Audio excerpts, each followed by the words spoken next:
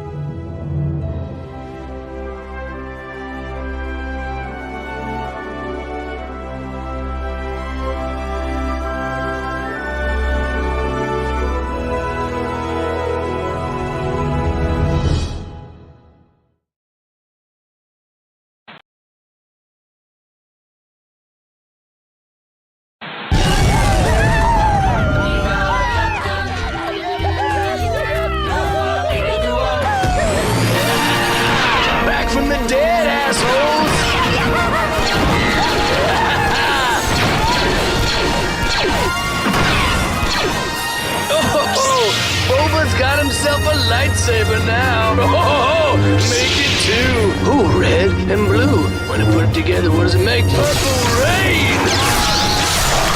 Oh no, he's getting away. What's this button here? This long-range missile couldn't possibly, could it? Oh, and the quarterback is toast. Oh, Boba. Hey, you got the girl. What's with all the clothing? Why don't you theirs more comfortable? Right on. Oh, careful the antenna, baby. That's right. I'm back from the dead, assholes. And I got my lightsabers and I'm ready to cut up the news and attack corruption and injustice in Chicago. Hey, everybody. Thanks for tuning in. That was, of course, one of my cats making some noise in the background. I'm Jerry Vasilatos, your host for the Friday night edition of Chicago Corner. Thank you for your patience in my return. Seems technical issues are all dealt with. Upstream speeds are good. We're ready to pilot the Grand Starship Chicago Corner out of Space Dock. And joining me for the journey is my co-host and fellow news brother, although I wasn't prepared for this tonight, Mr. Edward Heller. They're not gonna catch us. We're on a mission from Chicago. That's right. And what a week it's been, Ed. Thank you for covering on Tuesday and last Friday, as I couldn't tune in.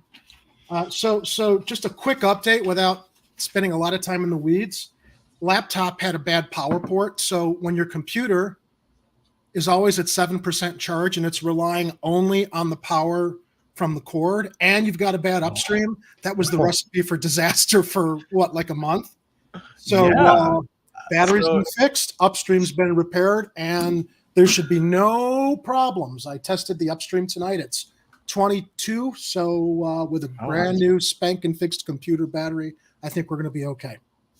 Yeah, I'm looking forward to less hinky broadcasts from our hardware here, and I'm happy to say that I have an upstream that is acceptable today. So you guys can let me know if it's not. But so far, so good. Knock on the wood that is my table. And I think I held it together pretty good on Tuesday. And we did have a little glitch at the end of the show. Oh, that's right. Let me address that. So when I joined Ed at the end of Tuesday night's broadcast, and I thought I was leaving the studio, I actually inadvertently ended the broadcast. So poor Ed was not able to properly end Tuesday night's broadcast. So I apologize profusely for that to Ed before, and that's why we were cut off so unceremoniously on Tuesday night. Yeah, I didn't get a chance to tell everybody, please make sure you hydrate, drink plenty of fluids. So which is always a good thing. and take care of each other. Is I'm working on a sign off. That's kind of what it's going to be. Okay. But it worked out well. And, even though I didn't have a computer Tuesday, I did have a prior engagement I was at. But anyway, tech problems are behind us. People need to know how absolutely frustrated I was that I couldn't participate in Tuesday's show, even though I had a prior commitment, because there was a lot of shit going on. A lot of stuff I wanted to chime in on also that we will talk about tonight as well, because these stories have carried on through the week. Before we get to that, Jerry, though, I would like to address Big Mr. Firebird, who is joining us very late in the evening where he's located. They, I don't know how you identify, but however, asked why I don't have a streamed cat. I had a cat when I was a kid. Used to sleep on the top of my head, which was the warmest place in the house. And that's how we learned I was allergic to cats. So I can't have one. Well, I'll let you in on a little secret, Ed. I was allergic to cats too, and now I have 3. And you know how I broke my allergy? I dated a girl many, many years ago who had 2 cats. And if I was going to spend time with her, I needed to spend time around her cats. So the secret is, if you allow yourself exposure to cats a little bit at a time, you start to build up a resistance, because you're not allergic to their fur. You're allergic to the enzymes from their tongues that they use to clean their fur. That's what triggers our allergies. But if you, it's like when you take you're slowly building up an immunity to it. I have built up a tolerance to cats over the years. When I was a kid, I used to get allergy shots specifically for that, and a couple other things that I'm allergic to. But at a certain point, you hit a plateau, and it's like you can tolerate being in a room with cats for a while until you accidentally rub your eyes. Or you start to get itchy, or it starts to become a little more difficult to breathe, and then it's like, okay, I either need an antihistamine or I gotta go. So but in general, I can tolerate being in a room with cats. So it's not going to kill me, but I am allergic to them, which is why I don't have one. Well, even if you're around them, it doesn't mean you can still rub them and rub your eyes. That's always going to be a problem, because you're putting that enzyme that came from their tongue onto their fur, and that's what triggers us off. Yeah, and the truth is, anytime you're allergic to anything, if it's dust or some of the stuff in that's going around right now, it's allergy season with the pollen count and everything. Any of that stuff floating around in the air, you're rubbing your eyes, game over. Your allergies are just went up 700%. Art? No. In fact, that's the one that got away, that I was too stupid to recognize how lucky I was. But as Maz Kanata said in The Force Awakens, this is a story for another day. Yes. So I want to greet whoever's joined us in the live chat tonight. Who we got? We got Warren, Extra Bulla. By the way, Warren and Jimmy, welcome Jimmy, who I was not able to join last night. Again, apologies, but not sure about Peace Day tomorrow, depending on when that broadcast is. But Earth Jimmy, Day, you mean? Earth Day. I'm sorry, Earth Day. Mm-hmm. Yeah. Well, let me check what you guys shared, and we'll see if I can jump in on that. So we got Warren, we got Jimmy, we got Arturo. Welcome, everybody. Who else is in the live chat? Big Mr. Firebird, welcome. I'm not seeing Kathy yet, who we're always used to dancing up on stage for. Maybe she'll join us in a little while. Or maybe she's at a CTA or rapid transit station that's broken down. Sometimes she joins us late, and she'll be watching us like 5 or 10 minutes behind and still commenting in the chat as if she's watching us live, which is always entertaining. That's true. Hi, Kathy. So, one more thing. I just wanted to thank KRTD and Jimmy and Shane and everybody else who was on the 420 special that they had on the KRTD Media channel. I got to fill in for Jerry and talk about Munchies for a little bit.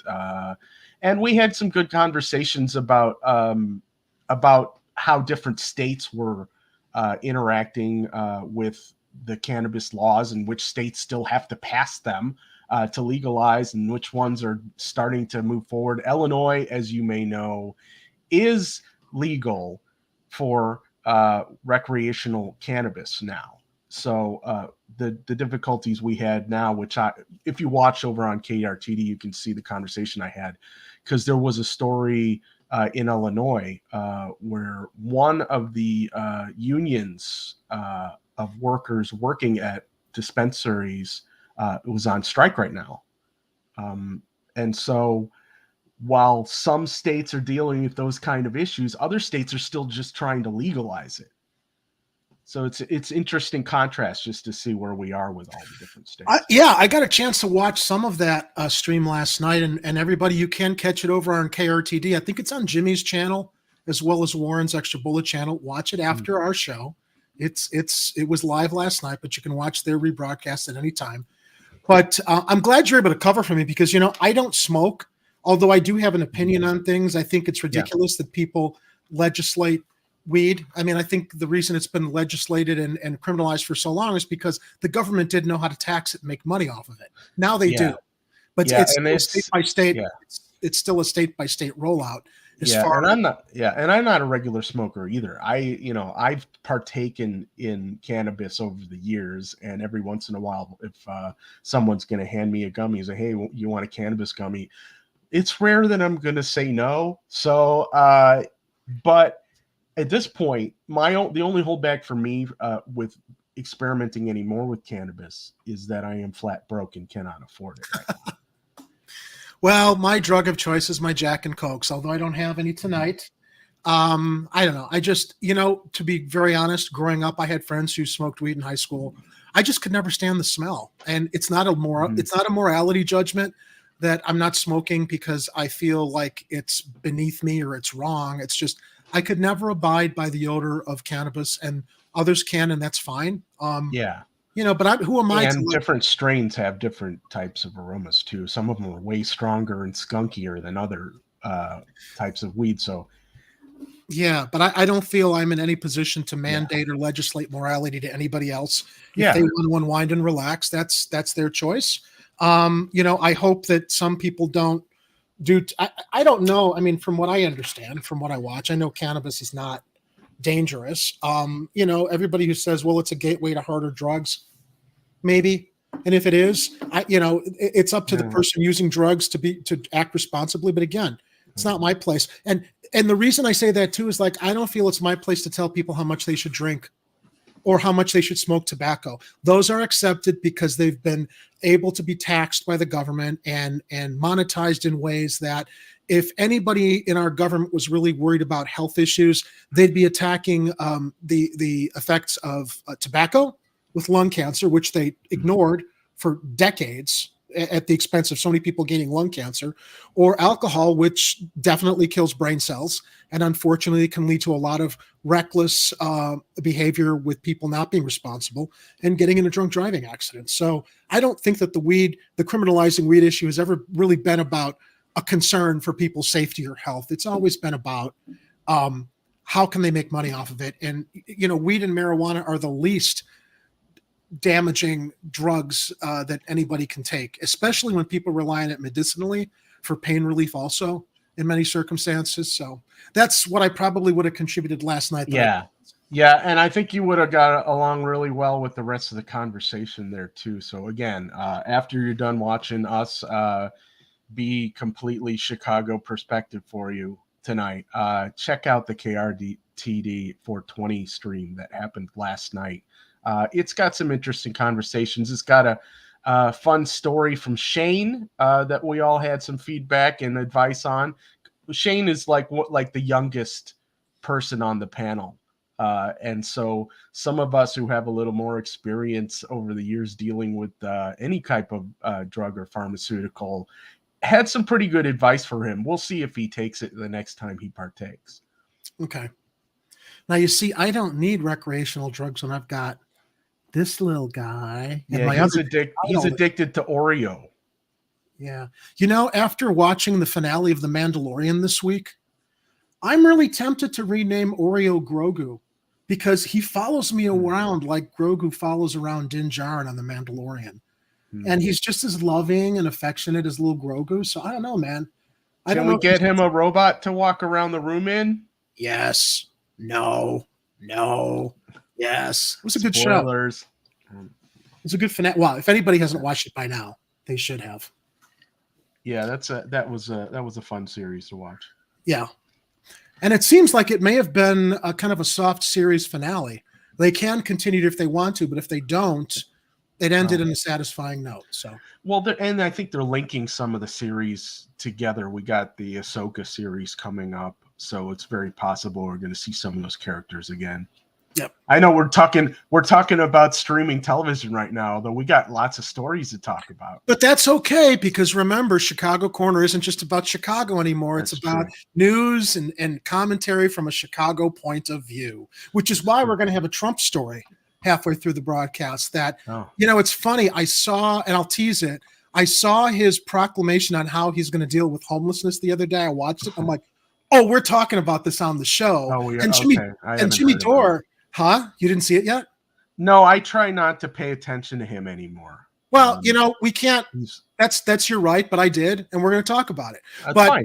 It's funny because I saw Jimmy Dore covered it, and I'm like, oh shit, Jimmy made some of the points that I was going to make. If I repeat some Jimmy Dore points, it's only because we see things about Trump the same way. But that was a big national story, and we're always talking about homelessness here in Chicago. So I figured it was very, very relevant to our continuing concerns with people that are sleeping in tents and living under bridges. Yeah, I've basically wrapped my head around him. I mean, as far as what he is and how he goes around doing things to get his own way, and I'm like, okay, I can throw my 2 cents in about this. Well, by the way, I call him Short Fingers McBigley Pants because a lot of people think he's got tiny hands, and the truth is his palms, they're regular size. It's his fingers that are shorter. He's got short fingers. He's got little sausage link fingers. Little grubby short fingers. So Art, yes, he does. And our conversation around his plan regarding how to end homelessness is not condoning all of it. I mean, he makes some good points. And that's what I found really fascinating, is that a lot of the points, although that was very much wrapped up in his absolute contempt for homeless people and the way that he was talking about them. So we're going to unwrap it later. He's going to say whatever he can say to get people's attention, really. It's fun. It's fun. Because he's running for president again, and he's probably going to win if the Democrats decide to run Alzheimer Joe, who's literally got not even a foot in the grave. He's up to his thigh into the grave right now. I saw a video of him on social media the other day after he gave a speech, and he walked away and he stopped walking. It's like his legs stopped working. It was like he was a robot, and he just ran out of power and was standing there, and the crowd was waiting. And it's just like, this is who the Democrats think was their best choice, is their best choice, will be their best choice. Yeah, there you go. Anybody see my keys? Looking for my keys. Sniffy Biden. All right, let's get into our first story. We've already spent almost 20 minutes on things unrelated to the program, but that's fine.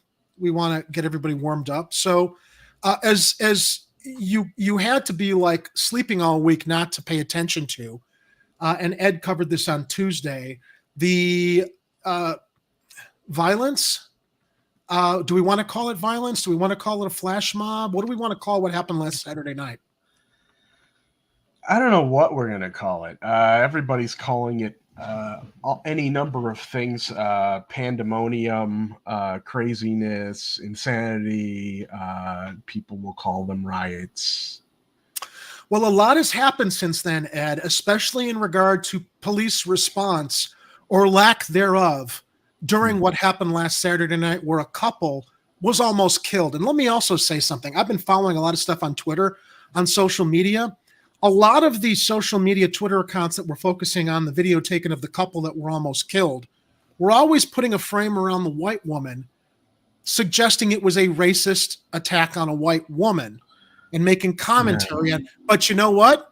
Her significant other was an African-American man, because they ended up going and speaking publicly on what happened and what didn't happen and how they were saved by another African-American woman who helped guide them out of the crowd, because the police that they were flagging down, trying to flag down to help them, just drove right on by. Right on by. And I'll tell you something, with all the money that we're spending on the police department, if that's their best response and they could retain no control over that. Now, I've had some people, Ed, tell me, well, of course, they weren't going to react because anything they did, they're damned if they do or they damned if they don't. If they started cracking heads or making arrests, they would have been criticized for that. It's like, there's a proper measured response that is not escalation. It is control. And when this couple went to the police station, and I also had it from a friend of mine. So I have a source inside the Chicago Police Department that will remain unnamed.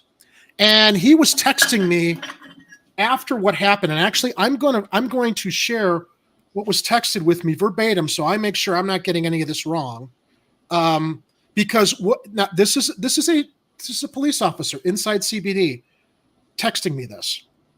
Let me scroll back really quickly, because I did share this on Twitter and on our Facebook social media.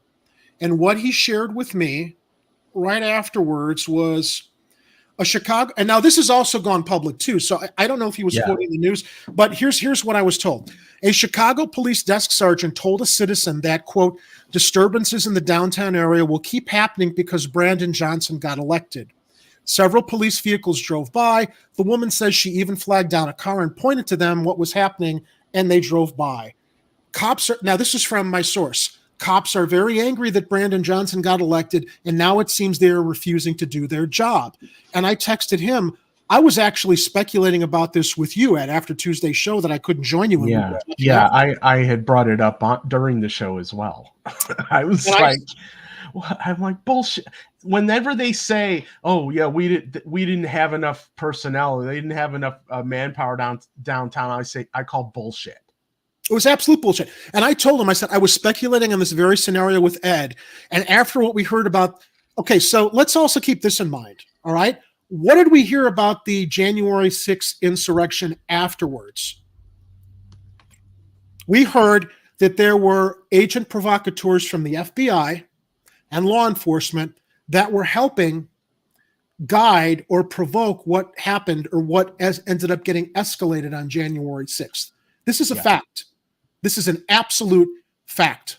Now we're looking at what happened downtown, and we're trying to wrap our head around why did all these kids organize and decide to converge on downtown? Is this something they could have done on their own, Ed? When you consider that when you consider that there are agent provocateurs in other violent situations, and you know that Fraternal Order of Police, their first order of business is going to be to embarrass Brandon Johnson before the man has even been sworn in and make it look like this is going to be his Chicago. So is it really a conspiracy theory to maybe just consider that it could have been coordinated or organized by agents provocateur that know how to perhaps instigate something like that? I'm not saying that's what happened. But I believe it's entirely possible.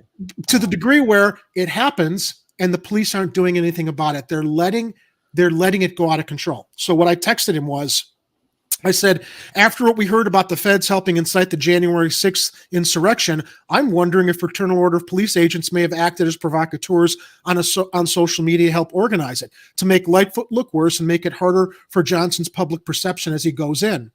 My source said, that is very much a possibility. Ever since the pandemic, cops have decided if they don't like a law, policy, or a politician, then they will be insubordinate. Funny, the ones who cry the loudest about law and order are choosing not to follow orders. Then he shared the video we're going to show in a moment. And he says the same woman in this video says multiple CPD vehicles stopped and drove by. This is unacceptable. The police department is now investigating the incident in which the police refused to help the couple that was being beaten. That couple could have been beaten to death if that woman did not intervene. So let me get this straight. A woman who doesn't have a badge, a gun, or a baton, a taser, or pepper spray was able to maneuver her way into the crowd, extract the couple, and guide them to safety. But the cops who have all of the above decided to drive away. And he further went on to say, A friend told him if it was Black Lives Matter, abortion, or anti-police violence protests, the cops would have acted swiftly and aggressively. But in this particular case, the cops just let the miscreants do whatever they wanted.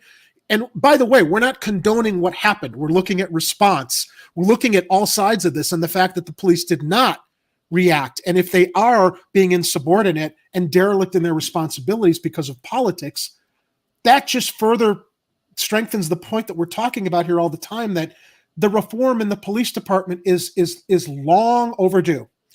It is also outrageous that a desk sergeant said because Brandon Johnson won the election, expect more of this sort of stuff. I absolutely hate the arrogance of some of these cops. This is a cop talking.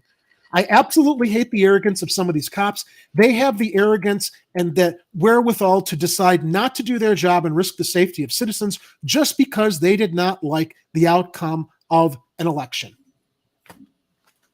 And it's going to, look, news is talking about it right now. Everybody's bracing for this weekend. Let me go quickly into Block Club Chicago as far as how the city is preparing. Then we're going to go into two news stories, one from CBS, which we're going to start with, which I loved because it was measured and it was balanced. And then we're going to watch the WGN one that's fear porn. And GN, owned by Sinclair Media. I have family members that watch Sinclair Media and don't understand how, WGN is pretty much in the pockets of the Law and Order extreme conservative right that didn't want Brandon Johnson to win. They were for Palos Paul. And their hair is on fire with the way that they're continuing to cover this story and paint all kids by virtue of the color of their skin. This is about their culture. This is about what they want. This is about what Chicago voted for. But for this weekend, everybody, you're going to go downtown. I do suggest you be careful. And of course, you know me, Ed. I'm feeling like jumping in the Bat Jeep and driving downtown just to watch things and hope that they turn out all right. But Millennium Park security will be tightened this weekend. Police will actively and continuously monitor social media to protect people visiting, living, or working in any areas that see large gatherings, police said. Now, this comes to us from Kelly Bauer and Melody Mercado at Block Club Chicago. The city is cracking down on security in Millennium Park this weekend after large meetups of young people and violence downtown last weekend. Last weekend saw hundreds of young people gather downtown amid warm, sunny weather, but 2 teens were wounded in the shootings downtown as the groups gathered, and a pair was attacked at random and robbed near one of the shootings Saturday. Ed, can you get the first video from our show notes just cued? Yeah, I can. Right. Police officials said Monday they'll return to enforcing a curfew at Millennium Park that requires all minors to be accompanied after 6 p.m., Thursday through Sunday, and they confirmed Friday they'll have safety measures in place this weekend to prevent violence. By the way, I think Ed reported on this Tuesday, and it's already been proven, curfews don't work. Yeah. Curfews have nothing to do with reducing violence anywhere. They just don't. So you're basically punishing a large group of people that have nothing to do with violence and suggesting there's a blanket punitive response to anybody that wants to come into Millennium Park. Yeah. That has to be minors that have to be accompanied between after 6 p.m. Yeah, it's an empty reactive response from a mayor who knows that she's only got a month left.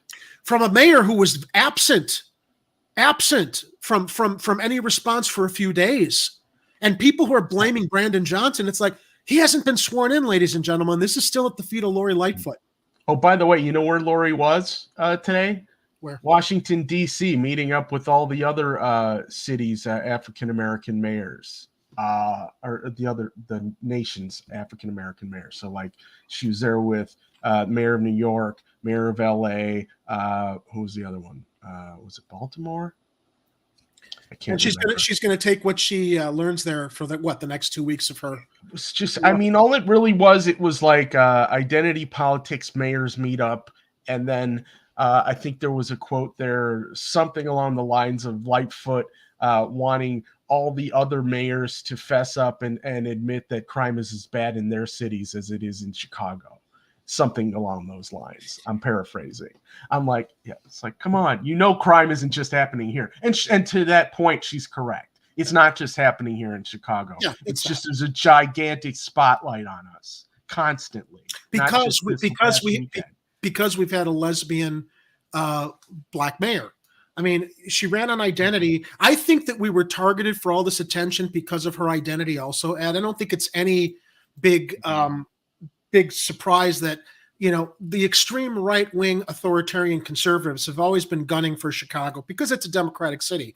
But, it probably pissed them off even more that even though she was a horrible mayor, she was a black lesbian she was a black woman who was a lesbian. I would say black lesbian of color, which would have been repeating myself. But you've got the extreme right, the authoritarians who never liked her anyway, right? If Lori Lightfoot had been a good mayor, they still wouldn't have liked her because of her identity. But, identity doesn't really matter for anything when you're just continuing the same policies of the two mayors before you.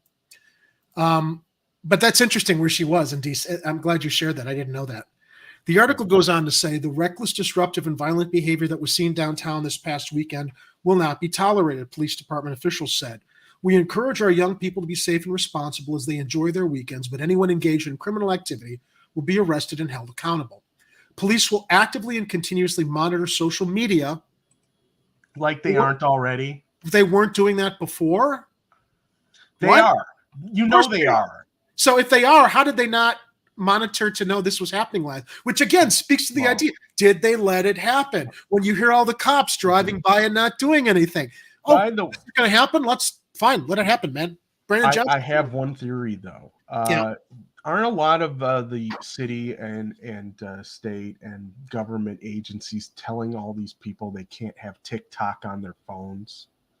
Now, if they're coordinating over TikTok, aren't they just kicking themselves in the dick? Who can't have TikTok on their phones? Law enforcement? Anybody in government agency right now is saying, "Oh, you can't have TikTok on your phone because China." Okay.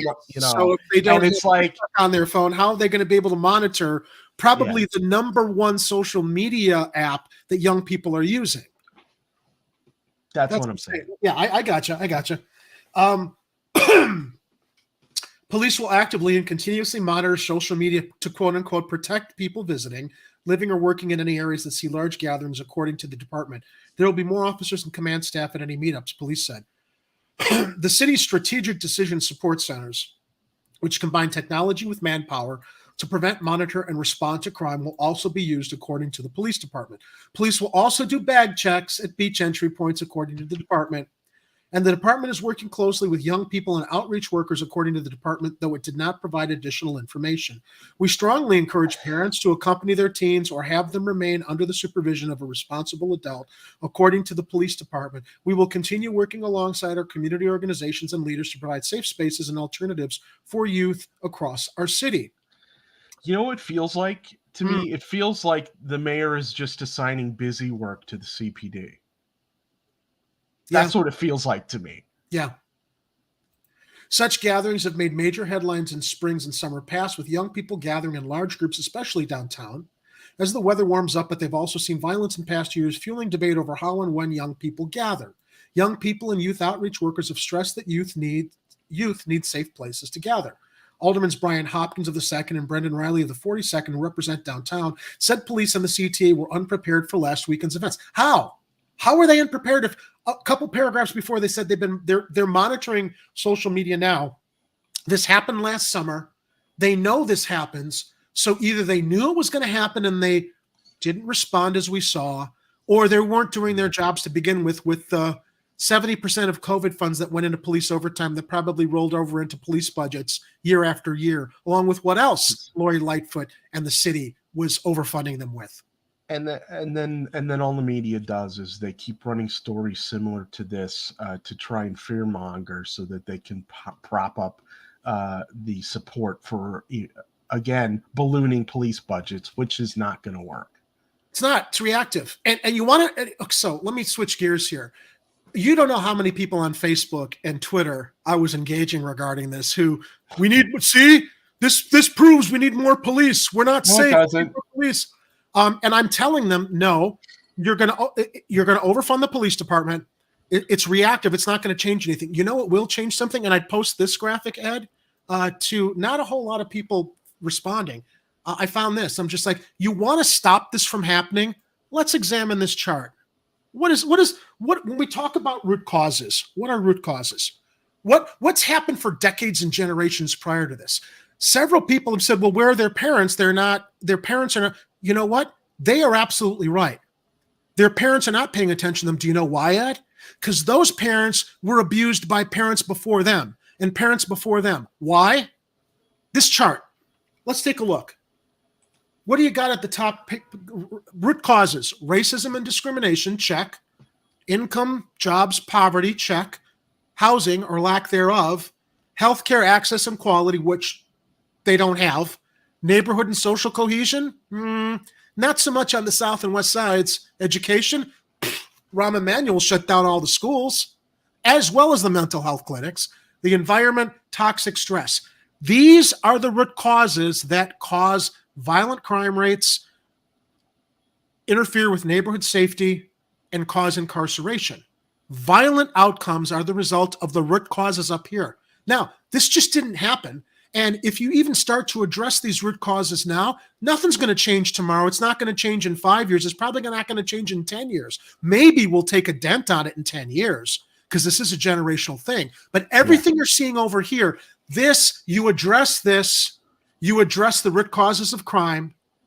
You maybe get the police to engage more with your neighborhood CAPS groups. You build a bridge between the police and the neighborhood so the police aren't fearing the neighbors and the neighbors are working with the police. But you've got to put more money and focus into all of this.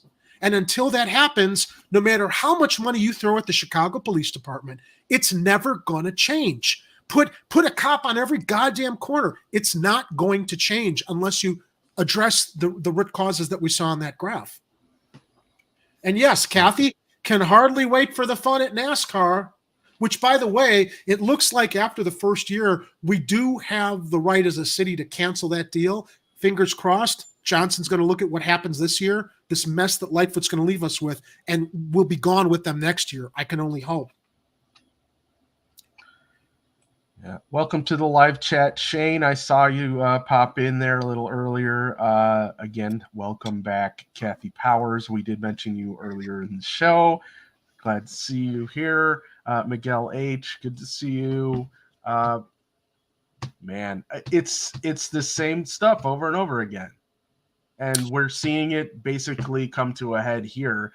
And of course, they're trying to come up with the absolute wrong response to the problem that's ongoing because all of a sudden it's become a giant inconvenience. Well, it seems to me too, Ed, you let the stuff happen, you have more of an excuse for more authoritarianism. Yeah. This is a lot of what people speculated on, in a larger sense with 9/11 and how quickly that Patriot Act was ready. And did they, I still can't wrap my head around the government did it, but I can wrap my head around the government knowing bin Laden was going to attack the United States, knowing that things were in place and letting it happen. Because let's not forget, the Project for a New American Century that felt America had some manifest destiny to just go invade other countries, even if we weren't threatened by them. If we thought we were threatened by them, that wasn't going to happen unless a Pearl Harbor type event happened in the United States. And it did with 9/11. And the Patriot Act was ready practically overnight. Who's to say? They're still beating the drums. Well, they are still, but let's micro-focus locally.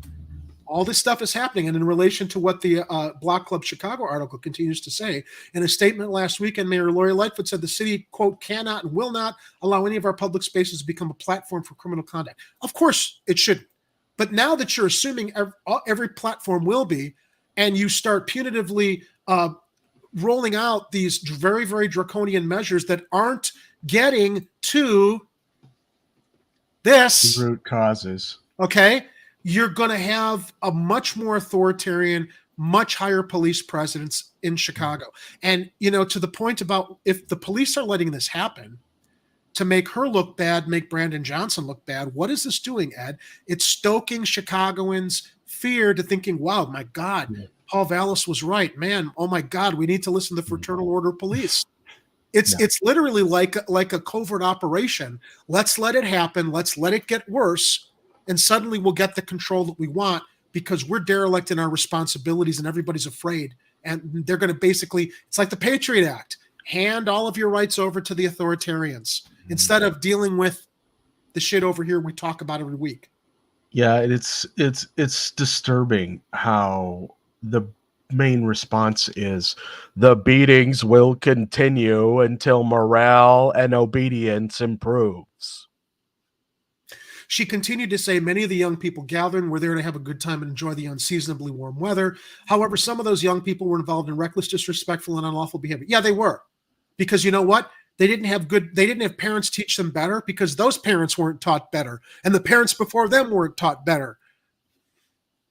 Cycles of generational abuse. I'm not condoning it, but I'm not. It's not you just can't the condone parents, it. though. Right. It's go ahead. also the environment. Yeah.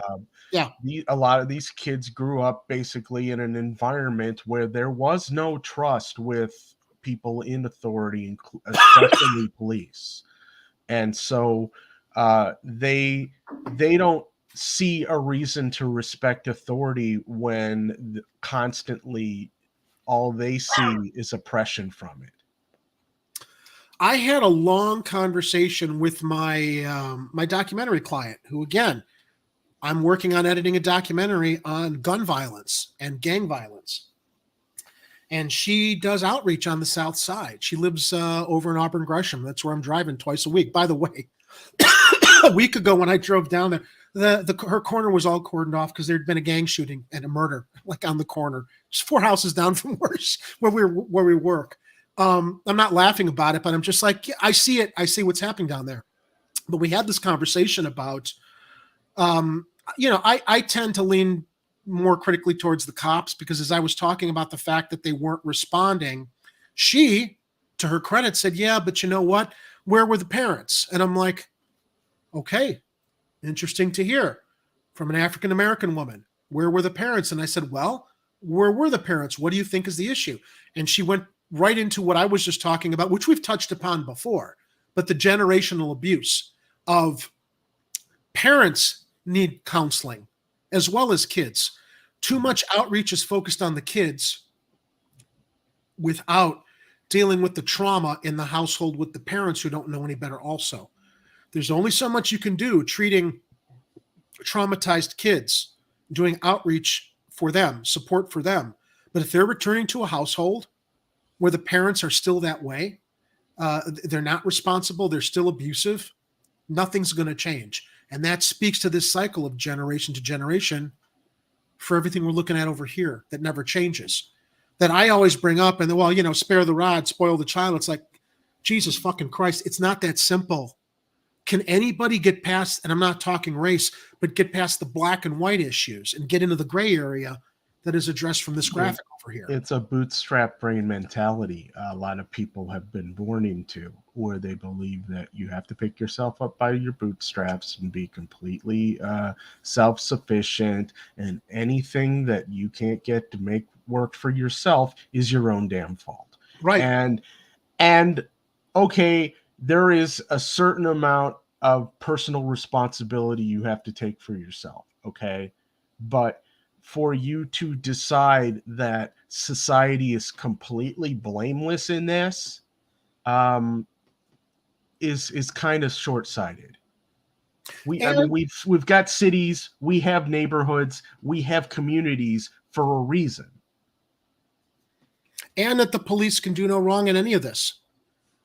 Here's a comment from somebody else that is criticizing me for being critical of the Chicago Police Department, and I'm just like, at a certain point, I share these graphs and I share what I'm talking about, and it just they're listening to, and I say, turn off Fox News, but no, I'm hearing it from WGN. It's like, well, WGN's got an agenda also. Here we go. Give me a moment here, Ed. As I'm scrolling through my social media, here it is. Cops are afraid to do anything because if they do in accidents, shoot they are labeled racists and will get punished because no one has their backs anymore. Well, whose fault is that? Whose fault is it that people don't have their backs anymore? Decades of abuse, decades of civil rights abuses, decades of acting like Judge Dredd. That's why no one has their backs anymore, because they violated the public's trust in not living up to the ideals that the privilege of law enforcement is supposed to be about. Now, they went on to say, if a good mayor would line all the offenders up, put them in jail, and make parents accountable and keep them locked up to see what it's like for a few days, it would teach them a lesson. Instead, Brandon says it's not constructive to demonize them. If this is the way he leads the city, there will be no tourism and already stores moving out. Less job. Well, that was happening before. That's also a false framing of what he said. Yeah. So, of course, it's the lens of WGN News. Less jobs and more killings. People were hurt, beat up, property destroyed, and this guy feels sorry for these monsters who think this is okay. It says it's okay to hurt somebody because you're poor. It's wrong, and they have to be taught it cannot be tolerated. Brandon is not a leader, but it is now stained with people's blood. He's not a leader. He hasn't even been sworn in yet. And by the way, this is social media posting from someone who lives in the suburbs. Brandon is not a leader and will further destroy the city worse than Lighthead. I do not blame the police. They have no one to support them, and there will be further quitting their jobs. More are killed every day by punks. Parents should be put in jail with them. It's a very myopic view that this person has, and it's sad because they're smart people. We're hearing this from smart people, Ed, but they're stuck inside a narrative bubble that they've probably been living with their entire lifetime, and they think that they're justified in saying the things that they're saying because there can't possibly be other mitigating circumstances that cause people to behave like they do. That, without getting too deep in the weeds there. One more comment. Okay. The mayor should heed warning that if they plan to do it again, they will be locked up. If Old Man Daley were alive, this would not happen. He was crooked, but he was law and order. Yeah, we saw that at the Democratic convention. When the convention was here in the past years, he told police to shoot if there was any looting and crime and did not tolerate this behavior. These kids That's the problem. Yeah, these kids are the future of all crimes and killings because they think they will get away with it. Now, maybe Ed, but if they are, and we're wrapping our heads around the idea that perhaps this was orchestrated not by teens organizing, but by other provocateurs on social media, because we know that law enforcement, we know the feds, we know that law enforcement agencies routinely instigate and provoke things so that they can either create a narrative or beef up arrests. And that's why I can't help but wonder if what we saw last weekend in the wake of them saying, well, we had no idea this was, how did you not know it was going to happen? Oh, now you're monitoring social media? Why weren't you monitoring it before, after this happened last year?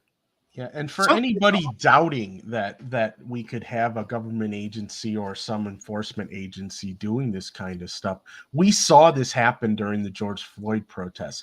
We saw a mysterious pallet of bricks show up at a lot of the locations around the nation that are just, really close to where people were going to protest.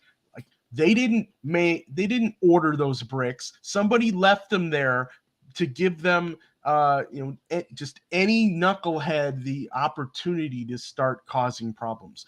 Then the people were starting to collect video. They were capturing video of agent provocateurs as they were trying to break windows, as they were trying to set buildings on fire. And some people were stopping them. Other people were trying to identify them and finding out that some of them had been or were currently some type of law enforcement or federal agent. So for people to doubt that is very naive. Hinky. Well, what does that mean, Vince? Hinky. Oh, strange. Weird. Well, why don't you say strange or weird? I mean, hinky, that has no meaning. Well, we say hinky. I don't want you guys using words when I got no meaning. One of the better examples of law enforcement, Tommy Lee Jones and The Fugitive. But Art makes a good point. Daley would have killed the kids. Yeah. Now, he makes another good point, and I don't disagree with you, Art. It is hard to sympathize with a bunch of kids who want to be out of control. I'm not condoning what happened Saturday night. It should not happen again. But I'm trying to wrap my head around all this other peripheral stuff that people who are reacting emotionally to regarding law and order, cracking heads, putting people in jail, are failing to understand that there are other, routinely, more often than less, there are other more sinister forces at work that are provoking and instigating and making things happen to serve a larger agenda, which is more authoritarianism, more punitive response downtown. Oh, this means we have to pay more money to the cops. We got to give them more money. We got to beef this up, beef that up, because this is happening. Yeah, and like I mentioned on Tuesday, there are organizations, there are groups in the city that are interrupters. They are people who are trying to de-escalate these types of things. They don't work for the city. They don't work for law enforcement, and they were being blocked from being able to help. Law enforcement did not want them to help, and they could have been helpful this past Why weekend. is that? Why wouldn't you want somebody helpful to de-escalate something? Because it gives you more authority to do what the fuck you want and get them to repeal the consent decree and get away with everything else wrong that they do, like Anjanette Young or what happened with the Adam Toledo situation. Every abuse of authority we've talked about for the past 3 years now. Let's go to this video though, because I like how CBS covered this. So go ahead and run it, Ed. Okay. Chicago police say they are on alert and are planning now for a potential replay of the chaos from last weekend. And new tonight at 10, some Chicago teens fear the takeovers could lead to racial profiling. CBS 2's Jermont Terry is live in the loop. Jermont. Erica, every teenager out at this intersection last Saturday night was not here to start trouble. And I caught up with a group of supervised youngsters who got swept up in this takeover mayhem. And tonight they fear when and if they come back downtown, people might look at them with side eyes because they fit the description. Pause it. This scene from last week. That's why I love this. That's why I love this report. Because it's looking at the whole picture, not just the bad eggs that were out there. People have been looking at the kids that were out there, and literally on social media, I'm flabbergasted and nauseated at, well, this is what Black culture's about. Out of control. Kids just doing what they want, parents not supervising them. No. There were a lot of white faces out there last Saturday also, number one. Number two, stop broad stroking every young person of color because you got some bad ones. You know, those that say, well, you know, there are only a few bad eggs in the police department. They're all really, really good. Why aren't you using that same logic about kids and saying, well, there are only a few bad kids. The majority of them are good. Isn't it interesting how that works, especially when the kids are kids of color, Ed? It's not really I don't see the equity there. It's like those who argue that there are more good cops than bad. We shouldn't hold all the cops. We shouldn't hold all the cops in contempt because of the bad ones. Well, if that's your attitude with law enforcement, why aren't you using that same logic with these kids? Not all kids are bad. You've got a handful of bad ones, which is what we saw Saturday night. But those that want all the law and order authoritarian actions to crack heads are looking at all kids that come to the loop through that lens. Go ahead. Last weekend of teenagers and young adults jumping on buses, attacking and robbing people in downtown left so many in shock. Yet for others, it was deeper. It was hurtful feeling just to see Black African-American young people down there. Charles McKenzie brought 15 youngsters from his youth mentoring group, Inglewood First Responders, downtown last Saturday. After enjoying dinner on Erie along the Mag Mile, the chaperone teens started walking south towards Millennium Park. We still had a good time up to the point where the teens started running in. Eric Anderson and LaTanisha Thomas walked with the mentoring group that night. We just hearing loud crowds come from each side. Overwhelmed because, like, just why? Yet when they saw who was causing the panic, it really made me feel like kind of angry a little bit. Because those wreaking havoc looked just like them, and that fear turned into shame. They setting that image for us as a community. The majority in the crowd were unsupervised Black teens. It's believed these downtown takeovers and recordings are all for social media clout. But much of what we saw was criminal, not mischievous. People were injured, property damaged, and 2 were shot. They put it on social media, so people gonna see it. People gonna look at you like you this type of person, like you a gangster or you tough. But even at age 14, LaTanisha can't understand how those teens don't see their actions could lead to racial profiling. They look at us like, okay, you got one black child doing wrong, so all black kids do wrong, when it's really not that at all. The youngsters from the mentoring group and many like them say they are afraid to come back. Should nobody feel like they don't want to go downtown? So what do these youngsters believe it will take to stop the takeovers? I feel like somebody with a lot of clout just needs to, you know, show us like it's other stuff you can do, or like somebody that comes from our city, that came from what we. Yeah, someone with clout. Where's Chance the Rapper? Oh wait, I think he's on some cruise cheating on his wife, if I'm remembering what I read on one of the tabloids. Oh, the carnival thing, yeah. Yeah. That was you know, Chance. That was not cool, dude. Chance, you'd be buying a lot more goodwill speaking publicly now than throwing your money at mayoral campaigns and going off on your cruises and ignoring what's actually happening back here. But that's just me. That's just a thought. All right, go ahead. We come from that's well known. We've been through, and tell them like, no, stop doing this it. Ain't the way it go. Like, but until that celebrity steps up, we're told that the community, clergy, and cops. You know, and I'd pause it for a second. Everyone.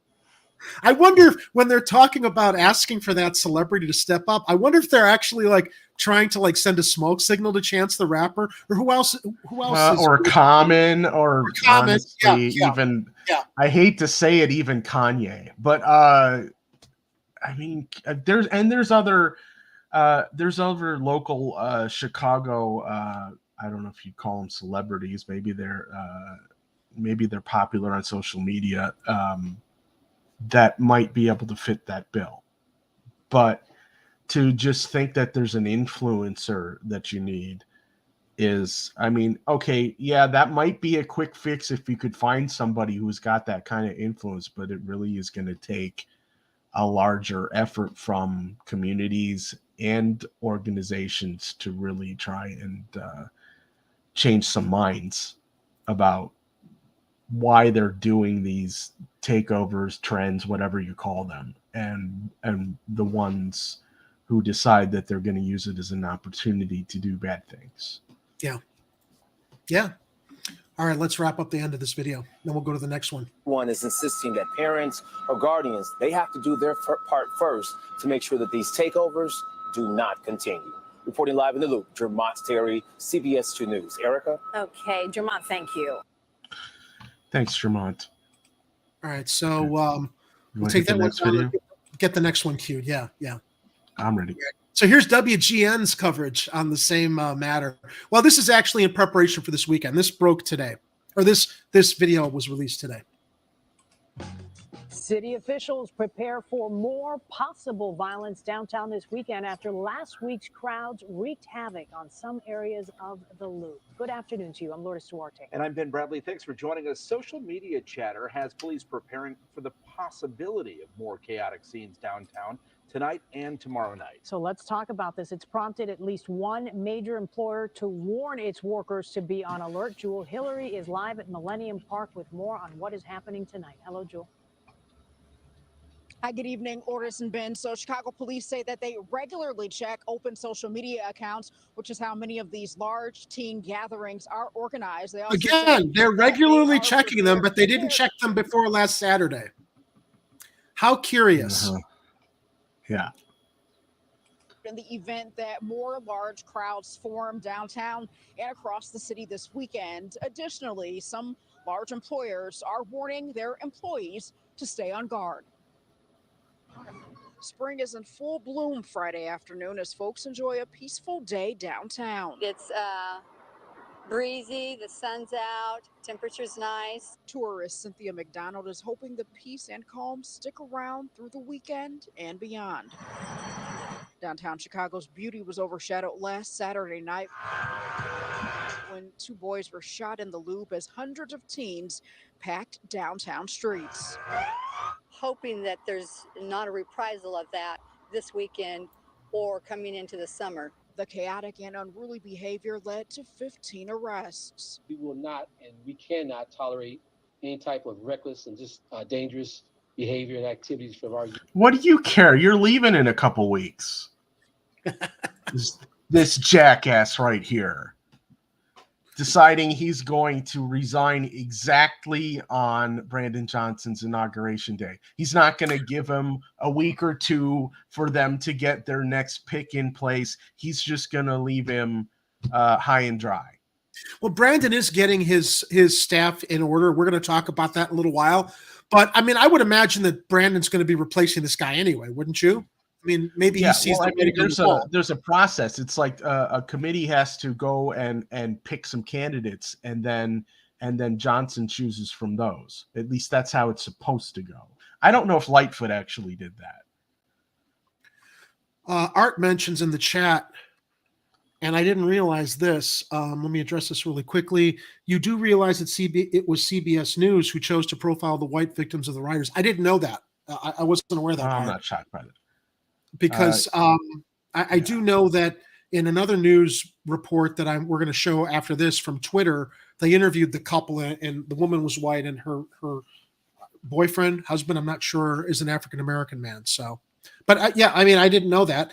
I mean, if they did, Art, I'm glad that they, I think in some ways made up for that with that other news story we just showed a moment ago that talks about, the way people are just blanket condemning every kid as being part of this mob that was down there, that I still question how they were able to organize and make that all happen without the possibility of provocateurs, especially in light of the fact that the police essentially for the most part stood down. Our youth or anyone putting themselves and innocent people in harm's way. This weekend, CPD plans to put captains and lieutenants on streets to help manage the possibility of more unruly and large crowds. Additionally, prisoner transport vans will be out and visible. So from an increased police and command staff presence at these gatherings citywide to our strategic decision support centers, we'll be monitoring all activity, and all police cameras will be able to ensure that we allocate and position our resources throughout the city as necessary. In a further effort to keep people safe, several large employers are warning employees about the potential for more downtown disturbances tonight and Saturday night. Chase Bank sent an email to its Chicago employees in part saying, Global Security is monitoring developing information related to a potential gathering of juveniles in downtown Chicago on the evenings of Friday, April 21st and Saturday, April 22nd. We wanted to alert all Chicago employees in an abundance of caution, as these gatherings could follow recent trends where incidents of disruption and disorder occur. Pause it for a second. Do we want to talk about banks for a minute? I don't want anything to happen to any employees of Chase. No. But I don't have a whole lot of sympathy if anything were to happen to Chase locations, given they are probably one of the most criminal bank, if not the most criminal bank in the United States of America, that operate with impunity, without any oversight, and let's also mention Jamie Dimon, head of Chase. It's come out that he essentially let Jeffrey Epstein launder all of his money through Chase banks. That amount of money, the questions around Jeffrey Epstein's finances, Chase, no problem. Look the other way. That's why, while I say I don't want to see anything happen to any Chase employees this weekend, if any Chase windows get broken or any Chase ATMs get looted, I'm not going to lose any sleep over it. I'm just saying. We didn't even touch on the possibilities of how much Chase has been involved in this whole AMC stock market scandal. Well, that's a whole other, a number of other banks. But, we don't want to get in the weeds on that right now. But yeah. I mean, look, they are probably one of the biggest white collar criminal organizations in the country, and that's because our Congress people and our elected representatives are in the same bed with them. So, but yeah, I just thought it was funny that they focused on worrying about Chase banks in this particular report. And you know why that is? It's because they're a huge sponsor to a lot of news corporations and other types of events in the city. That's why. Yeah. Varun, you're absolutely right. Yeah, Wells Fargo's is a top spot also. Absolutely. Also took over. Now bags will be checked at beach entrances. Police will also enforce Millennium Park's 6 p.m. curfew for minors. 6 p.m. Now, in the aftermath of last weekend's disruptive behavior downtown, a group of pastors from the South and West Sides are planning a walk, rally downtown here in the South Loop and the Loop area to try to connect with some of these teens who may have caused some of the senseless behavior last weekend. That's scheduled for tomorrow evening at 6 p.m. We'll learn more about that coming up in our 6 o'clock show. Reporting live from Millennium Park, I'm Jewel Hillary, WGN News.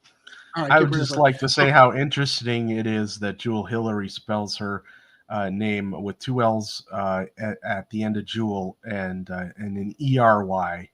Well, I guess that's a family name. You know what? It strikes me at is Jules, whatever her name is, any of these other blowholes on local news in Chicago. Wouldn't it be refreshing to see any of them do some kind of investigative report on this?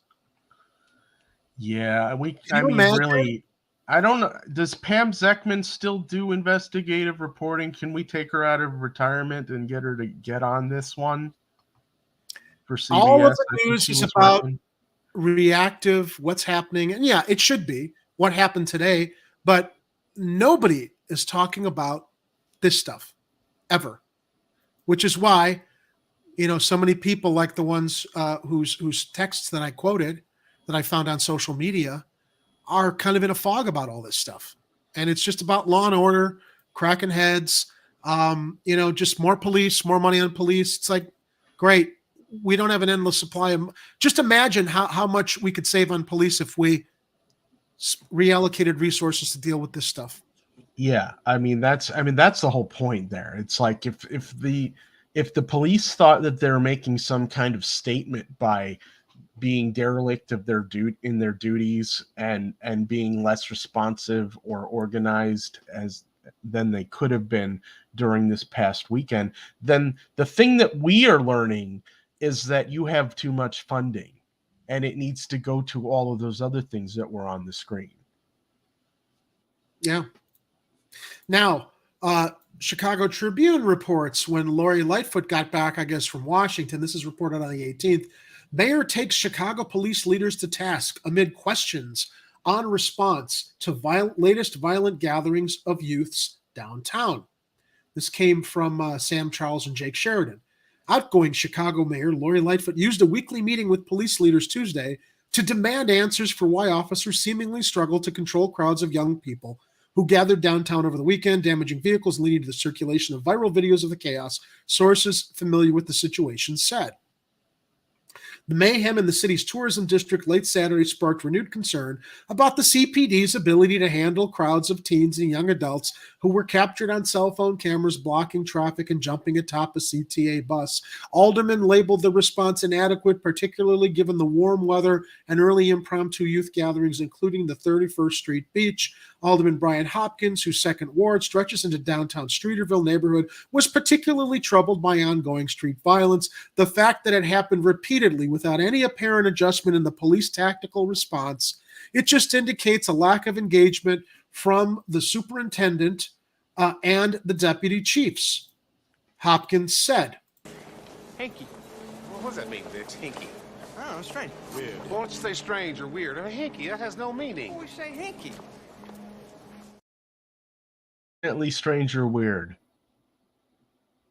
First time many rookie officers in a younger police force confronted a large gathering, the alderman said. There was so much confusion. I heard a lot of evidence of a lack of command on the ground, and we were short-staffed too. Okay, I'm not going to read any more from this article because we're going long on this whole topic, but that just speaks further to our speculation that, John Catanzara has given his loyal fraternal order of police members their marching orders. Don't engage, don't get involved, stand down. It's only going to make people think that we're needed more. I'm not a conspiracy theorist. I'm a conspiracy realist as far as trying to analyze this stuff based on other situations that after years we've analyzed and realized, there was something else going on. You have to look at every situation from a different perspective and not just the black and white that's presented to you. Yeah, and the truth is we can have theories and not be considered crackpots. So we can call ourselves conspiracy theorists, even though people want to throw that as some kind of derogatory connotation. If you are aware or thinking about the possibility or the theory of a conspiracy that may actually be happening, then you can very much be a conspiracy theorist and be completely vindicated when your theory is confirmed. Do you know when the phrase conspiracy began being associated with crackpot theories, Ed? It was after around Nixon, JFK. No, after the Kennedy assassination, yeah. Oh, yeah. When people really started to deep dive and realize something wasn't right there, suddenly the word conspiracy, which was, well accepted, became the tinfoil hat label for anybody that dared question the official narrative in anything, which is what we're doing here. The initial narrative stinks. Something's not right. Essentially what happened was the CIA didn't want people asking too many questions, so they would basically chalk up any accusation as a, quote, conspiracy theory, thus forever making that term derogatory toward anyone who had an issue with government shenanigans. And we're going to talk about that after this next video. If you can cue it from Twitter, this is the couple that was attacked downtown. And even though my computer's running great now, I still don't have any. I was going to ask you about that. Any guarantee about the audio yet? But computer's running good. Upstream's good. Seems like we're in good shape. Safe, smooth flying. Okay. All right. I'm ready. All right. Go ahead and pop that video up. All right. I literally went out into the street and stopped and held my hands up to a police car and asked them to stop and motioned them over to what was going on. And they just cut a path around me and just kept going. She was eventually able to get the couple into her car. Then she drove them to the police station. Got told by the desk sergeant that this was going to happen. It was going to keep happening because Brandon Johnson got elected. Wow. That floored me. An ambulance then took them to the hospital, but the couple was without their phones, wallets, and shoes, which had all been stolen during the attack. I told the couple that I was going to go home to find them some shoes so that they wouldn't be barefoot for the rest of the night. Her name is Lenore. Wow. She gave us shoes, took us home, took us to the hospital. Her husband as well. Thank you. Pause it for a second. Others. And to every one of these racist assholes on Twitter that was putting a box around the white woman and that couple, shame on you all. Shame on you all. It was a multiracial couple that was attacked. To try to frame this as a black racist attack on white people. It just goes more to the whole fear porn aspect of this, and unfortunately, the racial flames that are being stoked and taken advantage of in this situation. But thank God for this woman here. Thank God for this woman who was stronger than armed police in getting this couple out to safety. Yeah. CPD should be embarrassed at this. Ashamed of themselves. If this was intentional as well. Utterly ashamed. You're not if you decided to stand down, as this desk sergeant said, this is going to continue happening. What's going to continue happening? The violence or police not doing their jobs, or maybe both. Resign. You want job security? Streets and Sanitation is hiring, because that's where you all fucking belong.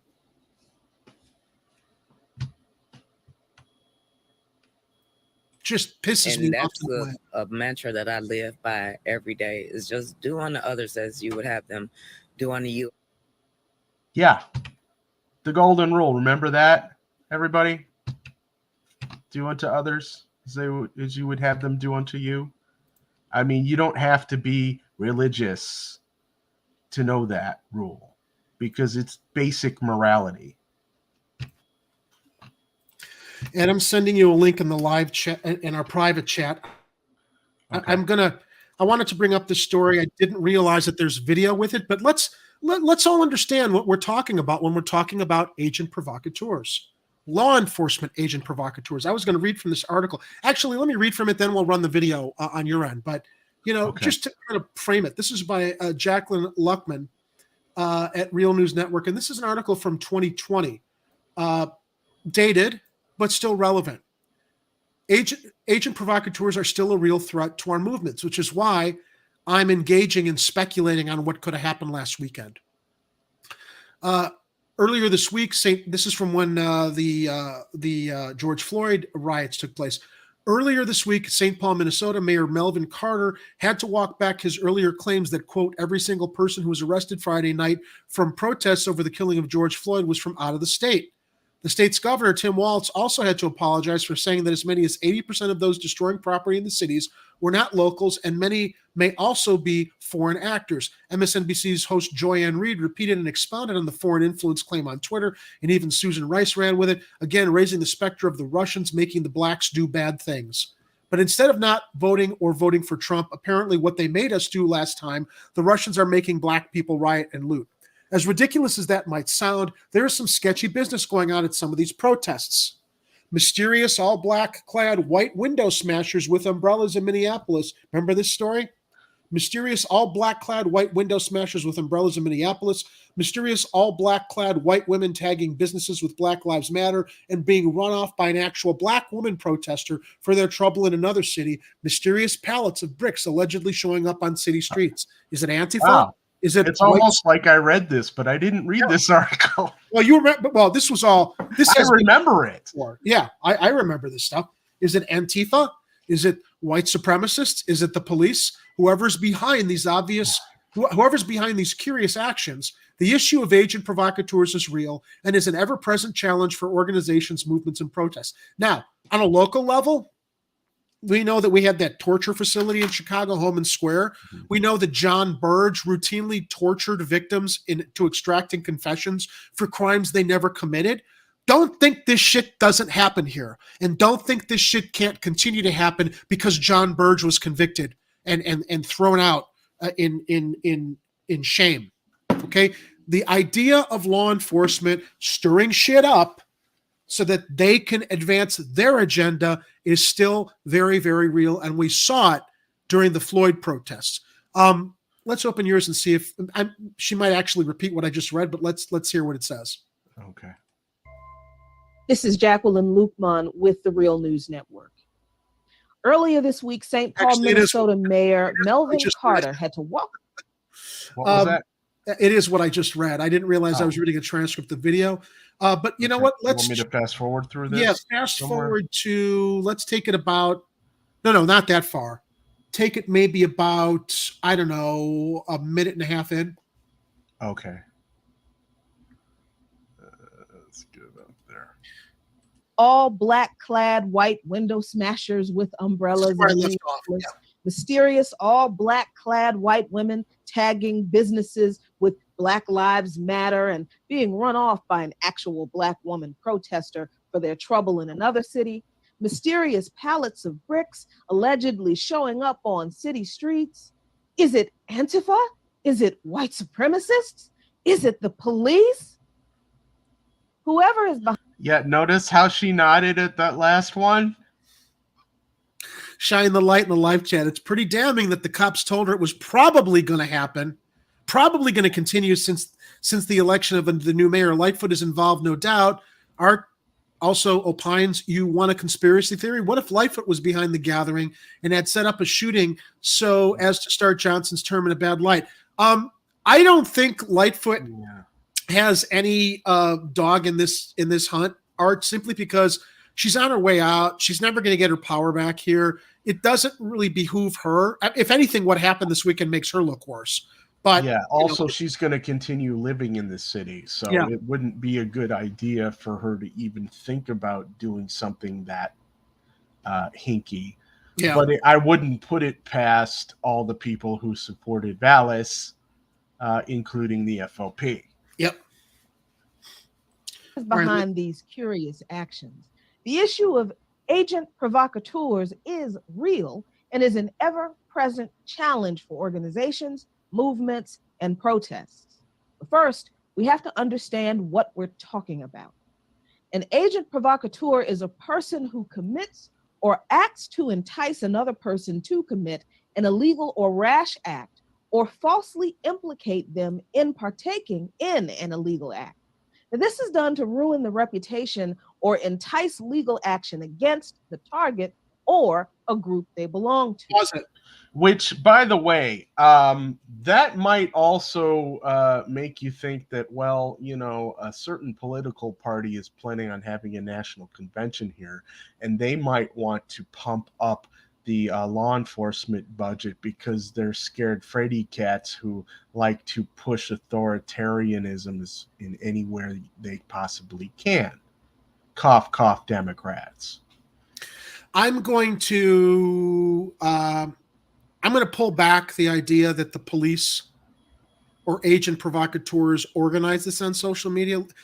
Even if we dismiss that speculation, the fact that they stood down speaks to exactly what she's talking about, because they benefit from from standing down, along with what that desk sergeant said.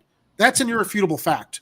Okay, so all right, I'll grant maybe the police had nothing to do with instigating it. Maybe it was a bunch of young kids that decided, let's organize on social media and go do this. Although I still wonder, how did the police not know about that if they didn't have a hand in maybe helping push it along? But they certainly benefited from standing down last Saturday. And no excuses that they're damned if they were or they damned if they don't holds any water when you specifically heard this couple in that video we saw from Twitter say, the desk sergeant said this is going to keep happening because Brandon Johnson won. What's going to keep happening? The cops are going to keep driving by, or the violence is going to keep happening? Both are damning, depending on how you decipher his statement. Yeah. We have to be clear. There is a long history of agent provocateurs interfering in movements and protests. Oh, that's funny. I actually got Ryan Grimm on the byline on one of those. Ryan Grimjob, who still doesn't realize he's got to stop cutting his own hair. Yeah, it's definitely the Mo cut, the Three Stooges bowl cut, Yeah. Smearing activists and ruining people's and organizations' lives and reputations, and worse. This has been documented as far back as at least a century to Tsarist Russia, through the 60s and the 70s anti-war and Black Power movements, and even through to Occupy Wall Street. Okay, now I just want you brunch liberals who may be hate watching us right now to realize that just because she said Russia doesn't mean everything is Russia's fault. What did you call them, brunch liberals? Yeah, well, it's a little nicer than saying shit libs. Well, that's what I like to say, so thank you for punctuating that. Okay. In the 60s, campus-based movements against the Vietnam War were a top target for agent provocateurs. There were several at work across the country, but one well-known one was called Tommy the Traveler. He was memorable, too. You're going to have to look him up. He concentrated on enticing impressionable young would-be revolutionaries to commit acts that would divide the movement while landing them in jail. Pause it. Black Panther Party for Self-Defense. Wow. This isn't about dividing a movement. It's about making the incoming mayor. It's basically about creating more chaos and making it harder for the incoming mayor to do his job, while you've got a police department that was poised against you, and has their own agenda. Yeah, I mean, you can have, as an agent provocateur, you can definitely have a single goal, but then have a whole bunch of different consequences to that happen. So you can definitely, if you're doing something that goes against a number of groups, like goals or desires, and all of a sudden they start arguing about what are the solutions, then you're creating more discord than maybe you had even originally intended. Yeah. And so, yeah, you can do a lot of damage as an agent provocateur, I would think. We don't have to watch the whole real news. I'm actually going to pull that down, but I want to bring up one other thing.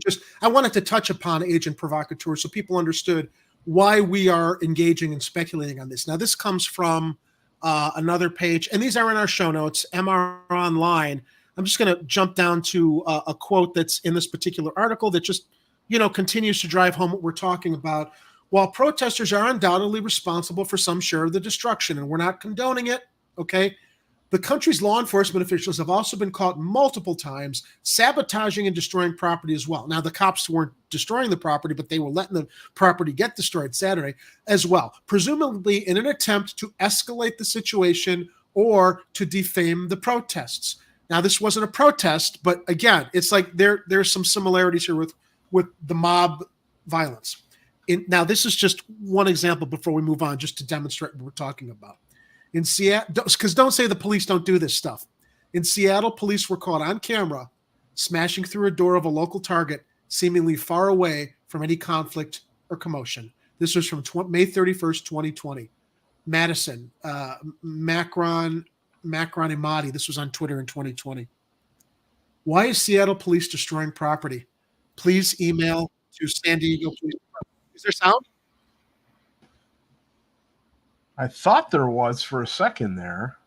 I don't hear it. It doesn't matter, but it's just those are cops breaking into, destroying property.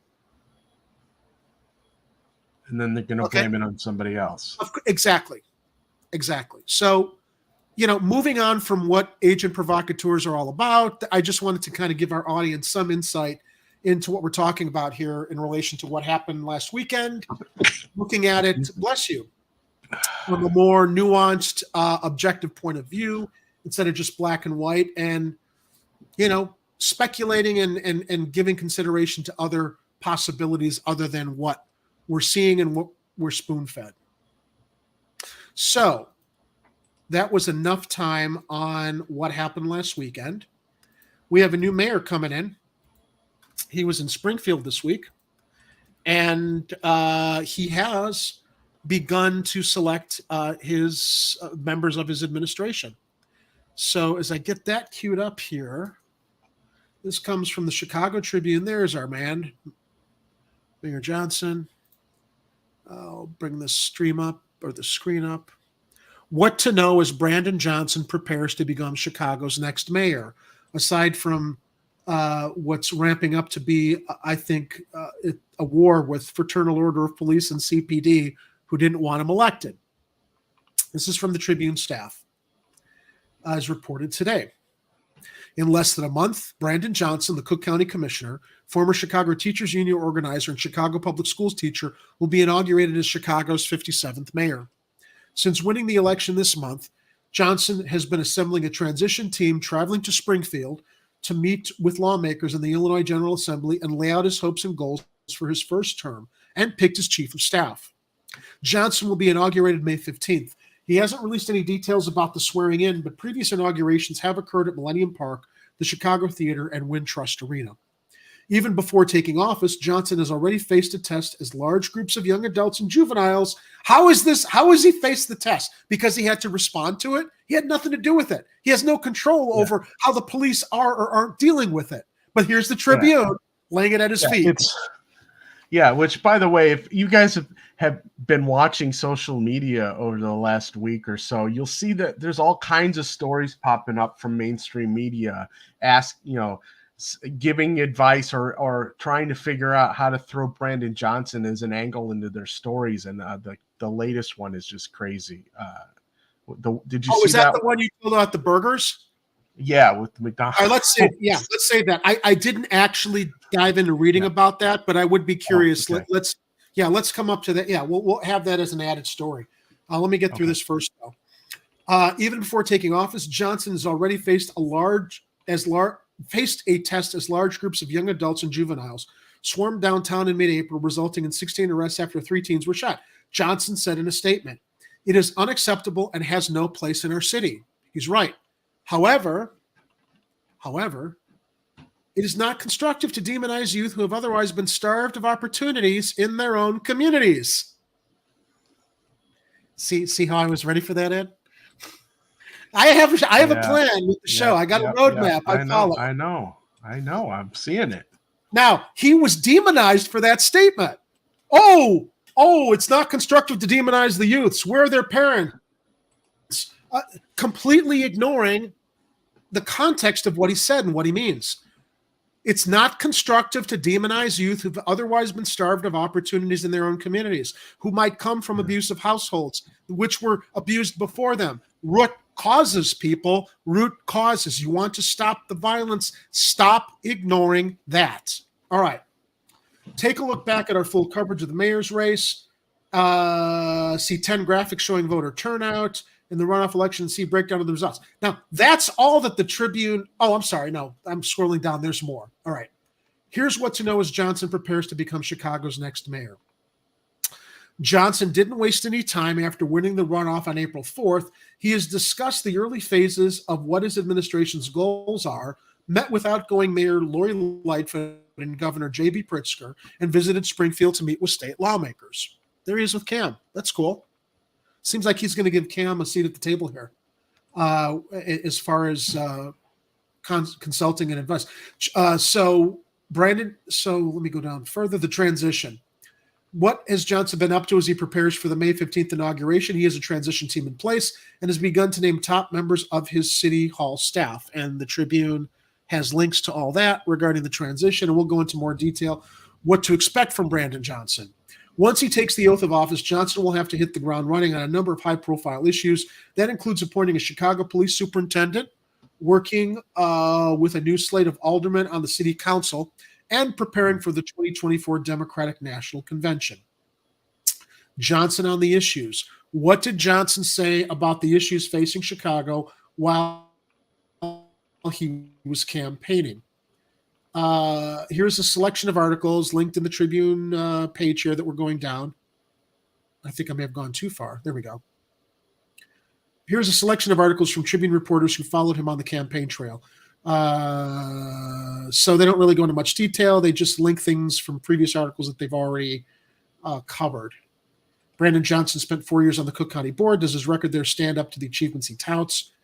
Chicago's mayor candidates have both deep CPS ties. All right. You know what? I didn't read further down this article to realize it wasn't actually going to give answers, but there is another article regarding his chief of staff, deputy chief of staff, and mayoral transition. So let me open that up and read from that article so we can hear what's been going on.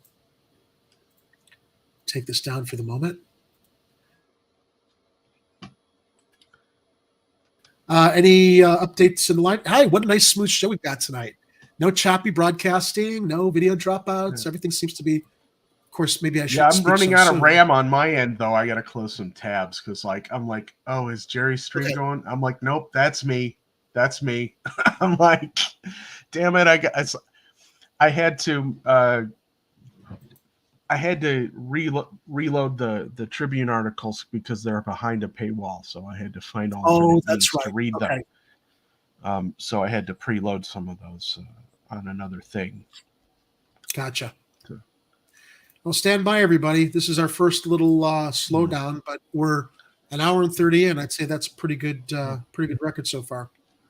And, all right. And this little pause in the program is brought to you by Patreon.com/Chicago Corner. If you'd like to support the programming on this channel, please head over to Patreon.com/Chicago Corner and be a Patreon supporter. Thank you. Thank you, Ed. And thank you to all of our patrons, Kathy Powers, Dr. Howard Ehrman, Luca Tremanis, Shane Coughlin, and last but not least, Mr. Dominic Palella. By the way, are there any comments over on Rockton tonight? I've been checking. Nothing on there right now. I have been checking every few minutes. Okay. So this article is from Blog Club Chicago, and it's a little bit more robust as far as information goes. This is shared by Quinn Myers, Blog Club Chicago. Mayor-elect Brandon Johnson names chief of staff, deputy chief of staff as mayoral transition ramps up. He's hired outgoing emergency agency head Rich Gadis as his chief of staff. Is it Judish? I don't know how he pronounced that. Judas, that's not a good last name, but even if it's spelled differently. Guidis. We'll find out in the news this week. And Senator Christina Pacchioni Zayas as first deputy chief of staff. There they are.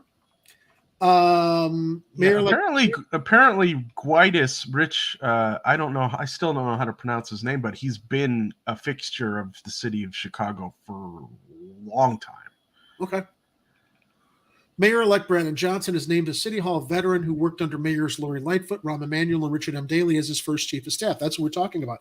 Rich Gaitis, I'm going to call him Gaitis because I don't like Judas, led the city's Office of Emergency Management and Communications from 2019 until early this month when he announced his retirement from the department. The emergency office oversees the city's 911 dispatch center, 311 city services, and coordinates traffic planning and security for large events across the city. Gaitis has worked for the city in various roles since 1990, according to his LinkedIn. He was appointed to lead the Office of Emergency Management and Communications by Emanuel in 2019 and served in the position for almost all of Lightfoot's term in office. Johnson announced Gaitis as his chief of staff Thursday and also named State Senator Christina Pacchioni-Zayas as his deputy chief of staff. Pacchioni-Zayas was appointed to the state Senate in 2020 to replace Iris Martinez, who vacated the northwest side seat after being elected clerk of the Circuit Court of Cook County. Pacchioni-Zayas was then elected to the Senate last year. She previously held education policy roles in various nonprofits and was a co-chair of the Puerto Rican Agenda, a consortium of Puerto Rican community groups centered in Humboldt Park. Both Rich and Christina have shown dedication to making Chicago work for all of Chicago, and I know they will lead these positions with a sense of collaboration, compassion, and competence, Johnson said in a news release. Johnson will be sworn in May 15th. So those are some of his first appointees. So we'll see how they do. Yep. So this story broke earlier today. Actually, it was right before the show when I was selecting stories and preparing things. It'll probably, hopefully, maybe be our last Paul Vallas story. Yeah, I was following that all morning. I was like, this guy's posting the thing. I'm like, he's suing who? For what? Of all people, brother of former mayoral candidate last election, Amara Enya, whose campaign I worked on until I saw some very troubling things behind the scenes, and I decided to abandon ship. Let's say. And, given this story today, and some of the look, it's no secret. I'm gonna say what happened last election. Amara Enya, after she lost, she owed a lot of her campaign staffers a lot of money, and there were a group of her staffers who went on social media to say we haven't been paid, and there were questions about how she managed her own personal finances, which I don't necessarily know they really impacted or would have impacted how she could manage city finances. That wasn't Amara's problem, because she was very, very good on policy. What Amara's problem I saw was that given how her campaign was mismanaged from the inside, it really scared the shit out of me and a lot of people into realizing she's not ready for the fifth floor. If this is how badly she's mismanaging things in her campaign from things that we saw, we were very, very disappointed, very troubled, and horribly disappointed, because she has a great mind and she really had a platform of good ideas. But much like Jamal Green, who had a lot of good ideas, suddenly when you see other layers of the onion peeled back, you have to objectively say, I can't stay the course here and drive off a cliff. I'm seeing other things here that are helping me change my perspective and learn things and course correct, because that's what you're supposed to do when new information comes out. You're not supposed to cling to your dogma and drive off a cliff with somebody who you didn't realize might not be who you thought they were when you were weighing other information. So interesting that another Enya cropped up in the news in relation to this story, Amara's brother. Now, this came from A.D. Quigg and Gregory Pratt. Paul Vallas seeks $700,000 is what this campaign consultant walked off with for services they did not perform. Now, when I saw this headline, Ed, you know where my mind went? You don't know where my mind went? Where'd your mind go, Jerry? I was wondering if this was Jamal. The first thought was like, who is he? No, it's not Jamal. Yeah, I jumped into was it Jamal? Because Jamal, was, but look, whatever Jamal may or may not have gotten paid, Actually, there's a trail for performed. that on the Is there? internet. Okay. But J Mall did I could perform. dig it up So if you want. yeah, dig that up. But when I saw this article, I'm like, this can't be J Mall because man, he perform? And he was on that platform, actually, like right behind Paul Vallas in this picture on election night, as if he was an adopted member of the family. But I digress. Let's get into the breaking story. In Paul Vallas's ultimately losing to become Chicago's mayor, his campaign paid a political consultant nearly $700,000 to help win over black voters, work Vallas now claims in a lawsuit was not performed. Now, you know what's troubling about this, Ed? The consultant was paid this money to help win over black voters in neighborhoods that I don't think Paul Vallas would have served. And that it's Amara's brother who was from that neighborhood just makes it all the more kind of gross to me. I mean, this is the kind of the grossness that we were talking about with J Mall. This guy is not, I don't care what he's promised you. You're now out for yourself. And for a consultant to like win over the black voters in that neighborhood who lives in that neighborhood, it's clearly not working on behalf of the people in the neighborhood from my perspective. But the suit filed late Thursday against Chimaubi Enya and his business states Vallas was the victim of fraud, unjust enrichment, and in the alternative, breach of contract by Enya, who is a vice president at a local cannabis company and is a current board member of the Chicago Philharmonic. Enya also was a former director of the Illinois Liquor Control Commission and is the brother of 2019 mayoral candidate Amara Enya. During the campaign, Vallas spoke openly about hiring Chimaubi Enya for a high-level position in his administration had he won. There's all that quid pro quo going on, right? That we were suspecting with another candidate. Vallas says in the suit that Enya used the pressure of the runoff election April 4th against Cook County Commissioner Brandon Johnson to squeeze hundreds of thousands of dollars from the Vallas campaign amid claims Enya was building support for Vallas in the black community, as well as placing pro-Vallas signage and removing anti-Vallas signs in the neighborhoods. Hey, you know what? If that's what he promised and you decided it was worth that amount of money because that's what you wanted to pay to get that neighborhood, I'm not clear on like what your beef is, Paul, aside from the fact you're out $700,000. That's the only reason. It's that apparently he paid for services and they didn't get him his mayoralship. Right. So did they? So he wants a refund. Were the service right? So, but if the services were performed, I mean, we're seeing right here, Enya was building support as well. There's no denying he was placing pro-Vallas signage and removing anti-Vallas signs in the neighborhoods. That's what I'm reading here. Building support. No, what I read there, Jerry, was that they were removing signs that were pro-Vallas and pro-MAGA in the same signage. So some people were producing. Some people were someone was producing a combo sign, whether that was an agent provocateur or someone from the dark regions of the Democratic Party who decided that they didn't want Vallas, they wanted Johnson, and so that let's keep slapping these MAGA stickers on all the Vallas signs or whatever to rile up Brandon's base. Or well, here's something. how this. I don't know. Here's how I think this stuff works. Ed, I am. Hold on a second. I want to pronounce his name correctly. I'm Chimaubi Enya, and you're Paul Vallas. Hey, Paul, I'm going to need this amount of money to put up the signage, and remove the signs. And here is a quote on what the signs are going to cost to print. That's a lot of signs. It's going to cost a lot of money, along with hiring people to go out and do this stuff. So you're Paul Vallas. You're looking at what my quote is, so you know that if it's $700,000, how could you not? How could you have paid that money on that promise if you'd not gotten a quote for what the services were to know? Yeah, well, this bill, this $700,000 he's asking for, obviously he needs it because it's going to cost. We were talking about that. These signs cost a lot of money to print, and who has the money to print those kind of signs, the MAGA Vallas signs, and put them up all over the city? That's not cheap.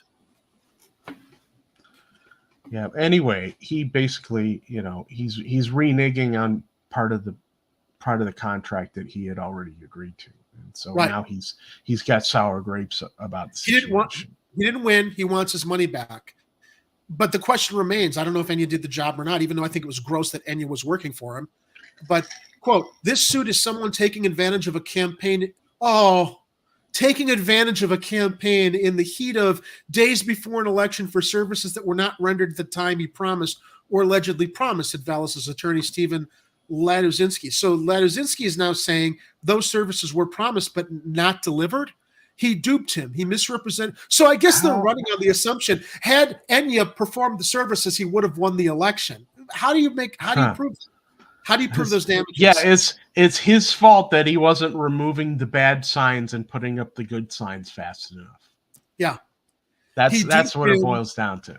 He misrepresented. All these services were provided. Laduzinski said, "We'll see where the money went. That's how these cases pan out." Well, you know what, Ed? I can tell you, in my 2 trips to the South Side every week to edit for my client who lives in Auburn Gresham, my trek down 87th Street, that entire parkway was completely planted with Paul Vallas signs.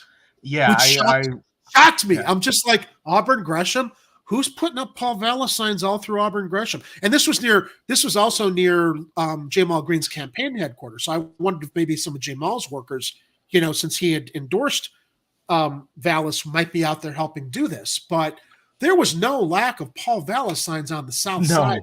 What I saw. In fact, there were so many of them. It really is a detraction from the candidate when you see that many signs, the same candidate within a square, like a quarter mile. It's like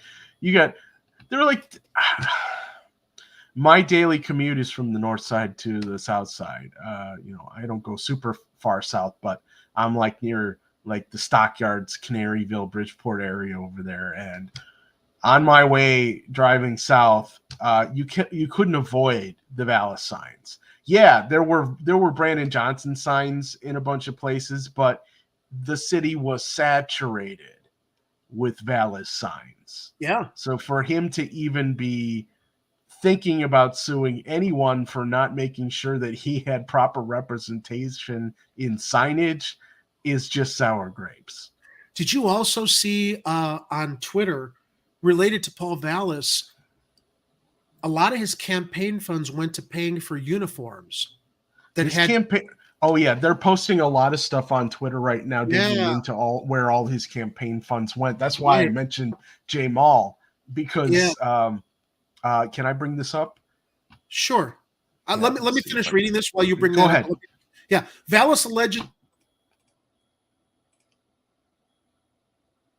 in the suit that he spoke with Enya in January, and the part of the suit that makes me feel like what Enya promised is pretty gross. Okay, given the fact that I always assumed the Enya family had more progressive leanings. Vallas alleges in the suit that he spoke with Enya in January, and Enya claimed he had many connections in Chicago's Black communities that were supportive of Vallas, and that Enya's professional experience gave him influence with other Black voters. The suit alleges Vallas traveled with Enya to multiple meetings and gatherings in the south and west sides of Chicago, where Enya introduced Vallas to pastors, ministers, congregations, community organizers, and groups in Chicago's Black community. Uncle Tom, anyone? Whoop! Did you hear? Uncle Tom, anyone? Vallas was also familiar with Enya from his work on Governor Pat Quinn's campaign, and that other previous candidates for elected office had vouched for Enya, and quote, and that he made the introductions necessary for a candidate to reach out to Chicago's Black community. Vallas also verified Chima's professional experience, according to the suit. In March, Enya asked Vallas's campaign manager, Brian Town, to become a strategist or consultant and be paid $40,000 a month. Do you know what I made as the media producer for Amara Enya's campaign, Ed? Not $40,000 a month. $0 a month. Wow. $0 a month. I wish I was getting $40,000 a month. On her first campaign and her second campaign, I wasn't even asking to get paid. I was asking for resources so I could hire videographers so we can go shoot social media for. She never had it. But I guess her brother. Except when she did. Right. And didn't pay other campaign staffers. Well, clearly the Enya family's worth is much more higher and prioritized. And Vallas, as a mayoral candidate, as Amara Enya was, had no problem paying him $40,000 a month as a consultant. You know, from what we do here, Ed, producing media, especially professional media with production values, isn't cheap. I mean, it isn't really expensive, but to do it right costs money.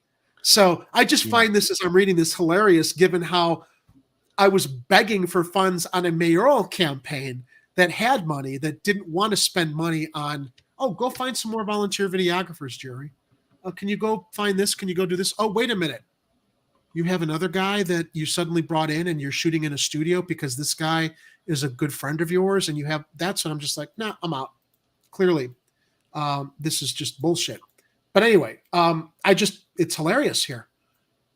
Because obviously people get paid on mayoral campaigns to the tune of $40,000 a month, according to the lawsuit. Although Vallas initially balked because others on the campaign were making only $10,000 to $20,000 per month, the campaign and Enya eventually agreed Enya would be paid $40,000 to work in March and April, according to the lawsuit. Crucial months, Ed, especially in the Black communities, to rally the vote for Vallas, don't you think? Just weeks before Election Day, Vallas's lawsuit alleges Enya in mid-March told town that Vallas had approved a plan for Enya and his business, Ikoro LLC, to place Vallas signs in Black communities for $200,000, and also to remove other campaign signs that linked Vallas to former Republican President Donald Trump by having Vallas's campaign logo next to Trump's MAGA 2024 logo. Okay, so he wasn't involved in that to be a provocateur to stir up controversy, but he was paid to go pull those signs down. But those signs cost money. I'm still trying to wonder who could afford the printing bill. You work in printing. What do you think those signs cost, Ed? I used to know because I used to make those signs way back when. But no, they're not cheap because you got to buy the corrugated plastic, and then I think they're a couple bucks a square foot, and then you got to pay for if it's vinyl or the printing process involved. Some of these signs are prefabricated, where they might just do multiple printing over and over again. So it might be a little more affordable, but even so, it can't be cheap to be producing a ton of those alternate signs. Yeah, which were all over the place. They were pretty funny. Vallas MAGA. Yeah. Earlier this month, Enya changed the name of his company to Aero Holdings, according to state records. Those signs sprung up largely in Black neighborhoods and worked to hurt Vallas, who insisted he was a lifelong Democrat, but he wasn't. Okay, how could they hurt him when they were actually telling the truth? He was trying to basically deflect from what he really was, even as he was backed by the Chicago Fraternal Order Police and had other support from right-wing groups and individuals. The alleged arrangement between Enya and town, which was never memorialized in writing, I want to advise, anytime you do a deal, you want to make sure you've got an agreement or do it in writing. I'm currently involved in a deal I did not in writing with people I thought were friends in California, which is why I was absent earlier this month. I don't have anything in writing. I'm just going to insist, even when they're your friends, get something in writing if you want to get paid. Is referred to in the lawsuit as, okay, so I'm sorry, let me repeat the paragraph because I shouldn't have gone there, but it's like I could relate. The alleged arrangement between Enya and town, which was never memorialized in writing, is referred to in the lawsuit as Chima's fake consulting services agreement. Vallas, quote, never knew or approved of that agreement, according to the lawsuit, which repeatedly refers to Enya as Chima. From March 15th, this is hilarious, man. Poor Paul. Poor Palos Paul. Does he need that money that badly? I mean, isn't he figured out where he's going to pick up stakes and land in his next carpet bagging adventure? From March 15th to April 3rd, 2023, Chima, Enya, would call town stating that he was paying hundreds of people on the streets to remove the Vallas for Mayor signs that had been vandalized and unauthorized MAGA signs containing the name Vallas for Mayor that had been placed in Black communities, when in fact it was only Chima himself removing the signs, the lawsuit alleged. Oh, so he didn't even, wow. He didn't hire anybody. He was doing it himself, running around pulling, oh my God. Wow. Now this guy, Chima, he was like a senior executive at a cannabis dispensary company. He's not anymore. I wonder what happened there. Yeah, but so, you're making a lot of money at a cannabis dispensary company. But it was one person who claimed, so Enya is Chima, right? Okay, so we know that they're referring to Enya as Chima's fake consulting services agreement. There's something to that. It's like, why wouldn't you just like have stuff officially documented? But anyway, so he gets paid. He was paid $200,000. Enya was paid $200,000 to hire people to go and pull the signs up, but it was only Enya that was running around pulling the signs out for $200,000. That's a lot of money. That's a lot of money.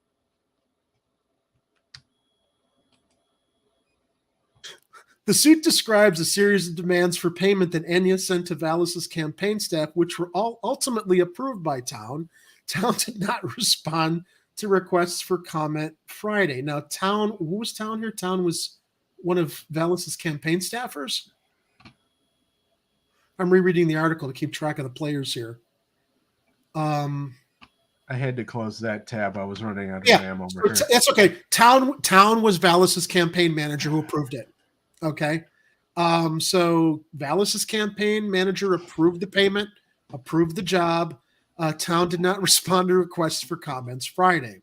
The suit also describes Enya as repeatedly submitting invoices and demanding quick payment, warning that workers would quit or go to work for Johnson. He had no workers. It was just him.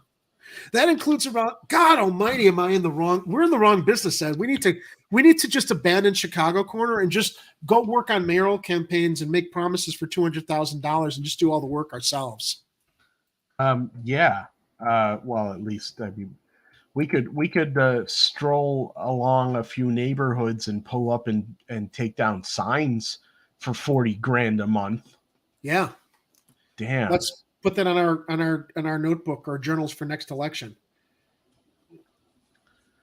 Yeah. So so this is just one of the pieces of shenanigans about Vallas's campaign funds and where they went. It's like, and I am loath to revisit stories about a candidate we formerly supported and liked, but the story's got to come out if the story's there. Jimmy is telling me I owe her dinner. I know that I offered to take you out to dinner, Jimmy. I don't think I owe it to you. I want to take you out. It's not an oath. Are you referring to me here? Because I know you mentioned this last show too. Because when I was in California, since I mentioned California just a little moment ago, I was going to try to hook up with Jimmy and have dinner with her, but unfortunately, my schedule did not permit. I haven't forgotten, Jimmy. Next time in California, we will go out to dinner. I'll definitely make sure that happens. Make sure. Yeah, or if you and your family come visit Chicago sometime, we'll either go out for pizza or I'll make some for you. I think we'll just have to have Ed make it. I think that'd be better since we're talking about it all the time. But yeah, this whole article on Vallas, it's just funny. I mean, it's just a whole comedy here as far as how. First of all, the finances in his campaign, we suspect were mismanaged given what we're about to share on social media about the uniforms and all the other campaign expenditures that clearly didn't go towards campaign expenses.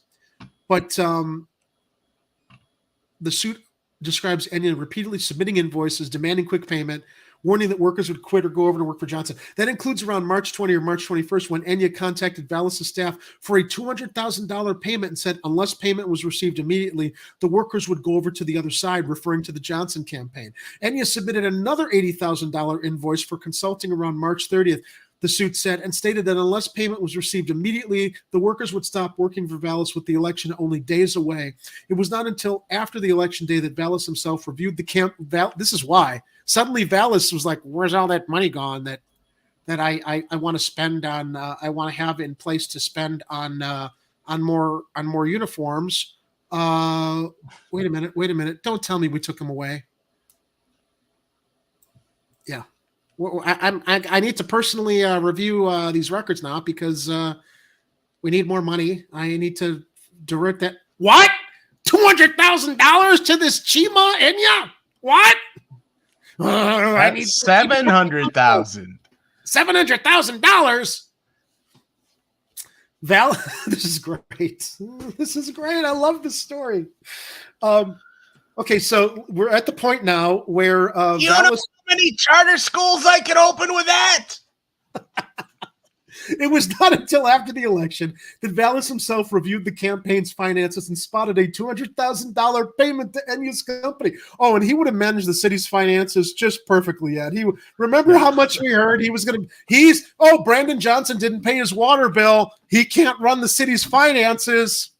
Yeah, meanwhile, over in the Vallas campaign. This is what we call schadenfreude. It's not just for breakfast anymore.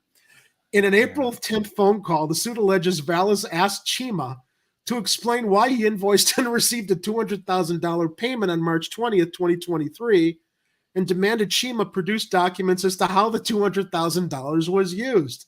Chima was running around the city pulling signs out of the ground by himself.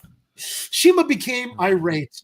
Chima stated that there were no receipts for how Chima used the funds. Vallas demanded that Chima return the funds to Vallas of Mayor. I think they meant Vallas for Mayor. Chima refused to provide any documents and to return the funds. Vallas the next day called Enya and demanded an accounting, which the suit states Enya refused to give. On Friday, Enya declined to comment about the lawsuit, but said his attorney would provide a statement early next week. According to the suit, Vallas' campaign made a $200,000 payment to Enya on March 10th, another $200,000 payment on March 21st. Maybe they just thought they didn't write the first check. It could have been as simple as that. Why would you write two $200,000 checks two days in a row? 20th and the 20th. No, I'm sorry. Actually, there was a 10-day gap there, 11-day gap. I wonder who was handling that contract and who was dealing with the payments there. There must have been some shenanigans going on inside the Vallas campaign that Paul wasn't paying attention to. And so, Paul, you weren't paying attention to that. What won't you be paying attention to if you had been mayor? Well, dude, he didn't pay attention to the sexual abuse scandal when he was CEO of Chicago Public Schools. Remember that? That everybody conveniently forgot this election cycle. He didn't want to he did not want to authorize an investigation. He overlooked that. That was my worst criticism of Vallas. If this asshole was going to overlook investigating allegations of sexual abuse against kids in schools when he was CEO, he does not deserve to be anywhere near the mayor's office, because that's an abdication of responsibility to vulnerable kids. That's what pissed me off about him, and that nobody kept bringing that up. That's a very, very serious character flaw, in my opinion. Oh, okay. Here's was explanation for Jimmy's joke. I was joking because you said someone in Cali owes you money. I made the joke, but okay, I gotcha. I owe her too. So yeah, maybe he's spending it on Palos. Kathy says. The wife needs a house addition, and I didn't know where to get the money until $700,000. And all that money that went to uniforms. Some people were speculating maybe that those were. And I know that's not what he really sounds like, but it's just kind of. No, it is. I'd say when he gets irate, it probably is what he sounds like. Oh, you think? Yeah, I would say so. He looks like he's a high-strung guy who. I saw this hilarious routine on YouTube. It was a Greek comedian saying, no, you don't want a Greek guy as mayor of the city of Chicago. Trust me, you don't want this Greek guy to run the city of Chicago. He'll be, old Greek guy. He'll be chasing around the 15-year-old girls, in the business that he's running. And I had to laugh because it's like I've heard horrible stories in Chicago of these older Greek guys who run businesses who just can't keep their eyes or their feet away from chasing the young girls in the business around that look like they're older. Who's this comment? We'll have to look for the routine and play it at the end of the show if I can find it. It's a comedy bit. It's stereotypes. Don't worry about it. We dodged a bullet, and yes, it was totally karma, Kathy. So, according to the suit, wrapping this up, Vallas' campaign made the $200,000 payment to Enya on March 10th, another $200,000 payment on March 21st, an $80,000 payment 10 days later, and a $200,000 payment on April 3rd, the day before the election. State campaign finance records show Vallas' campaign made a total of $500,000 in payments to Icoro LLC in the final days of the runoff campaign between March 20th and March 30th. $20,000 was for quote-unquote consulting, and $480,000 were described as disputed. Ed, while I finish this up, can you go look up how much Vallas spent on his campaign this year? Because I'm very curious to see his total expenditures. How much of that went to this guy Enya? Is what I want to kind of play subtraction. I can see if I can find that information, but could I bring up something slightly closer to the ditch that we're trying to drive off to? After I finish this. Very fast. Okay, yeah. We wrap this up real quick. Campaign expenditures for April 1st through June 30th will not be made available till July. Payments to Icoro were just a portion. Okay, actually, I have the number here. Payments to Icoro were just a portion of the $17.7 million Vallas reported flushing down the toilet. Reported spending between the start of the year and the end of March, but were among the largest expenditures the campaign made. Vallas ended up losing to Johnson 52 to 48%. Vallas, the former Chicago public school CEO, campaigned as a problem solver and touted his management skills. This is from the Tribune. This is hilarious. They endorsed him, and they're actually throwing him under the bus here. I love it. Yeah, after the fact, they're throwing him under the bus. Right. So he faced allegations of being a poor manager from his time leading Chicago, Philadelphia, and New Orleans schools. Late to the party much, Chicago Tribune? All right, Ed, you got something to share. Yeah, this is somewhat related because we were talking about the things that that Paul spent money on, and we'd be remiss to not mention that the money that went to Jamal Green. All right, let's do it. Oh, I love it. I love it. So here's a tweet from Albany Park Blaine at Cholent_lover on Twitter. I don't know what that means. It says a Jamal Green story in 4 parts. Okay, we'll go to the first one. Jamal Green not ready to endorse candidate in Chicago mayoral race. Okay, that was we all remember that we were all the crap about why. It's like, dude, you only had 2% of the vote. Why are you dragging this out? Okay, I got a nasty text message from him. He's never coming on our show again, which is fine. I mean, go ahead. Whatever, dude. So here's a close-up of a donation to Peace in Paradise LLC. By the way, his name is on that, or at least it was. So he used to be a member of this business, Peace in Paradise LLC. Yeah. Okay. $28,460 from the Vallas for Mayor campaign. Interesting. Okay. Yeah. So here we are. You can see he's listed as a director/officer here. Okay. How curious. All right. And then Paul is open to listening and learning. He's been a friend for years and years. Even when we weren't campaigning, he's calling to check on me and my kids. He's a good man, and they're playing the race card because they're unprepared to battle him on the issue. Now, that's what he posted after the donation. Okay? We're not done, though. Hold on to your seats here, because this got quote retweeted by the People's Fabric. Okay? Love it. It says records show the state registry for this LLC was updated to remove Green's name just a few days before this payment from the Vallas campaign, meaning his name wouldn't show on a cursory check after campaign disclosures. Hold that thought, Ed. Blowjob! Blowjob! Blowjob!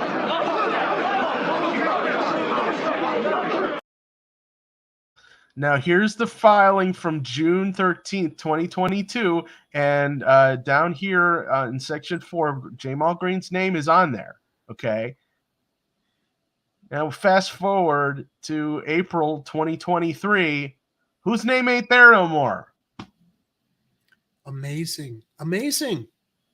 By the way, it costs $50 to amend your articles of incorporation. I know this for a fact when we set up our LLC, so Yeah, that's it's not cheap to change those. Although if you've got a political campaign, that's a drop in the bucket for most people. Yeah. So yeah, I just thought, I'm like, that's related to what we're talking about, and it's relevant. Totally. And that took what, 2 minutes? That wasn't too bad. No, that's fine. Hey, I missed that. I'm glad you found it. It's completely relevant, especially in relation to, you know, how I was kind of trying to analyze the Uncle Tom aspect of who decided to jump on Palos Paul's bus since J Malls broke down. Oh my goodness, who says we don't have fun over here? Now let's shift gears. Speaking of fun, remember this asshole?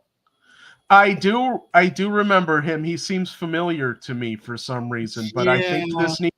But hold on a second, Jerry, because I updated this graphic. You may have missed saw it. I know, Tuesday. but I didn't pull that one up because I chose this one. But okay, but can I just flip it over for a second here? Yeah, but then you're going to have to explain the whole oatmeal thing that you already talked about. No, you guys can watch the Tuesday show to understand why he's now in a wheelbarrow full of oatmeal. But we're going to flip back to the empty one. Okay.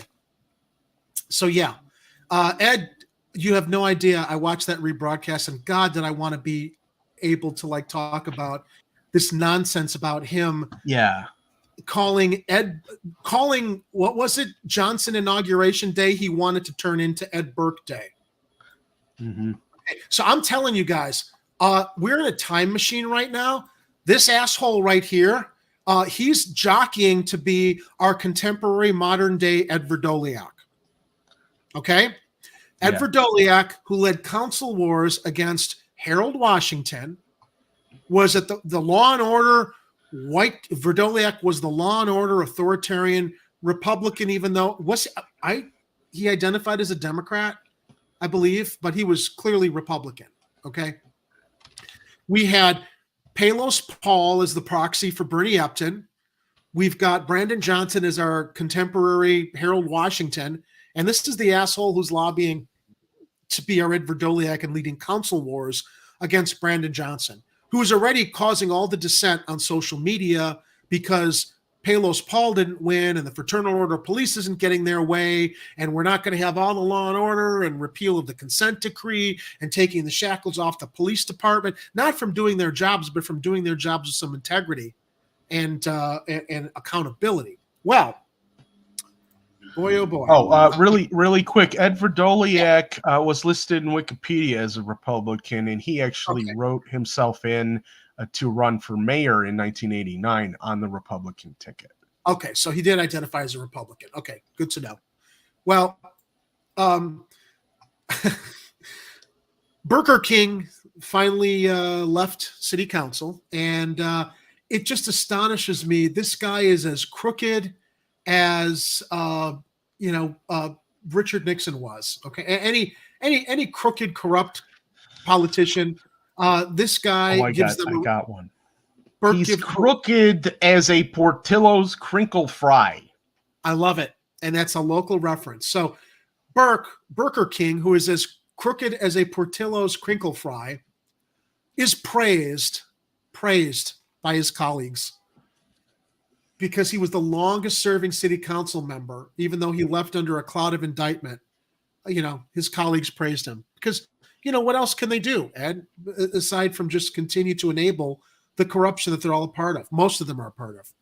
And this asshole that he even suggested that you give Burger King a day honoring him when he's facing federal indictments just shows the integrity of this asshole here in his wheelbarrow. So I remember when I interviewed him at the mayoral petition drop-off day, he was just such a smarmy little character. And he dropped out of the election after he raised all that money and decided he wasn't going to put his petitions in because, now he can do whatever he wants with all that money he raised while he was claiming to run for mayor. So A.D. Quigg at the Tribune reports, uttering haikus. Kathy, do you have an Ed Burke poem you want to write for us in the moment, or a Raymond? Yeah, see, Kathy, you need a website or a blog or something so we can access your poems, so I can find them at a moment's notice. Well, I guess this is what happened when they were honoring Burger King. Uttering haikus, shedding tears, and sharing hugs and anecdotes. I wonder if they're going to be doing that before he gets carted off to a federal penitentiary. Maybe they should have saved the haikus, tears, and hugs until that happens. Members of Chicago City Council on Wednesday paid tribute to exiting colleagues and Mayor Lori Lightfoot during the council's final meeting of the term. But the most remarkable goodbye during the 5-hour session was saved for the city's longest-serving alderman in history, Alderman Edward Burke, who is leaving, like so many aldermen before him, under federal criminal indictment. Before leaving the council chambers, Burke offered a history lesson and an apology, which drew, of course, a standing ovation from fellow alderman and the mayor, who was a frequent Burke critic. Why do we need these niceties? If Lightfoot was a Burke critic, as she should have been, why did she decide to stand? I mean, this just shows, Ed, they'll say anything and stand for nothing. If Lightfoot was a critic of Burke, as she should have been, she should have stayed seated. I mean, look, all of our contempt for Lightfoot aside, show what you stand for. And when you don't, it just shows that you're part of the problem, which she was. Sporting an emerald green tie and a trademark pinstripe suit, like a mafioso, Burke entered the council chamber shortly after the opening invocation, in which Pastor L. Bernard Jakes of West Point Missionary Baptist Church noted the council's coming siege. Here's another question I've got. What the fuck is a pastor doing opening city council meetings? Don't we have a separation of church and state? This is a secular society, not a theocracy. Every time I see a pastor putting up, and the pandering that goes along with that, it makes my blood boil. It's irritating because they don't just do this in Chicago; they do this in Congress. Yep, I think they probably do this in the state Senate and chambers down there too. It's one of those things where they want to have the separation of church and state, but then there's always going to be those members who want to have an opening prayer before they start proceedings, and it's like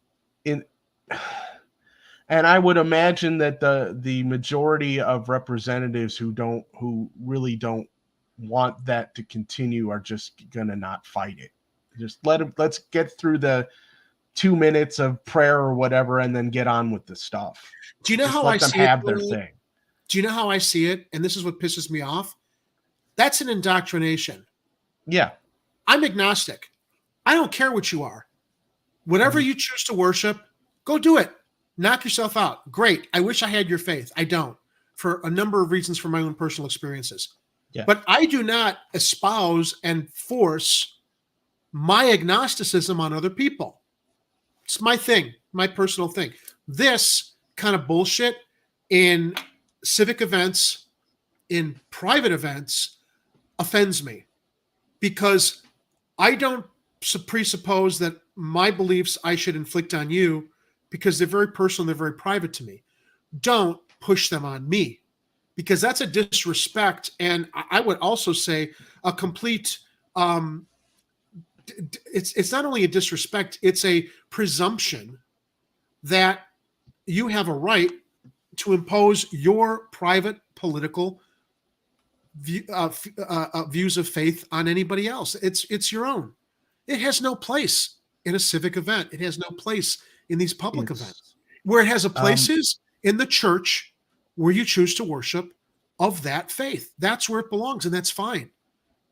But that's why this bugs me. It's like, because it's what it's doing. It's also disrespectful to other faiths, because although sometimes they do ask members of multiple faiths to come to these things, there's no place for it there. It stays in your places of worship. Go ahead, Ed. I'm sorry. I just wanted to say that the way I see those opening prayer things is very much virtue signaling that body of government has some type of morality, and so they have to boost it with some religious type of morality because they may be lacking it otherwise. Thank you.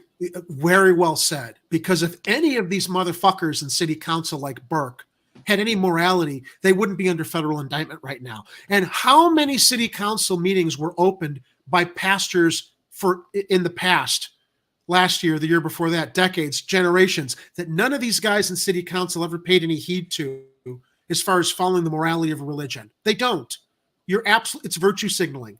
And what it shows, Ed, it shows a contempt on the part of our civic leaders and our elected representatives to be so cynical as to think that you, me, the person who's watching the city council meeting is stupid enough to believe that they actually espouse any morality or ethics when they clearly don't. That's how they look at us. Yeah. That's how they look at us. They're stupid. Let's say some prayers. That's gonna win them over, because it's gonna make us look like we're pious. We follow faith. We're religious. They're anything but. Speaking of morality and ethics, we did have a comment on Rockfin regarding the agent provocateurs story from Ellie Marino, tipping us $2. Thank you. Ellie says, I thought Chicago invented agent provocateurs to smash the struggle for the 8-hour day, delay its arrival by half a century, and decapitate union leadership. LOL.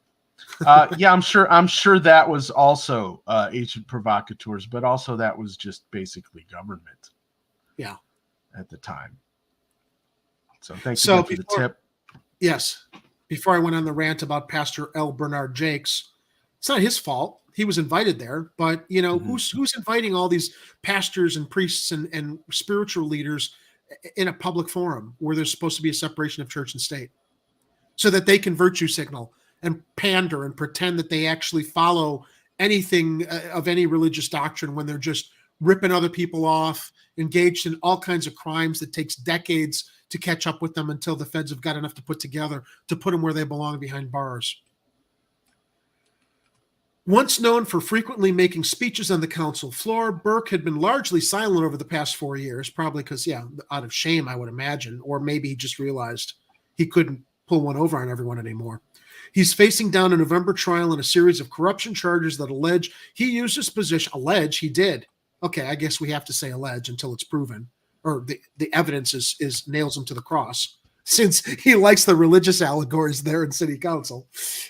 Used his position on the council to secure more business for his property tax appeals law firm.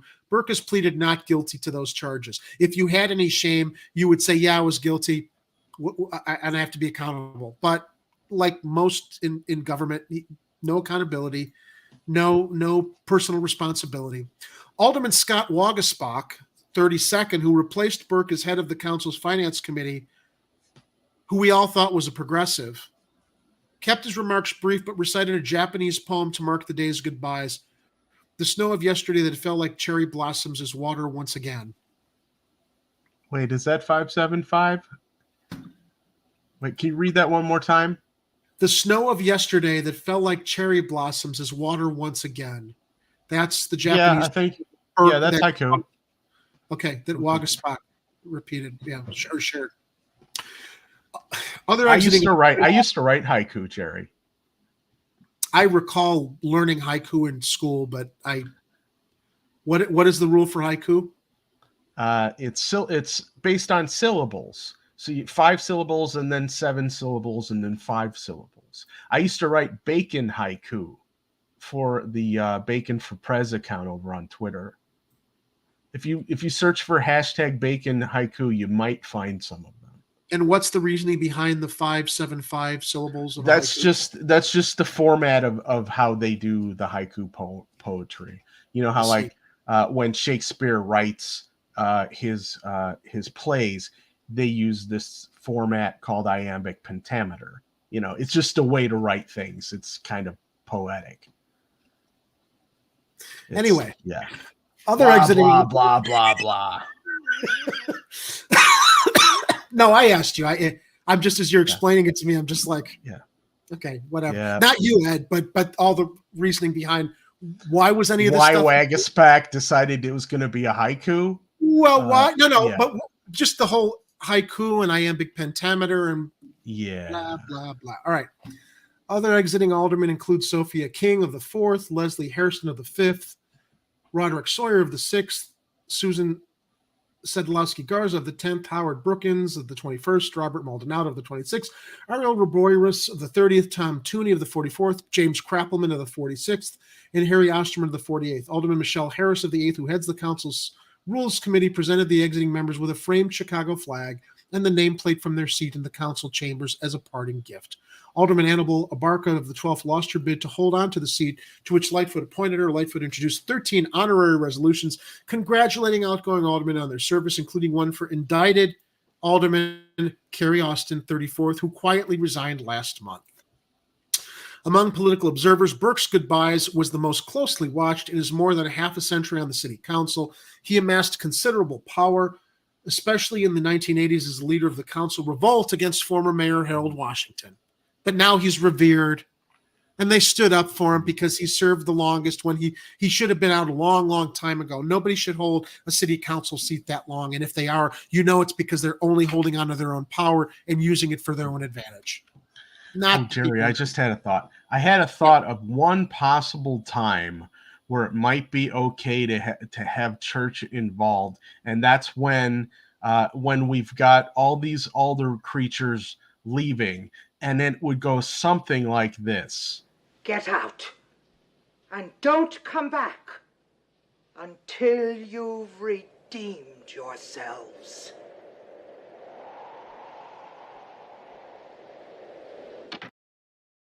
But that would be the only time. Agreed. Yeah, he led the revolt against former Mayor Harold Washington. He was one of the many thorns in Washington's ass. And as the longtime finance committee chairman, he was also the council's de facto parliamentarian who was often able to enforce his will using his superior knowledge of the council's rules and idiosyncrasies. Burke has been on the council since March of 1969, when he replaced his late father, Joseph Burke, as alderman of the 14th Ward on the southwest side. Nepotism. Yeah, he was. Well, we've seen that happening with some of the other alder people in the past couple of years. With the guy, who was it, Michael Scott, who put his sister in place so he could go make money running affairs over at Cinespace. He was only 26. Yeah, not the guy from The Office. We're talking about a different Michael Scott. Yeah. So Burke was only 26, then the second youngest alderman in city history. In May, Burke will be succeeded by Helu Gutierrez. And there's some picture. Here's a picture down here of when Burke first took office at 26. This is the day he was sworn in as alderman, and of course, the image is not loading. None of the images are loading. What else is new? Where's my memory at here? Oh, 73%. That might be why. Let me refer. Oh, there he is. Okay. So you can see Burke. Now I see it. Yeah, when he was sworn in. Wow. He looked so young. Yeah.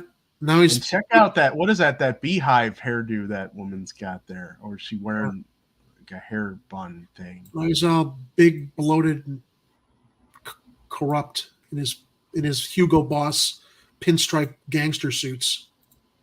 Yeah, that was in 1969. In 1983, Burke joined Alderman Ed Verdoliak, who Ray Lopez is emulating now, and 27 other colleagues to seize control of the city council, kicking off the contentious council wars that pitted defiant, mostly white aldermen against Washington, the reform-minded first black mayor of Chicago. As part of the takeover, the so-called Verdoliak 29 created a new lineup of committee chairs, with Burke leading finance. He would stay in that role until 1986, briefly lose it until 1989, then hold on to it for another 30 years. In the meantime, the property tax appeal legal practice Burke launched at his law firm. Here's what's related to his indictment, everybody. Clafter and Burke flourished. He also became a prolific political fundraiser with a swanky annual fundraiser and flush campaign committees holding millions more than his colleagues. While other investigations, including accusations of ghost payrolling, failed to unseat him, a shocking raid on his city council and campaign offices in November of 2018 resulted in a 14-count indictment that included racketeering, federal program bribery, attempted extortion, conspiracy to commit extortion, and using interstate commerce to facilitate an unlawful activity. The charges outlined a series of schemes in which Burke allegedly tried to muscle developers into hiring his law firm to appeal their property taxes. And this is where our friend Arturo had a good look on the inside, because he worked in Burke's office. And when that happened, I remember him calling me and saying, "You're never going to believe what just happened. The officers just got raided," and everybody lost their jobs because, when the feds went in, Art had nothing to do with that, but as a staffer, they basically sealed that office to get whatever evidence there was anywhere to, build their case against it, Burke.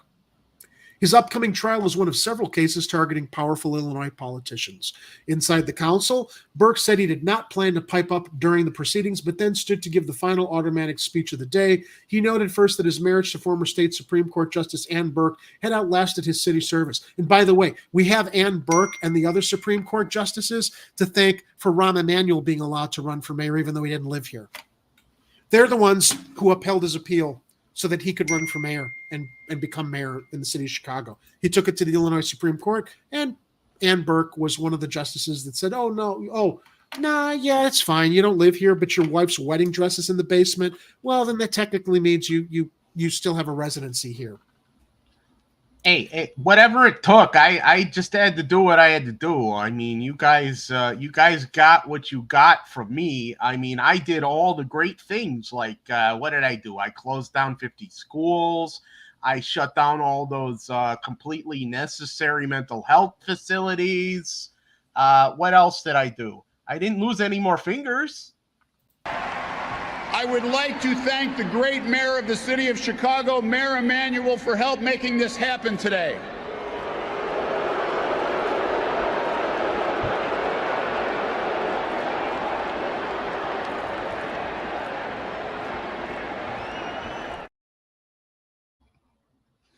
Paul, thanks you for the example that you set, Mayor Fuckface, with your little property excuse me, property shenanigans. Ambassador Fuckface to you.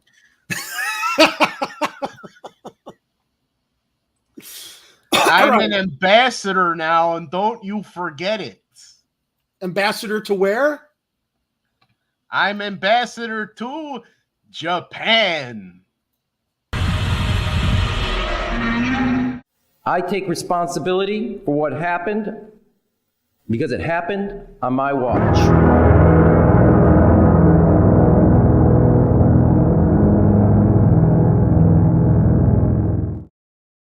Yeah, I don't think we're getting rid of Rahm stories anytime soon. I mean, he's woven through the fabric of all the corruption over the decades.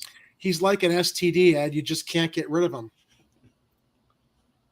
Not that I would know. That's what I've heard. All right. So the rest of his speech was classic Burke, combining a tribute to police and firefighters who died in the line of duty, to the historic tragic tale of Chicago attorney Horatio Spafford. Spafford was known for writing the Christian hymn, "It Is Well With My Soul." If only Burger King had followed that Christian hymn throughout his decades of service of leadership. It's like, seriously, it's like an I voted sticker for these guys. They take religion and they just slap it on, and all of a sudden, everything's fine now. They're super moral now. That's what religion is mostly used for, Ed, unfortunately. It doesn't bring me any joy saying that, but that's a big reason I am the way. I don't ascribe to any of that stuff anymore. I think whatever's good in you and it's in your heart. You don't have to be part of some tribal mentality or imagine that these stories you got to take literally. It's just like just do good by people, man.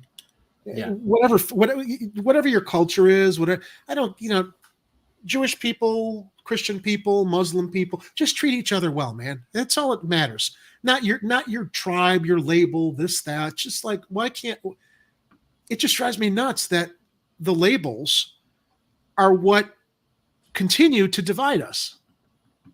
That's why I just have a aversion to the whole organized religion thing. I don't condemn it. I don't think that there's not value in the morality that religion teaches us. But, when it starts to be used as a weapon against people, that's when I'm out. It's not what it should be. So, which drop in, Kathy, the Godzilla one? Never lose that drop in. Anyway, finishing up the article, because I know our next story is going to trigger Kathy when we decide to observe. That story. Yeah, that's coming up. President Cittadini. The rest of Spafford was known for writing the Christian hymn "It Was Well With My Soul," following several personal tragedies: the death of his son, the Great Chicago Fire, and the deaths of his daughter on a transatlantic ship. When peace like a river attendeth my way, when sorrows like sea billows roll, whatever my lot, thou hast taught me to know it is well with my soul, Burke recited. As I leave here today with the other members who will retire, it is my hope that the 243 families of those brave police officers and firefighters whose funerals I have attended will be well, and it will be well with them, and that God would protect them going forward. Little side note, do you know what Art used to do in Burke's office? He used to process. He used to be involved, and he's been public about this. I don't think I'm betraying anything. He was there to process claims by Chicago firefighters and police officers who'd been injured during the line of duty. Burke's office, for some reason, had some oversight on that, and it was Art and his staff's duty to try to dismiss as many of those claims as possible. To try to dismiss as many of those claims as possible to cops and firefighters getting hurt on the job. So when I hear a Burke pandering that it is his hope that the 243 families of those brave police officers and firefighters whose funerals he's attended will be well, and it will be well with them, why weren't you thinking that with all of those claims that came across your office of firefighters and cops who were still alive dealing with personal injury claims from job-related workplace injuries? Why was it that that sentiment wasn't there, Burger King? Again, nothing but fucking pandering. He acts like any of this shit matters to him. It matters to him when it gives him political advantage. That's when it matters to him. And do I think some small part of his heart or what soul he may or may not have? I don't think he wishes any ill on firefighters or police officers, but I also think that there's a very, very cynical agenda in everything that this guy ever did. So when I hear that, his office is tasked with processing the claims, workmen's compensation claims, his office is tasked with processing them, and his mandate to his staffers is try to dismiss and basically kick as many as you can. That makes me question his sincerity here regarding the firefighters and police officers whose funerals he's attended, because it doesn't seem like he gave too much of a shit about the ones that survived, that may have actually had legitimate claims in the field. Burke then recycled an oft-used quote: "In politics, there are no permanent enemies, no permanent friends, only permanent interests." Those words are wise, are they not? And should be a goal for all who are in government? Whose interests? Whose permanent interests? The people's or yours? Madam President and ladies and gentlemen with whom I've been proud to serve, if I have failed during these past 54 years in achieving that goal, please permit me to apologize, he said. Indeed, Chicago is and will always be the most American of American cities. May God bless America. Well, if you're looking at the corruption that's in the underbelly of America now, yeah, I guess we are the most American because we are the most corrupt city, unfortunately. May God bless America. May God bless Chicago, he said before receiving a standing ovation. It's a fucking criminal under indictment. He gets a standing ovation. Earlier, several aldermen paid Burke direct tribute, thanking him for his advocacy, his handwritten notes of congratulations, and the help he's provided to many of them over the years. Of course, Alderman Jim Gardner, 45th, was one of Burke's strongest defenders during the session Wednesday, describing Burke as a gentleman and thanking him for his wisdom. We all know about Gardner. Gardner is like one step away from indictment also, with the feds closing in on investigating him and his ward. I'm sure there's many people in here who want to say the same that may not, Gardner said. You've been here longer than I've been alive, Gardner continued, to laughter from other aldermen and a wide smile from Burke. You're a walking encyclopedia. I think we should all pay homage for the work you have done. It is much appreciated and is not forgotten. I will proudly say it. You have done the city a favor. Thank you for your service, is what Gardner said. Gardner should have been fucking run out on a... I'm sorry. Well, Gardner too. Burke should have been run out on a rail for the shame that he's brought to city council with all the crimes, the alleged crimes he's committed that are hopefully going to put him away. But I have a feeling, Ed, his appeals are probably going to exceed what time he has left on this earth. I think he's going to keep all of these indictments, all of these charges, and then his lawyers are going to say, well, he's too sick, he's too old, he's not able to stand trial because of his health. That's going to be his get out of jail card eventually. Without a hint of irony, considering Burke is retiring under the cloud of a coming federal trial, Alderman Jason Irvin keep a laundry list, guys. Keep a scorecard of all these assholes who are standing up for him and making excuses for him. They shouldn't have won this last election. They certainly shouldn't win the next one when they're up for re-election in 4 years.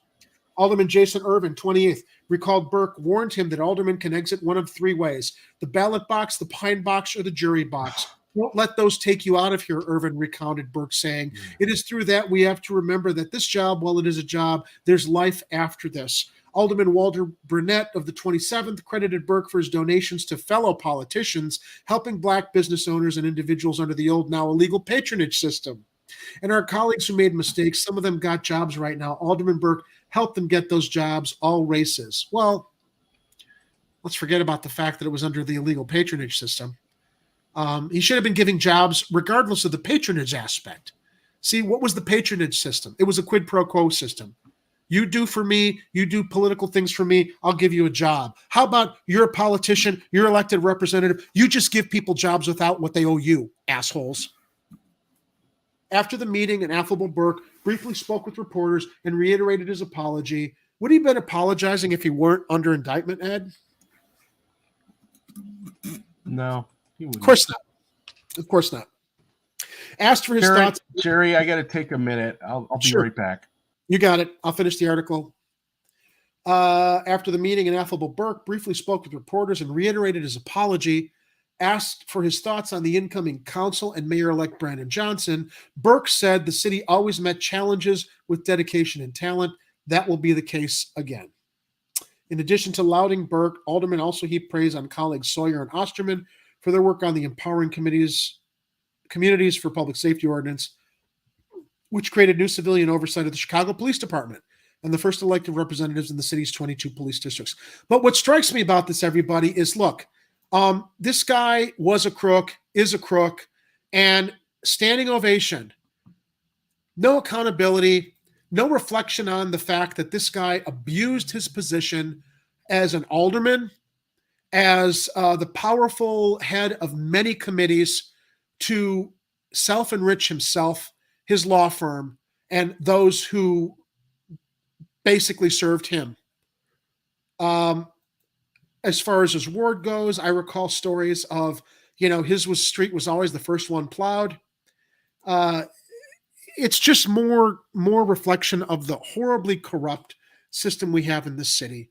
Horribly corrupt system we basically have in all of politics, whether it's local, state, or federal. We're seeing how our elected representatives on a national level are not serving us. They're serving their wealthy and powerful donors.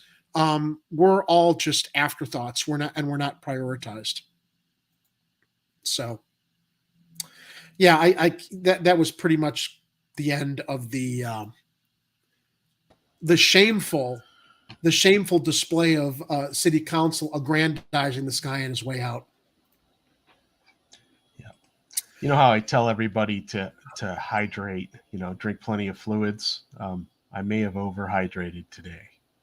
Just saying. I see. You know what? Speaking of hydration, I need to take a quick break here. So why don't we let's let Jake and Elwood buy us some time here, ladies and gentlemen. We will return in a moment. But in the meantime, enjoy the where is it? Girl from Ipanema.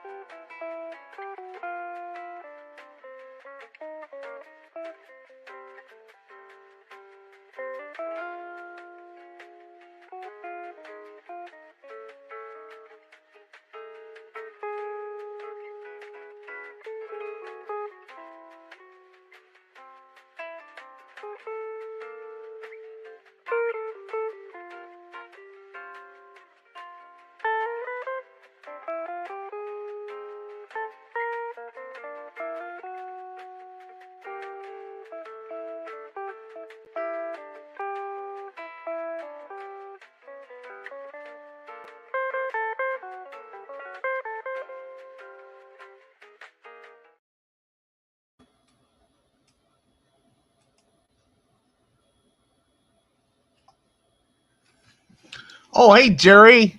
Uh-oh. How's it going? Good, Pegleg. How you doing? I'm doing pretty good. I ain't talked to you in a while. We got some weird stuff going on over here on the ethereal plane.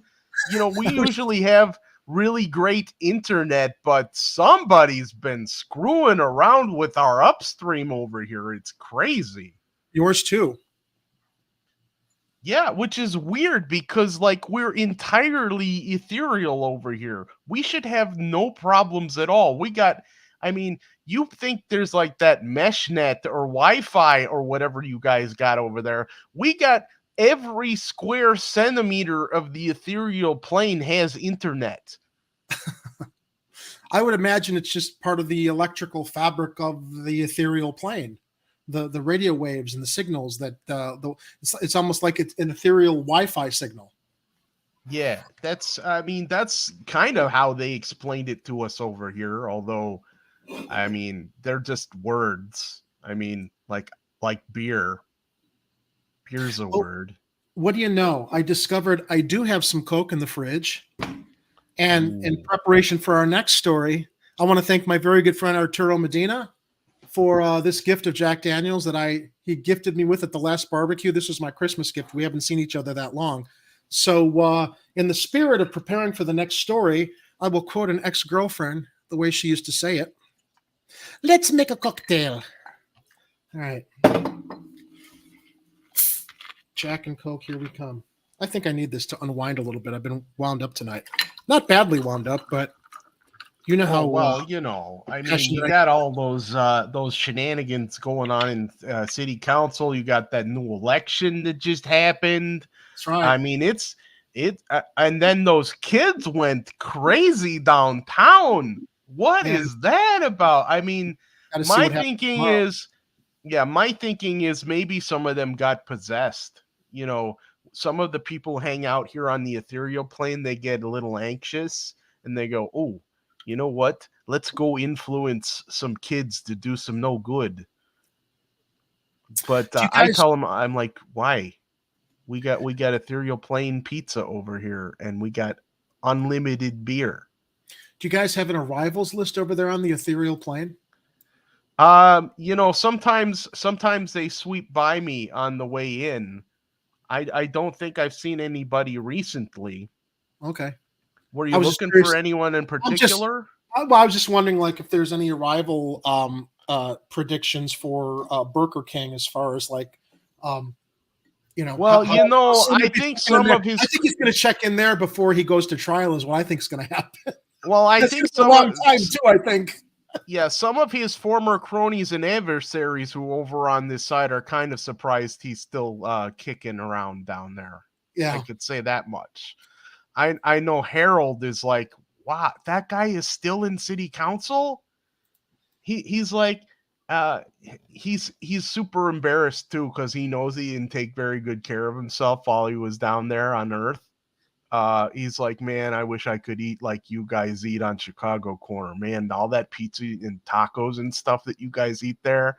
It troubles me to no end that this shenanigan indulging alderperson, Ed Burger King has clung to the ropes of power. Chains of power as long as he had. I just want to say from the ethereal plane that I'm very, very grateful that the feds have finally caught up with him. Hail Washington out. And no, I'm not going to worry about anybody having a problem with that. No, it's a great impression there. We love Harold. I mean, that really was him. Yeah, it was. That's what. Yeah.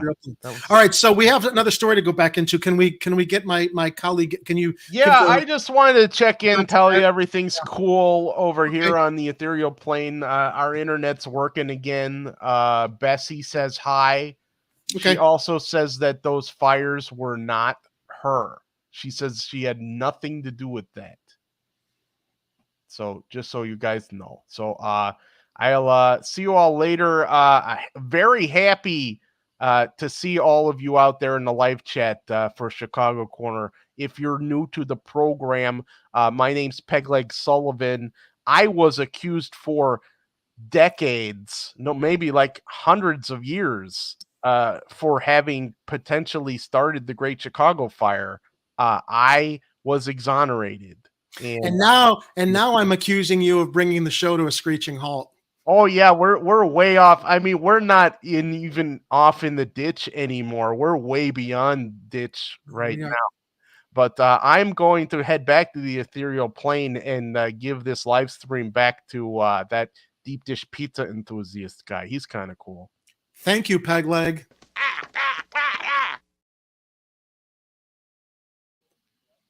Where's Ed? Ed, we need you. Come on, we want to get into this next story. It's getting late. I don't want to lose viewers. Who's left in the live chat tonight? We got 12 viewers. Who the hell turned my camera off? What the hell?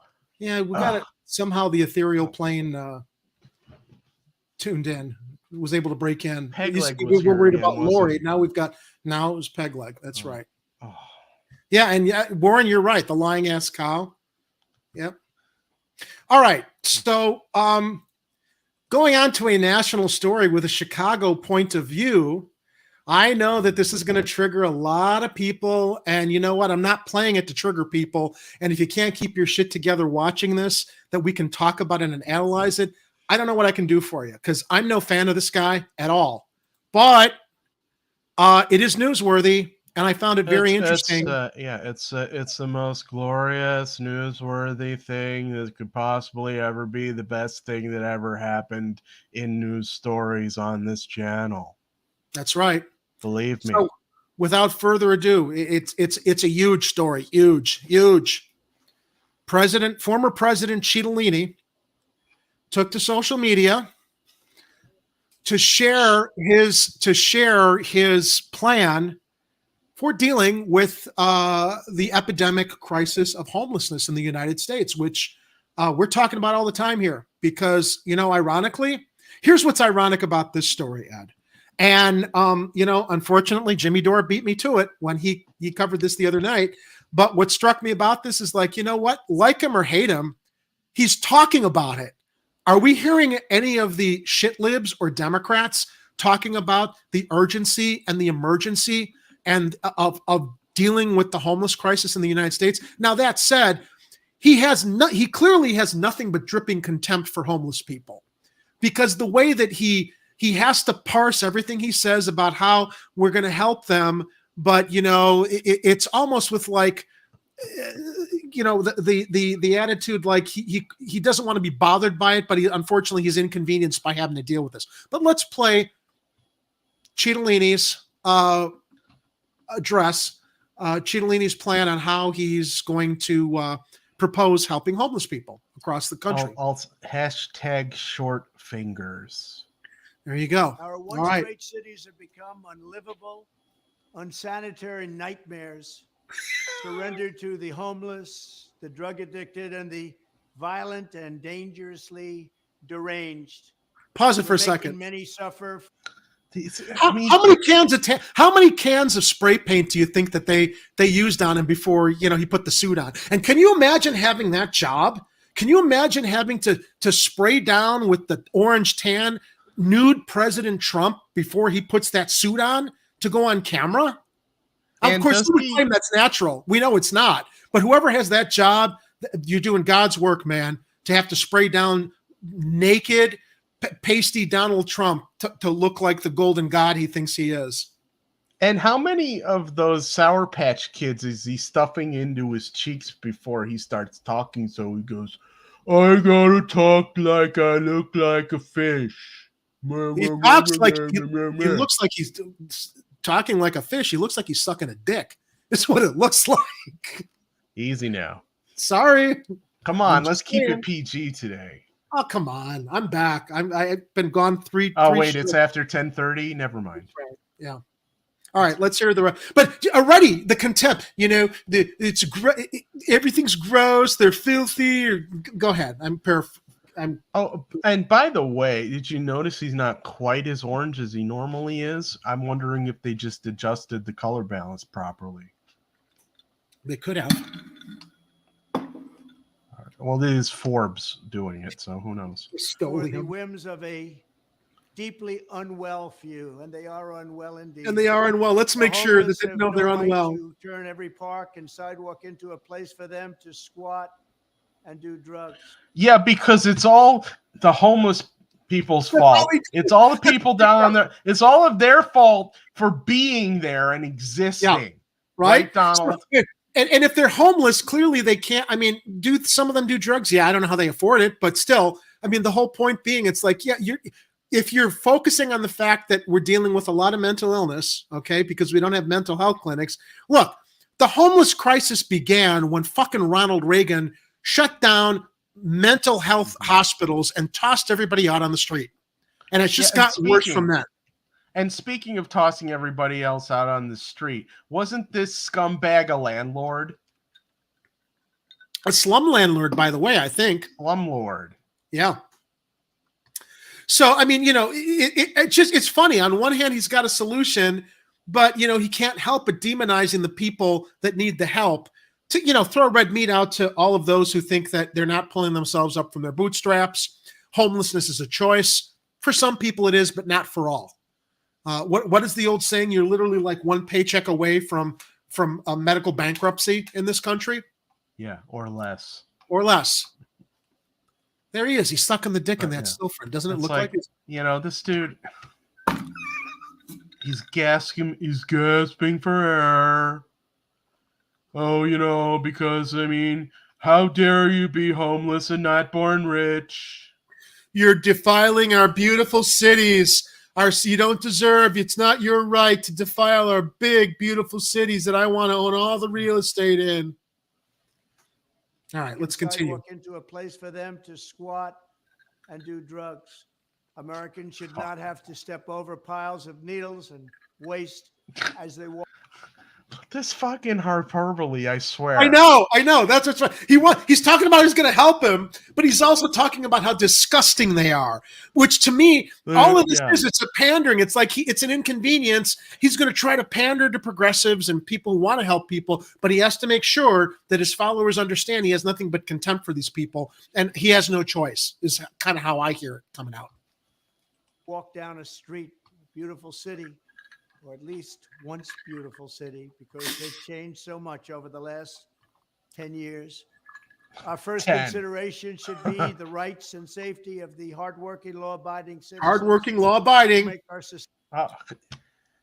He doesn't understand that homeless people work too.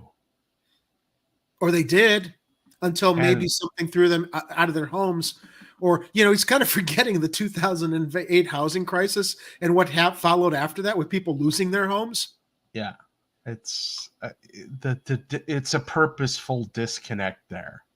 There you go, Jimmy. Good for you.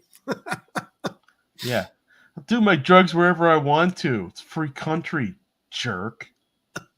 I added the jerk. I hope that's okay. Society function. When I'm back in the White House, we will use every tool, lever, and authority. Every tool and lever. And he probably will be back in the White House, Ed, because the Democrats are doing all they can to make that happen. Let's be honest about that. Yeah. From charging him in New York to make him a martyr, to think that's going to keep this fucking guy is like God. And then they're humoring Melty Joe into running for re-election. He still thinks he's running for re-election. He's already gotten challenged by Marianne Williamson, who most people who might support her won't support her running on the Dem ticket. Dude, she's a joke. Then RFK Jr., who the media will actually talk about. Yeah. And he's going to have the same problem. Although he might have slightly less of a problem just from the name recognition. But there's a lot of people on the national level that have given up on voting for anyone on the duopoly, on a duopoly ticket, including myself. If you're on Democratic ticket or Republican ticket, I'm not voting for you for president. You go independent, you go third party, or you don't get my support. And if people have a problem with that, it's their problem. I'm entitled to do what I want with my vote if I choose to vote. It's a free country. You're absolutely right. And nobody should shame you. That's what happens every election. You're throwing your vote away. Well, God, if everybody thought that way, then yeah, you're throwing your vote away. But what if people thought, no, I'm not throwing my vote away. I'm going to choose a third-party candidate who might be better. That's how you change the system. And from my perspective, if you were voting blue or red on the national level, you are throwing your vote away. So who are you to make that decision? That who's spoiling who on that situation? Yeah. No, you're right. But so Anthony in the chat, this is exactly what he's alluding to. Every tool meaning jail them. That's something to be one of the tools in his box. But that and all the bullets. Yeah. Well, back it up maybe just like a few seconds so we get back up to speed. I'm going to try to shut up so we can hear it all the way through and give him a chance to, because there's some interesting stuff going up here.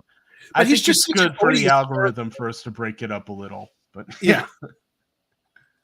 When I'm back in the White House, we will use every tool, lever, and authority to get the homeless off our streets. We want to take care of them, but they have to be off our streets. There is nothing. Okay, that's the first time I heard him actually say something positive. Yeah. We want to take care of them. Right? After demonizing them and basically making it sound like they're the scum of the earth, which is what he does. I mean, again, it's like he's playing both sides here. He's playing the populist ticket, and he's playing the extreme, right wing, we hate poor people stance. Yeah, and it's all manipulative, and it's just for his own purposes. He will say. And why did he do this? And why did he do this when he was in office before? Okay, well, I guess he had the pandemic. Yeah, that's the thing. It's he's constantly pandering for a reason. So he'll. The reason why everyone else doesn't like him in politics is because he will, if it's to his advantage, he will tell the truth about things. Doesn't mean he's telling the truth all the time. Doesn't mean he always means he's going to do what he says he's going to do, as we've learned. He will say whatever he can to get people to support him. Pretty much. He's going to take care of them by giving them jobs for 20 cents an hour, Anthony Malecki says. To take care of them, but they have to be off our streets. They have to be off our streets. There's nothing compassionate about letting these individuals live in filth and squalor rather than getting them the help that they need. We need professionals to help them. For a small fraction of what we spend upon Ukraine, we could take care of every homeless veteran in America. Our veterans. He's right. Yeah, we could also give everybody health care. We could do a lot of stuff. That's true. But Ed, he's speaking to it. Is the other side? This is the problem. And this is why the scumbag might win again. Because pandering and saying the stuff that people might want to hear that isn't even being addressed by the other side that they should legitimately be offering and trying to make happen. Yeah, this is where the Democrats are shooting themselves in the dick metaphorically. Thank you for using that instead of the foot. Because they could be going on the populist end, but they don't want to do it. And so they leave it wide open for Donnie Shortfingers to step in and do this all over again. And they thought the Pied Piper strategy was a good one. And they're still not learning that lesson. Dude, they're going to just the same way that they repeated rigging the primaries against Bernie Sanders. They're going to repeat the Pied Piper strategy and usher this asshole back into office. And you know what? On one hand, I will almost enjoy it and laugh when it happens and be like, good, he won again. Maybe him getting into office again is what it's going to take for when France moment.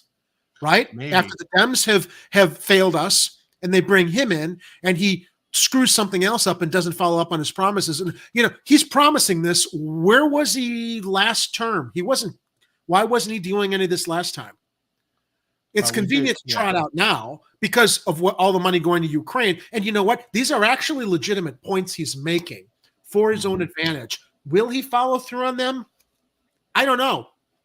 There were some things that he promised that he did do. I can't think of any of them because I. Well, I think we actually got more relief check money from him than we got from Biden. Right. That's right. Yeah, if we're being honest. Yeah, no, and we are some honest. people We're objective. just think I don't about. like this. Go ahead. Just think about not promises but actions. You got to think about the things that he did. Now, I mean, obviously, we have differing opinions on how each of those presidents handled the pandemic response. Plus, we all didn't have all the correct information back then, but he did try to get some type of response happening regarding a vaccine. Not whether or not he was aware at how ineffective it might be. Without getting too deep into that. So dealing with the economy and all these other things and healthcare, and he didn't really do all the things that he could have done. But then our last several presidents have really been underwhelming in that regard. Along with, Barry Obama. Barry got us a Republican healthcare plan, which worked okay for me the first year I had it, and then the health insurance companies jacked up all the rates for everybody. So it's not affordable. No, it's not. It barely was when I first got it. It's really not affordable now that I can't even afford to pay for monthly premiums, much less deductibles. And deductibles are a word that other countries don't even know what it is, because all of them have a nationalized healthcare system that takes care of them. And they look at us like we're fucking crazy because we've been brainwashed into this for-profit insurance healthcare system. The Brits say what we're seeing in France, we would be seeing in Great Britain if their healthcare were taken away. Mm-hmm. No question whatsoever. They look at what we're dealing with over there. Are you out of your minds? How do you allow this? How do you stand for this? Because we've been indoctrinated and brainwashed for generations that a for-profit healthcare system with insurance company blood-sucking vampires in between is good for the free market capitalist system. No, there's no place in health for free market capitalism. Period. It's a right. It's not a privilege. Oh. And the last handful of years, there have been people trying to privatize healthcare in the UK. And I've been telling all of my friends that are in the UK, don't do it. Yeah. I can't imagine they're even imagining it. And all they have to do is look at what's going on in America. So, but let's get back to the video. We went off in the ditch again. Yeah. Horribly. Likewise, with all of the money we will save by ending mass unskilled migration, we'll have a huge dividend to address this crisis in our own country. Immigration. Money that we're saving. Listen to this dimwit talk about federal spending and not have a clue, or pretend that we don't know. On a very superficial level, how old is Trump? God, what is he? Got to be 60 something. 60? No, he's in his 70s. 70s something? He's gotta be in his 70s. Oh yeah, okay, 70 something. Nobody in their 70s has that kind of a tan or teeth that white. It looks like he may have gotten his denture swapped out for a new set. Well, you can see the white spaces around his eyes, so he definitely had something over his eyes when he got his spray tan. That's how pasty he is. Now, Jimmy said in the live chat he has a tanning bed on his tour bus and plane. I'm assuming you know this, Jimmy, perhaps from intel that you've gained from your friend Stormy. Is this how we know that? Jimmy knows Stormy Daniels. And I didn't know that. Yeah, I'm just assuming perhaps she's heard this from Stormy. May have had some insight into that. Like Goomba Dick. Awesome. Sounds like we have confirmation. Yeah. Okay, there you go. Thanks, Jay. I met Stormy Daniels once. I can't remember if I met Stormy Daniels. I met her at the Admiral Theater many, many moons ago. I even have a picture I took with her that I can't share with anybody, but that's as far as that story is. The reason why I say I can't remember is that, I was a photo retoucher for almost 10 years for Playboy, and there were parties, I don't remember all the models that were there or any celebrities that may have attended some of those. You were a lucky man, Ed. I wish I'd known you then. Yeah, had some good times. Oh, I'm sure you did. It was all right. Pretty good job. Yeah. All right, back to Cittadini. Yes. Under my strategy, working with states, we will ban urban camping wherever possible. Ban urban camping. Ban urban camping wherever possible. Can you hold the video for a moment? Actually, hit the. Wait, I got to do something. Okay. All right, we will be back in just a moment. Indulge us. You will appreciate this brief intermission.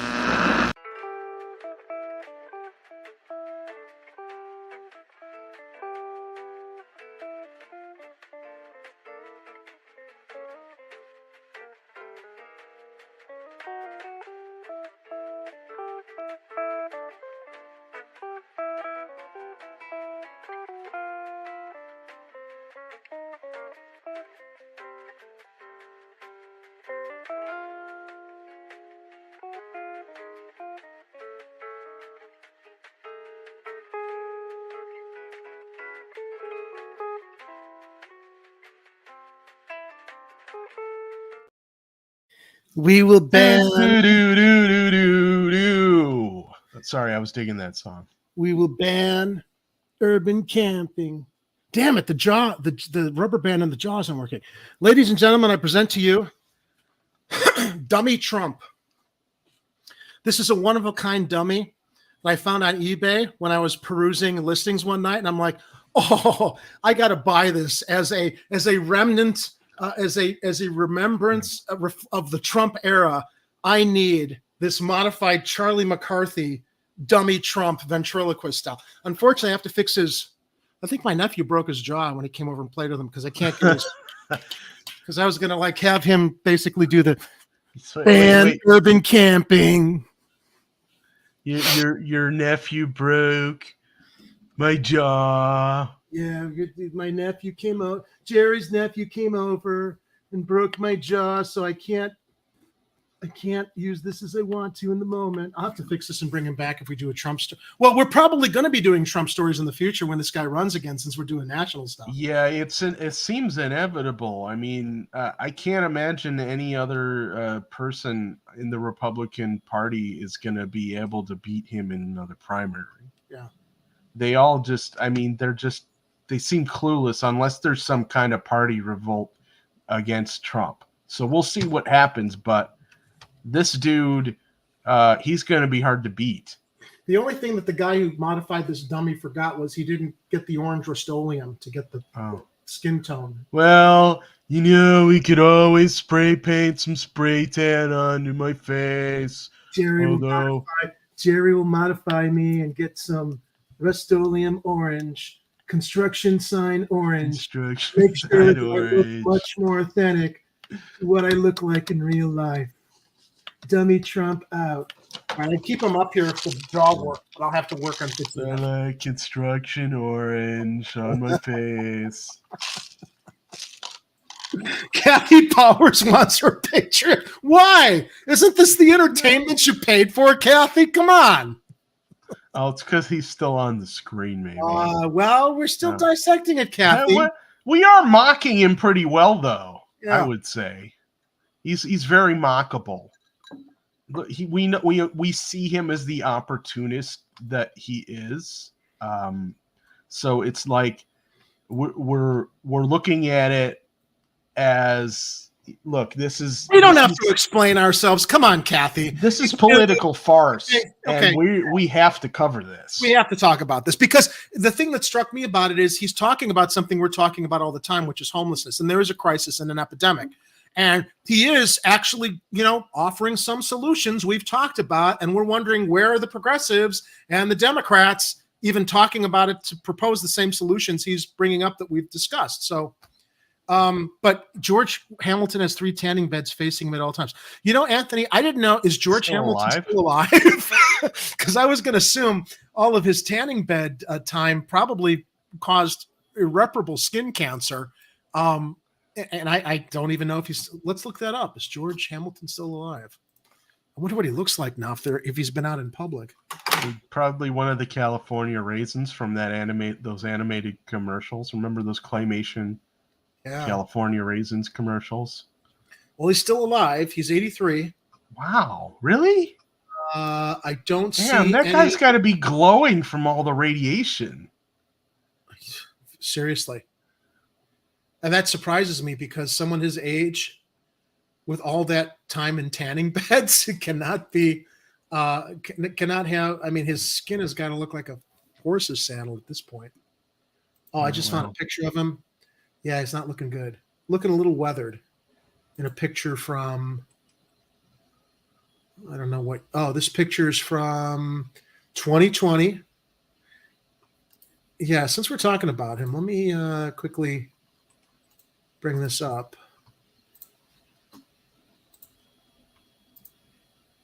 As a point of reference, look, we're going. That would be all kinds of problems, Kathy, if we got a Charlie McCarthy that looks like Lori Lightfoot.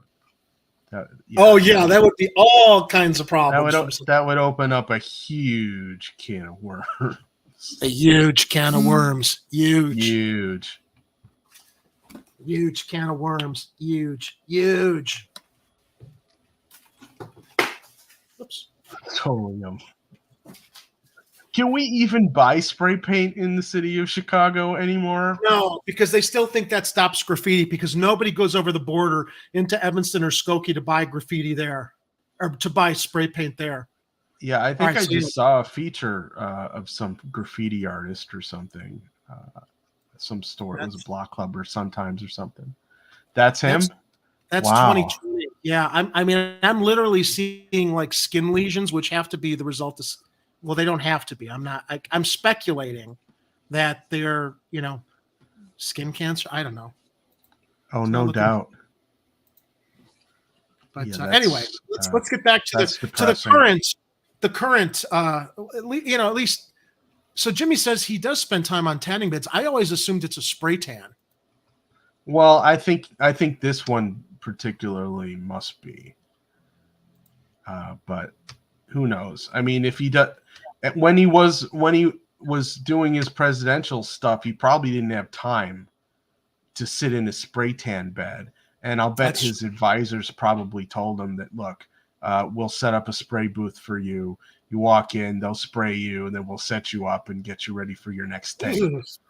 I just can't imagine being you have to see him nude in a booth looking like Babar the elephant, spray tanning. Puts his suit on. I want every square inch sprayed with the tan. And every small square inch as well. I have a very special construction orange that I like to use. Stormy would know about that special square inch, right, Jimmy? All right. No, we're not ripped.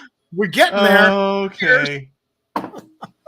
All right, let's continue the rest of this. I wish. No, I got those red Swedish fish, but they're not cannabis gummies. Sadly, no. Violators of these bans will be arrested. Oh, they changed the camera angle for dramatic effect. Oh, yeah, let's back that up. Hold on. Yeah, look at that. Ooh, production values. Yes, he's got two cameras. Urban camping, wherever possible. Violators of these bans will be arrested, but they will be given the option to accept treatment and services if they're willing to be rehabilitated. Many rehabilitated. We'll give them the option.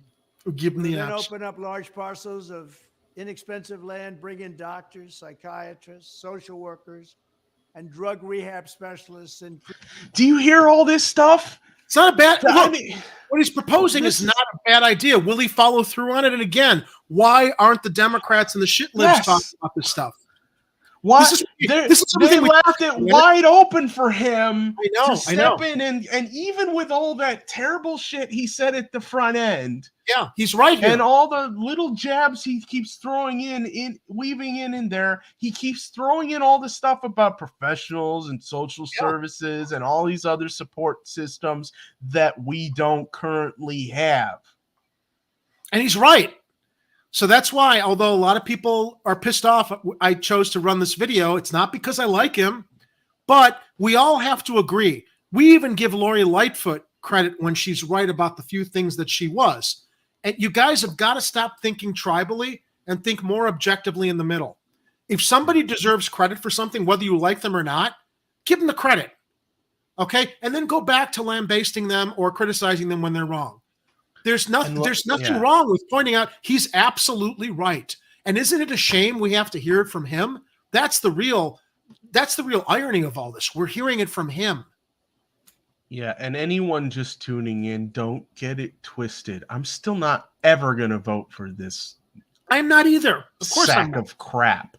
He's saying all these things because nobody else is saying them. He's taking the opportunity to say them because nobody else is saying them, because it's a lane they left open for him. And now people are going to say, oh, well, I like that thing he said. Maybe I'll vote for him. I sure as hell am not, but I can see why other people might. And the homeless crisis didn't just start this week. The homeless crisis was happening the day he took office. So I find it very convenient for him to now grab onto this as, a way to make it look like he cares. Because if he cared, why didn't he do something about it before? Why wasn't it part of his priorities before? Which is why I wonder, if he wins, will he really make it a priority? And you know what, Ed? I have to play devil's advocate. What if he did? And that's not a reason to vote for him. But what if he did? Because as you said, hey, he followed through on the money that people needed during the pandemic. For a little while. Biden lied about afterwards. Okay. Yeah, for a little while. But again, give credit where it's due. Doesn't mean you have to like the guy. I think he's gross. I think for any conservative, Christian, extreme religious person who claims that God anointed Trump, I'm just like, this guy was raw dogging a porn star without a condom after his wife had their first child. No offense to Stormy Daniels. And, he was a lucky man. Okay. But point being, that's he doesn't have a moral ethical compass.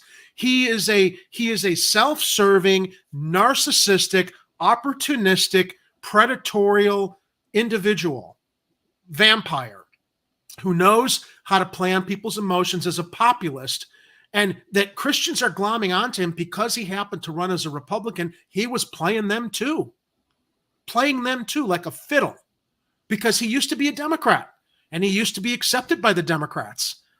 And I think the reason Democrats have Trump derangement syndrome, as I like to call it, is because Trump essentially exposed the actual ugly face of the Oval Office. All presidents are ugly like he is. Okay. Obama had the veneer. Joe Biden plays the old grandfather. They're all scumbags like this guy. But what he did was he exposed, the president is actually like a really odious position, and he is showing how odious it is. And they don't like that veneer pulled off to show, look, we're rehabilitating fucking George Bush, who killed millions of Iraqis with Dick Cheney. Okay. Suddenly he's rehabilitated now because he went on Ellen and he paints. No. This guy's elevation to making the ugly American acceptable with a lot of not all his followers, but a lot of his followers. Suddenly, all the ugly racism that I'm surprised and shocked to see that I thought was gone, it never went away. It's still there. And he basically made it acceptable to display that again. And that's, my own naivete here. But, he basically pulled the lid off of everything that any Democrat and quote unquote respectable Republican kept covered up. And I just think that, in many ways, I think that he what's the word? He tarnishes what the presidency of the United States is, but they all did. It's just they were able to hide it, and he never did. Which, to one point, Ed, it's like, well, shit, at least he's being honest, where they weren't. Well, yeah, so, it's where they weren't, and when it's to his advantage. Yes. So you got we got a comment from Viren DB. He says none of this is even his idea. He won last time on a progressive message, but he's always a lying authoritarian. The Dems just keep the actual leftists under their thumb. And the reason why he's able to come out and say all this stuff is because Congress has failed to act. They chose not to do anything. They want to keep the status quo, get all that garbage and their Wall Street perks and their special health care and all that other stuff for themselves and screw everyone else and pretend that they passed a substantial infrastructure bill and pretend that they passed health care that actually provides health care. And then all these cities. I mean, Nancy Pelosi should know that her state is littered with people who are homeless. And I hate to say littered, but the truth is there are so many homeless people out on the streets because they don't have homes or they can't afford it or they don't have a decent paying job. And these are all things Congress could have fixed. They could just give people homes. Federal spending doesn't need to ask, how do you pay for it? They can just choose to do something and the dollars are created for whatever they want to do. And we know this because they keep funneling billions of dollars to a proxy war in Ukraine. Yeah, well said, man. I can't add anything better. Jimmy's got some more tea to spill. I wouldn't call Stormy a victim, but he lied to her and said she could get a spot on The Apprentice if she banged. I don't doubt that at all. I don't doubt that at all. She didn't know he had a Prego wife. You know what, Jimmy? Whether she did or not, I don't hold her. Well, actually, if she did know, I would be like, but she knew he was married. And I have an issue with people who cheat. But all right, she didn't know he had a Prego wife. Trump is a manipulative. Well, that much is obvious and clear. Yeah. Although if she knew did she know he was married at the time? Because he had just married Melania. And again, I could care less. I'm not going to judge Stormy Daniels if she slept with Trump. I mean, Trump put himself there and he was married. So, but still, it's just such sordid stuff that speaks to his character and that conservative Christians act like this guy is like doing the Lord's work it's fucking laughable. It's fucking laughable. If you're really a Christian and espouse Christian values, this guy is everything Jesus said, stay away from, man. This is not but it's political. It's because they've, Christianity with right-wing conservatism and, and he runs as a Republican, so he must be a Christian. When I've seen pictures of him clutching his Bible, I'm just like, give me a break, man. And he's pandering as badly as Burke was at city council, citing a scripture or whatever, religious quotes he was giving on his way out. Yes. Play the rest of this. Yeah, Jimmy, you're right. One more thing. I love that we're getting into the TMZ stuff here. The knowing he's married part is why I don't call her Storm. Yeah, she should have known better for that. She should have. And I don't condemn her, but whatever. I mean, we could mention that, American sensibilities on relationships and whether a marriage is an open marriage or not. I mean, it's between the couples, right? You have to decide, are you going to have a marriage that is monogamous? You're going to have an open marriage. And we don't know what the deal was with Trump and his wife. So I'm not going to judge there. But I also think that Trump's marriage is one of convenience, because let's also get into that real quickly. Okay. Let's get into that real quickly. She came over as a model. Many people speculate that she came over as an escort. Speculate. We're not going to get sued here, but many people, and she came over under the within the framework of Jeffrey Epstein's activities. Yeah, that's what I had heard. I think Jeffrey Epstein introduced Trump to Melania. So if she was here modeling, if she was actually here escorting, again, I could give a shit. I'm not, there's no shame on sex work, okay? But let's be honest about what went down. He cheated on his wife, what was his second wife, Marla, with Melania. He was doing a trade-in with a woman who came over here from Eastern Europe through Jeffrey Epstein to model. Ivanka, you mean? No, Ivanka was followed by Marla and Melania. Sorry, I lost track of how many wives he's. Yeah, right. Exactly. So again, the good Christian here. So we wonder what his wife was doing over here, and then on top of that, he gets her the Einstein visa. Okay, the Einstein visa is reserved for people who come to this country who have something very important or special to contribute to American society, knowledge, science, education. Sorry, she didn't fill any of those check marks. But because he had money, he bought her Einstein visa. Okay, theirs is a marriage of convenience. I mean, maybe in the beginning there was some love. Who knows? I don't know. But let's be clear. He was trading in Marla for the new model. No pun intended, right? There's nothing Christian. There's, you can talk about, well, you don't know what happens in marriages or not. This speaks to this guy's character. He was cheating. He basically set up one woman before he and Marla, to her mistake also, she was the other woman with Ivanka. She should have known better. Cheaters cheat. I speak from experience because I've been cheated on. So this is a very sore subject for me, and I won't get into those details. But the point being, it's like when people have their things set up without their partner knowing and that they're doing stuff, this is what Trump was. And this speaks to his character. And there's nothing moral or Christian about it. That's why I have arguments with people talking about this guy. Well, he's religious. No, he's not. Just because he wears the Republican mantle and, clutches a Bible, why can't people look at a person's actions and judge them by that instead of clinging to what they say because it's their echo chamber is what it is. That and people just have the attention span of a gnat, and a gnat's a tiny little fly. For those who don't know, she's a sugar baby. That's exactly what Melania was. She was a sugar baby that came over from Eastern Europe to work. And let's not forget, Trump had an escort agency.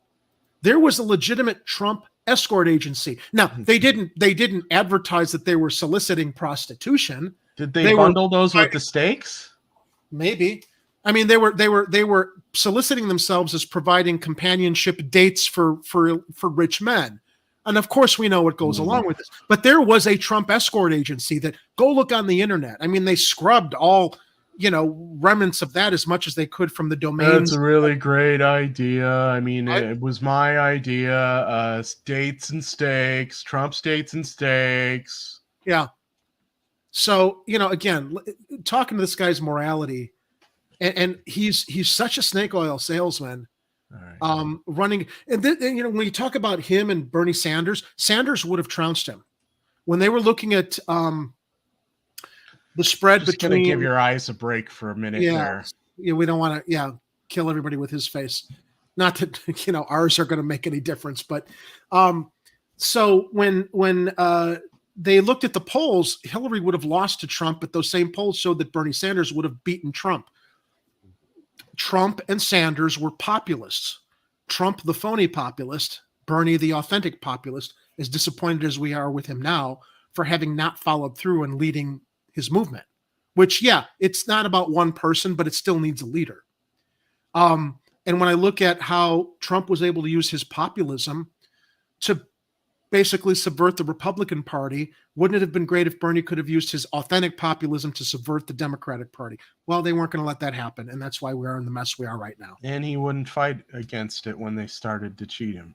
So, But get back to Trump's homeless plan. Sorry to go off in the weeds on that. For the rest of the video here. Yeah, okay. Yeah. All right. Create 10 cities where the homeless can be relocated and their problems identified. But we'll open up our cities again, make them livable and make them beautiful. So he wants to make tent cities. Did you hear that? So there's going to be Trumpvilles. Yeah, like Pottervilles from It's a Wonderful Life. Like the Bidenvilles that currently exist. For those who are just temporarily down on their luck, we will work to help them quickly reintegrate into a normal life. Yeah, how long is temporarily? Because I could use like a nice fat stack of cash here, Donnie. For those fat who as have his fingers, substance abuse, and common mental health problems. His fingers are short and stubby. I wouldn't call them fat. We will get them into treatment. And for those who are severely mentally ill and deeply disturbed, we will bring them back to mental institutions where they belong, with the goal of reintegrating them back into society once they are well enough to manage. It's a tough task, a very tough task. What's taken place on the streets, what's taken place with their taking so much drugs. But the fact is, we're going to try. This strategy will be far better and also far less expensive than spending vast sums of taxpayer money to house the homeless in luxury hotels. Vast sums of taxpayer money. Spoken like a true dimwit who doesn't know MMT. Spoken like taxpayer without using Taxpayer money. Once again, your tax dollars do not pay for anything on the federal level. There's Now, this Varen great makes book. A good point here. The Ukraine money is a freaking blip. Let's aim for the real money that the Pentagon didn't even ask for or can account for on top of repealing tax cuts from Reagan and Trump. Yeah. And that's a big story. All of this money that the Pentagon can't account for. Where did it go? Where is it going? Is there actually is there an asteroid coming for Earth and they're pulling a deep impact where they're building some kind of like a program to like fight an asteroid or prepare against an alien invasion? Where does all that Pentagon money go? If it's somebody else's pockets, it's a problem. Maybe crypto wrapped securities. Yeah. For one. FTX, anybody? Just saying. That and corruption, because come on. Maybe we don't all remember that a gigantic pallet of cash that got sent to Iraq just mysteriously disappeared. Yep. You don't think that's happening now with all the money that went to Ukraine or all the money that gets sent to the military-industrial complex for whatever? Speaking of FTX, as you did a moment ago, there was a question about all that money being laundered. With the money that went to Ukraine, they invested in FTX to increase their investment, and then FTX was donating to the Democratic Party. Yeah. So you've got it was a whole money, and where'd that story go? And the Republicans too, but mostly the Democrats. These are stories that they basically, it's like the news outlets are reluctant to report on because they are somewhat complicit in some of these situations. And also it's okay, I'm being charitable. And also it's like they'll report it once and then they'll take it out of the news cycle for something juicier. Yeah. Yep. All right, we're almost at the end of addressing their underlying issues, and they have so many of these underlying issues and needs. Like being freaking poor. Seriously, I mean, so many problems could be solved if you just gave everybody the giant piles of cash to pay their bills off and get rid of all their debt and be able to afford to put roofs over their All right, heads. well, that would be socialist, Ed, and I don't necessarily know. How dare we? That giving huge piles of cash to everybody. I'm not saying you need what do they call it? What is the system where not merit-based system? Meritocracy? No. When they do means tested. Means testing. I'm not proposing a means tested system. However, there has to be a proper procedure in relieving people's debt and relieving people's That's true. burdens, okay? Yeah, it's called hashtag. Go ahead. The answer is hashtag debt UBI? jubilee. What is debt jubilee? I haven't seen that. Or UBI. Hashtag Jubilee. Jubilee. I know, but hashtag UBI doesn't hurt either. No, that would actually be also good. To get a type of basic. It doesn't have to be universal, but a basic income system. Yeah, for everybody. Billionaires don't need it, but everybody else. So like the 99%. Yep. Yeah. So yeah, that's what I mean, Miguel. And seriously, they could.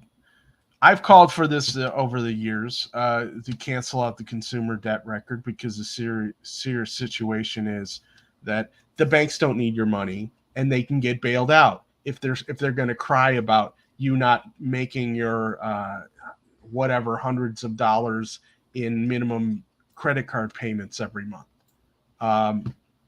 Once again, the federal government can just choose to wipe that debt out, and it won't cost you a cent. Is it going to affect inflation? Maybe, but the way they've been dealing with inflation right now is insane. All right, we're almost at the home stretch. End the scourge of homelessness and make our cities clean and safe and beautiful once again. We will do it. We will bring back America. Thank you. So he just basically revealed what this was all about. It wasn't really about ending or helping homelessness. It was about making our cities clean and shiny again. That's what this was really all about. Yeah. Clean and shiny. Clean and shiny and safe. Clean and shiny and safe again. Clean and shiny and safe again. Without all those dirty homeless people who are just sleeping out on the streets on top of gigantic piles of needles. Yeah. Come on, man. All right. It's 11:15. Let's see if we can wrap this up by 11:30 really quickly. Interesting story that broke today. Apparently, everybody thought that Lakeshore Drive, and I am purposely, calling it what it is, Lakeshore Drive. Thought it was going to close down May 1st, but no, Lakeshore Drive isn't closing. Fake city Twitter pages spread misinformation after Elon Musk drops verified accounts. That was fun to watch. Yeah, it was all day today. I saw this. An account claiming to be the city's Department of Transportation tweeted that the major Chicago thoroughfare would close. The false tweet was shared more than 90 times and was seen by more than 170,000 people. Now, what's ironic about this is that nobody batted an eye on thinking, yeah, that's probably going to happen, given the fact that they've shut down every other thoroughfare without any kind of plan into how there are going to be any major arteries left that people can get around the city, getting in or out on any wide berth of road, which is Lakeshore Drive or the expressways, since everything's being shut down. And we're going to have part of Lakeshore Drive shut down when NASCAR comes here in July. So this comes from Melissa Espana at Block Club Chicago.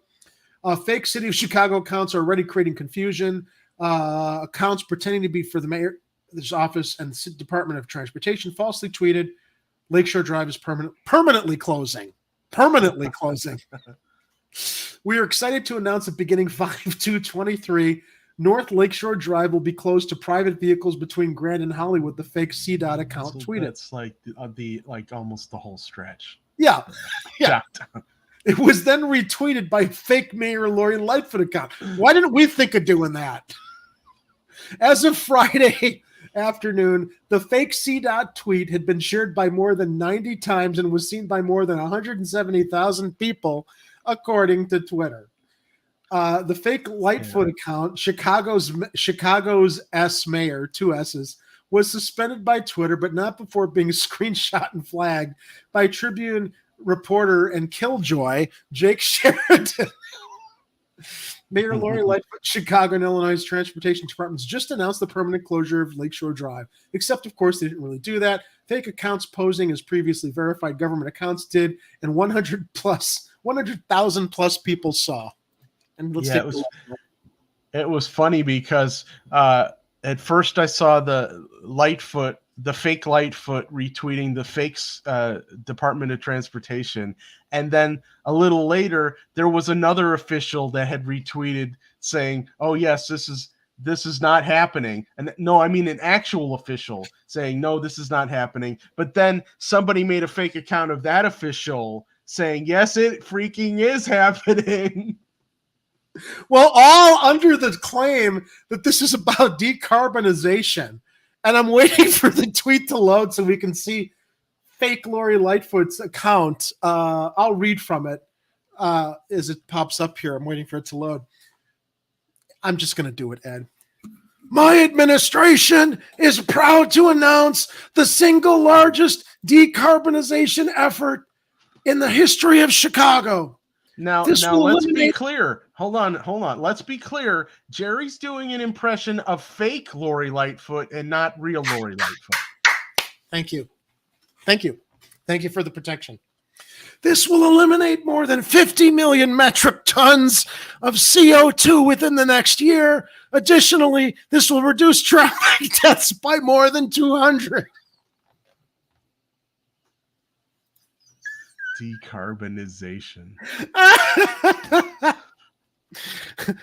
Illinois, we're proud to announce the closure of Lakeshore Drive to private vehicle traffic after hearing civilian concerns tonight. I would imagine those civilian concerns are all the bikers that want to see Lakeshore Drive converted into bike lanes too. Yeah, so clearly it's one of those activists that decided to take the opportunity for when Elon turned off all the blue checks, right? To basically do an environmental stunt. Shenanigans. Yeah, shenanigans. I mean, this is like when Dan Sinker was the fake Rahm Emanuel. Oh yeah, Remember that was a that? great account. Oh my God, that was hilarious. Where he was just dissing everybody in Chicago. After hearing civilian concerns tonight, we've determined with CDOT that this is the best path forward. Road closure begins 5/1/23. Get out and enjoy the lakefront. Now, what's ironic, Ed, is this follows one particular Twitter thread that I followed where someone was coming up with all these ideas for expanding the green space of North Avenue Beach at the expense of sacrificing lanes on Lakeshore Drive. And I had actually contributed to that thread before all this. And what are you going to do reducing the lanes, add more bike lanes? Because every time we hear about car lane closures, I'm telling you, Ed, it's from bike people. They don't think people with cars have any right to travel the streets because they want to run around on their bikes and not actually follow rules of the road. Sorry, they don't. There's this weird, it's literally like this militant group of bicyclists who want entire streets and roads shut down from, cars have had these advantages and privileges all throughout the years. Yeah, because people need to travel long distances and it's not all about you on your bike. Mm-hmm. Right? I'm all for bike safety and bike lanes and stuff where it makes sense, but not at the expense of more congestion and closing down lanes just to satisfy a small group of people who think that they're very entitled to what they believe they deserve at the expense of actually following rules of the road or, God, paying any taxes for biking like cars do. We all pay city stickers. We pay for maintaining the roads with our city stickers, tolls, everything else. Bicyclists, they don't pay anything. Nothing. But they want streets to shut down and more bike lanes, more money invested in bike lanes that they don't pay for. Might come out of their tax dollars, some of them. But it's just the entitlement of bike people in the city of Chicago just blows me away. And Ed, go check out Twitter, man. They are militant. They are literally militant in what they feel they're entitled to. Safety issues. I've seen it. It's you're going to have activists who are always way beyond logic, reason, just in what their goals are for the city and where they feel that the city needs to go regarding pollution and all this other stuff. And it's I can see your point of view, but at a certain point, you have to understand that not everybody is going to be traveling on a bike. It is not feasible until they find a way to have extremely reliable public transportation that gets people where they need to go. Dude, and a lot of people aren't going to give up their cars that easily. We also have something in Chicago we call winter. Yeah, there's that too. Okay. An unreliable public transit system, which, could be improved, but you can't force, even if you take public transit, you are still walking several blocks to where you might need to go. Yeah. How do you completely myopically blot out the fact that, hey, man, I got one leg. Okay. I get in my car. I drive where I got to drive. I try to park as close as I can get so I can avoid walking around on my crutches or with my cane with my prosthetic limb. That's my right.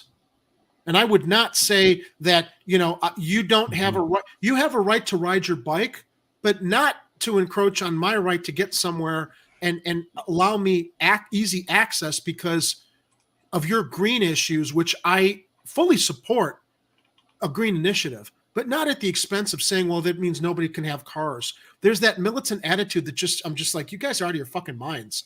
If you think that people shouldn't use cars and I see bicyclists in the winter, Ed, and I'm just like, are you out of your minds? Do you know how dangerous it is? Number one, to be riding a bicycle on icy, sleety roads around automobiles in roads.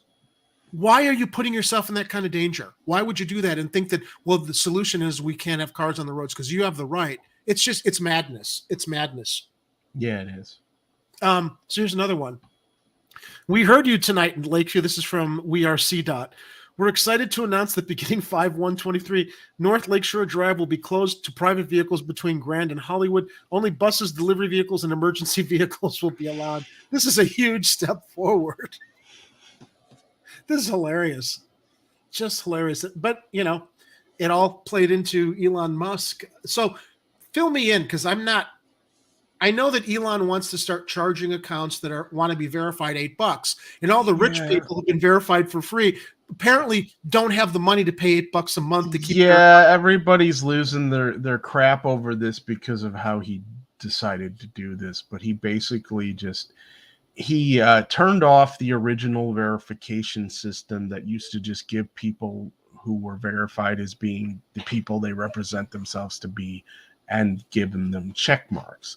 And that used to give a whole lot of people with status, including celebrities, the check marks, while a lot of the other people on Twitter could never get verified or were waiting in line to get verified. And there was definitely a caste system going on there. It's like you would get, if you had a blue check mark, your tweets were seen by more people, and all the other stuff. But then Elon bought the company and then realized this shit costs a lot of money and I have to find a way to make some revenue. Make his money back. Well, he wanted to like show off that he owned it to like people. Yeah, and apparently he's losing a ton of money trying to prop up this thing, and he can't get anybody to pay for the $8 or whatever. Well, maybe will start this time around, but I was never verified in any of my Twitter accounts. And we're not verified either. Someone recommended we verify ourselves, and it's like, well, we will when we can afford it. But I mean, right there's a strategy involved in people who want to use Twitter as a platform for communication and want to be seen by more people. It might be worth their while to spend that $8 a month. Plus, they get the perks like an edit button or the ability to write longer tweets or post longer videos. And so I can understand why some people might want to do that. But right now, all the people who are used to having like super high privilege on Twitter are throwing fits. They're saying it's because they're saying it's because now they can't show off that they're of the actual person that they are, and it's a lot easier for people to make fake accounts, spend that $8 a month, and have the blue check mark, where they're basically a fraudulent account with a blue check mark. And so, yeah, he completely destroyed the reason for having a verification system in the first place in order to get more money. And what he should have done was left the verification system in place, made it more equitable, and then also had a bonus system for the subscriptions with all the bells and whistles, and for business accounts and celebrities, so that they would be paying him anyway, which most of them have the money for anyway. Right. Well, the article goes on to say at Block Club, in relation to these phony accounts that came up after the city accounts were unverified. Under Elon Musk's leadership, the company now wants organizations to pay $1,000 a month. I would imagine organizations, meaning city, municipal, their organizations, to have their accounts verified by the platform, which they can afford. Mm-hmm. Individuals can get their accounts verified by paying the company $84 per year or $8 per month. That's not a lot of money, $8 a month.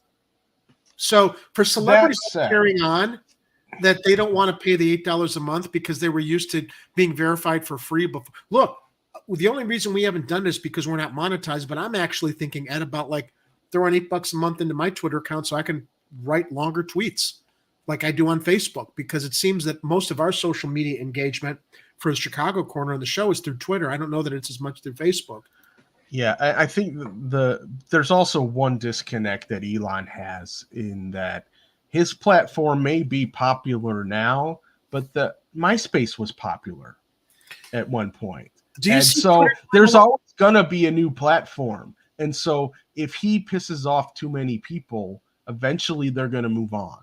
Well, okay, so let's play devil's advocate here. Yeah, but MySpace was a pioneering social media site that through some, and I used to love MySpace, and I migrated to Facebook because everybody was doing it, and then MySpace disappeared because Facebook was a bit more streamlined in how it operated. I don't know, but we haven't seen Facebook go away nor Twitter, and if another social media platform was going to emerge, it would have to really ace the simplification of use of Facebook and Twitter. And I don't know how you improve on either platform for what each platform does.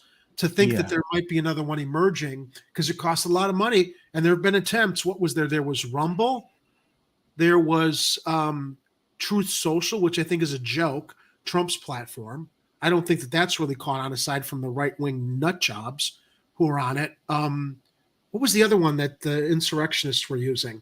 Well, Mastodon is a peer-to-peer where people can have their own servers. That exists still. Well, Anthony mentions TikTok, but that's like mostly video, though. That's not. And again, sometimes it's just like the platforms have different structures and different ways of doing things. So whereas Facebook might be more comfortable for an older crowd or people who are looking for something a little easier to use and that type of experience where it's all your friends and family.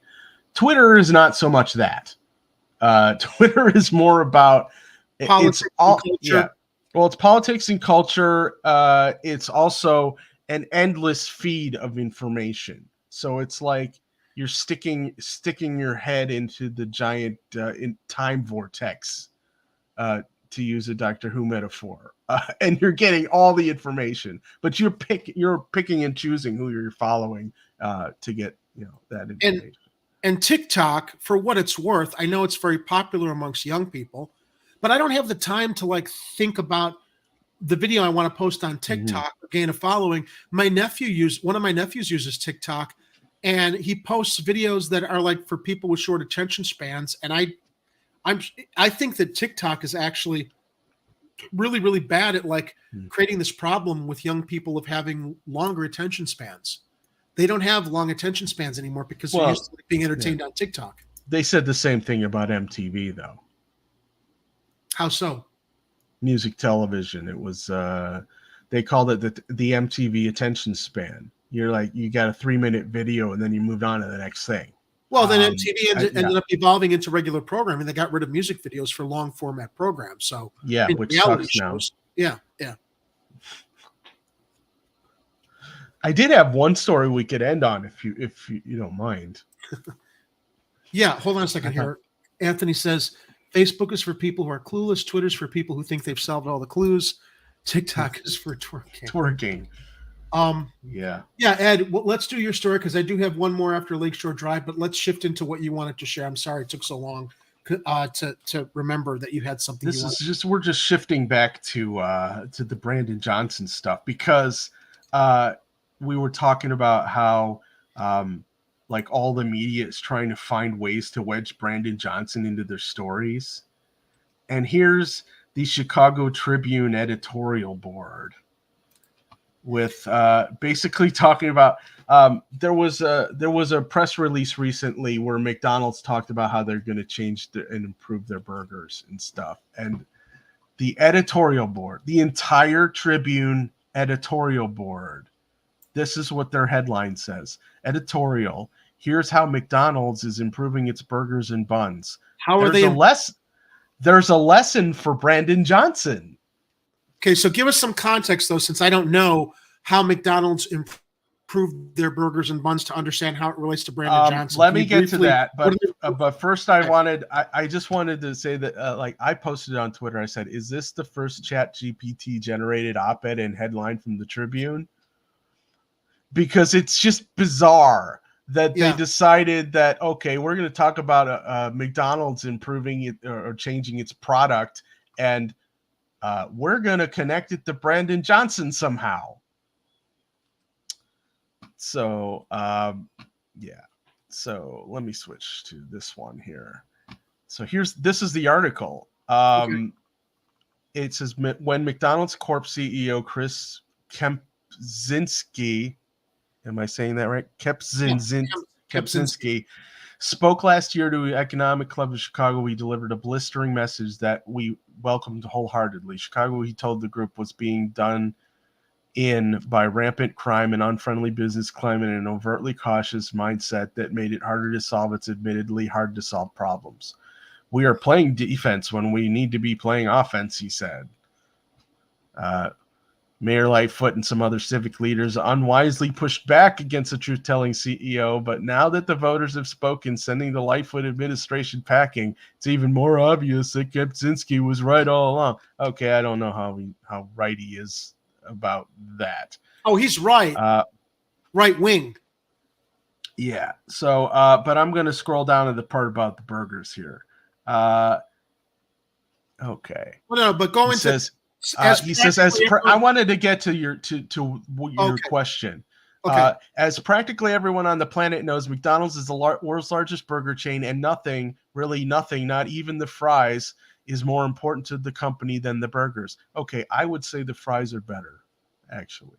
But so hats off to Kempczynski for having the guts to mess with the burgers. In a recent announcement that affects millions of people, especially the so-called heavy users who eat at the chain every week, McDonald's said it's tweaking the recipe for its classic sandwiches. The new buns will be softer and more pillowy. The grill will be cranked up for a better sear on the patty. They're turning up the heat. Okay.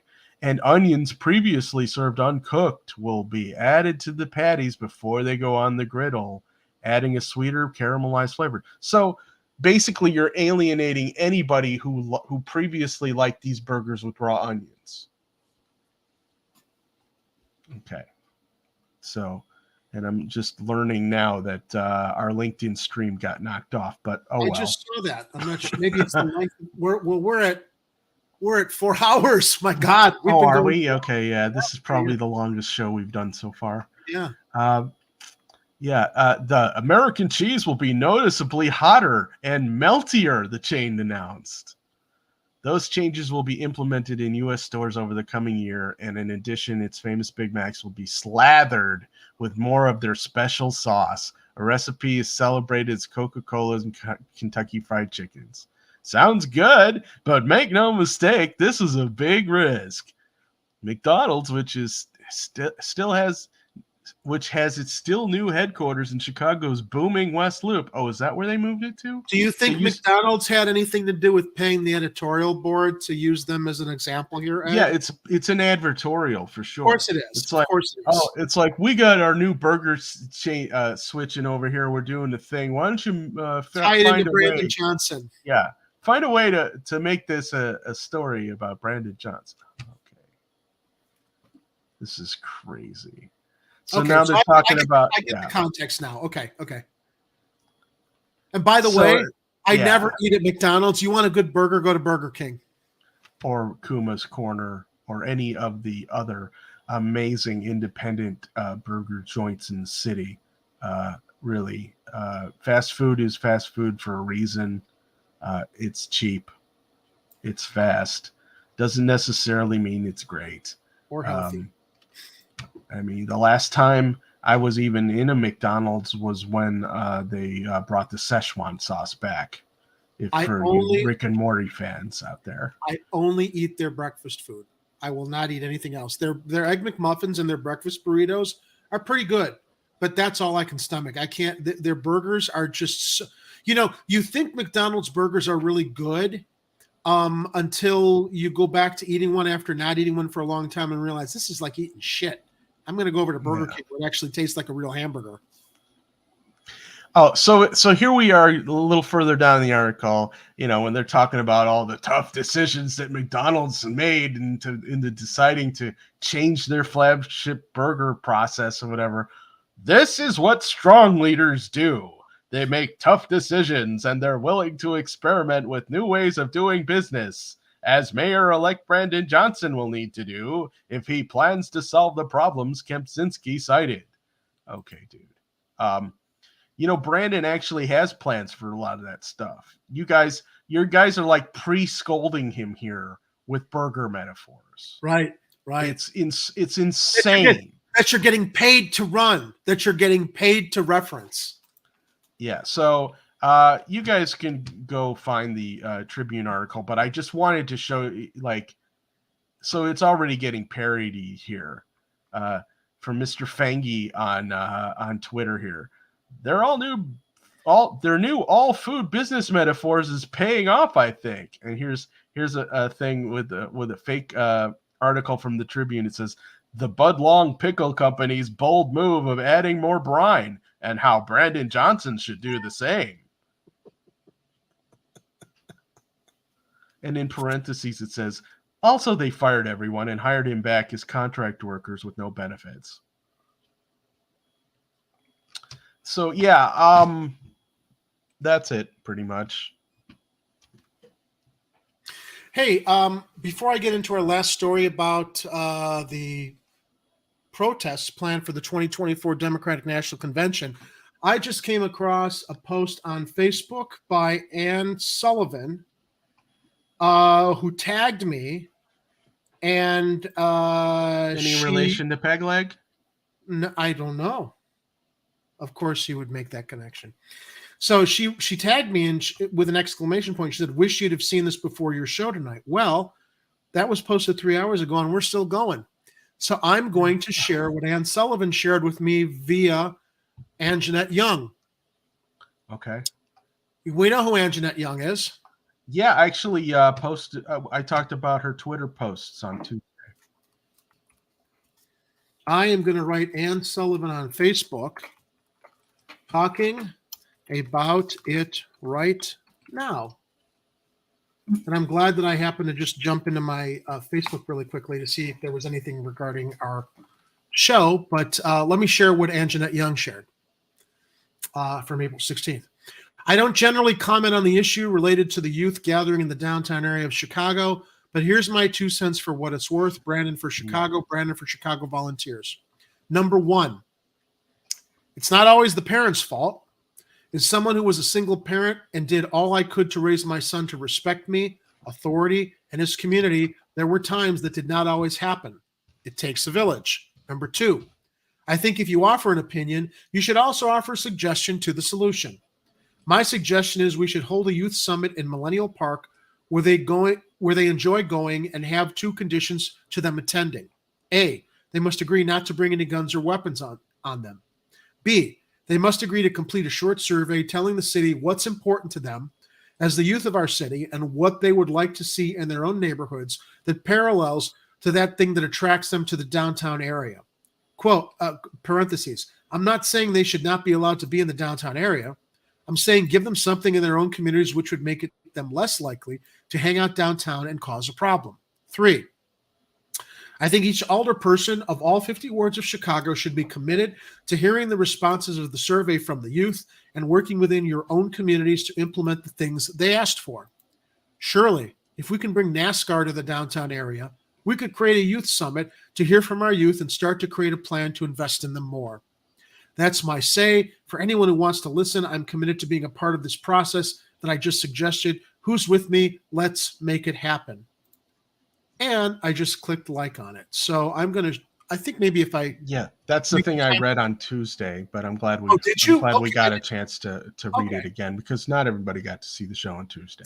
Okay. I watched the whole show, but I may have been distracted and not heard that.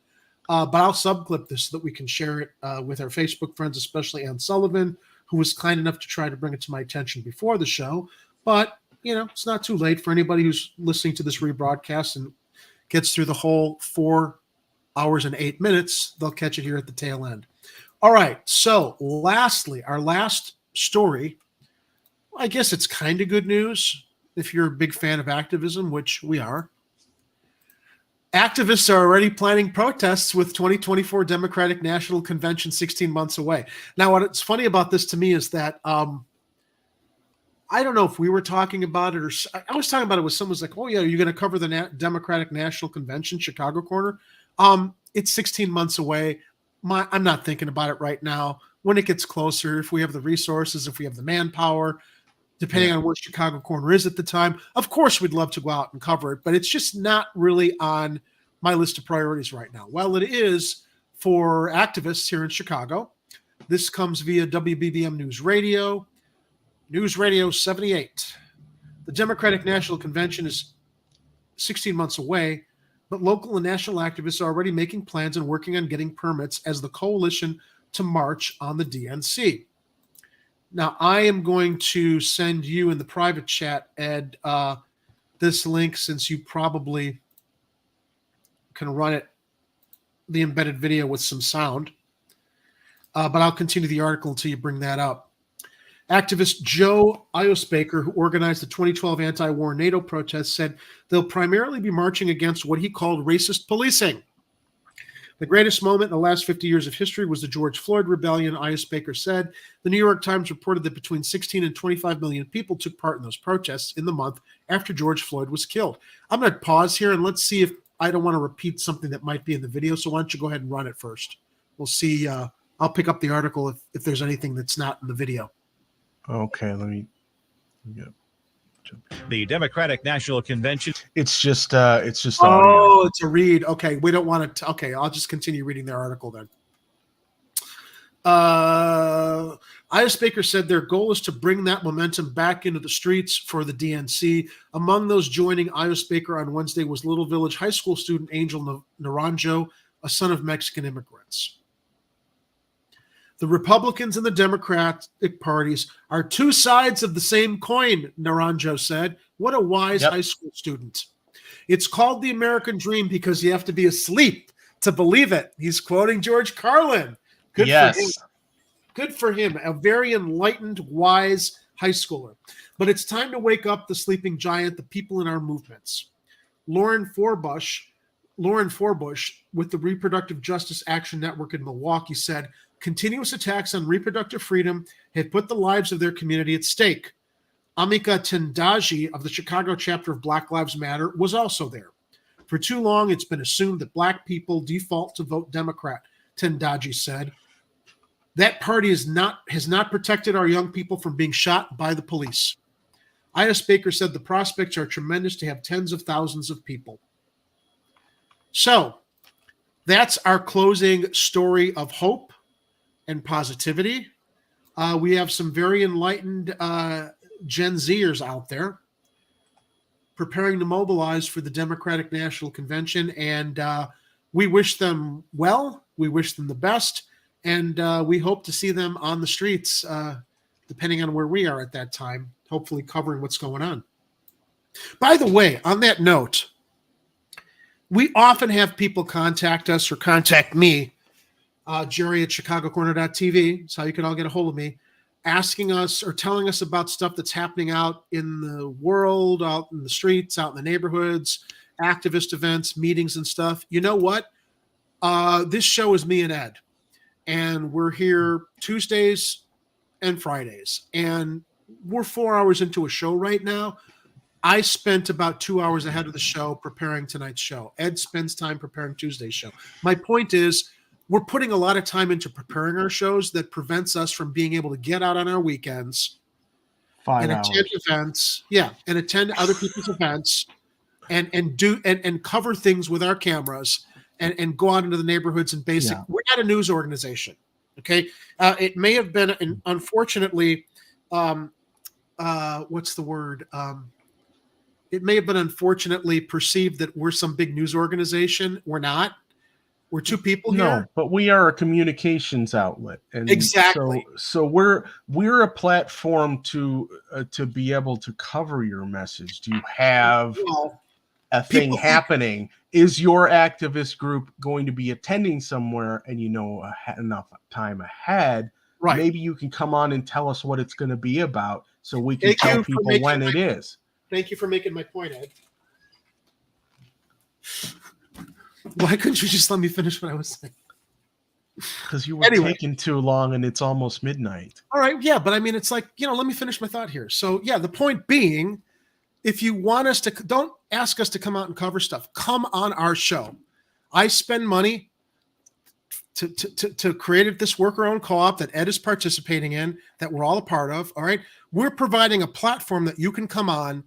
Email me, jerry@chicagocorner.tv. Email me and say, this is coming up. I want to come on Chicago Corner and talk about it to get more people to come out to it, because we don't have the infrastructure, camera crews, or anything else to come out and do this stuff. And I think the fact that we've got a platform that reaches over 1,600 subscribers, whoever's tuned in, is a great platform. So take advantage of the opportunity to come on the show, live stream from your home. It's really, really easy. Tell us about what's coming up, telling us about what it's about. And then hopefully we can get more of our viewers out to your event to actually get involved and engaged in activism regarding what your group is doing. So the reason I wanted to bring that up was because that speaks to what this group is doing, preparing for protesting at the Democratic National Convention, right? I mean, I could imagine if someone was a member of this group that knew of us, they'd say, hey, can you come out and cover this thing at that we're announcing at, where was this, Federal Plaza? Well, no. Come on our show and tell us about what you're talking about there. And, hopefully that'll get more of a crowd for you there when you're there. That's the whole point. Chicago Corner is where all of you can come, participate, contribute your stories, be part of the show, let other people know so they can come out and discover what you're doing. Okay, that's all I had to say about that. Yeah, so to jump on your toes there. I was like, I know where he's going with this. I know, but okay. All right.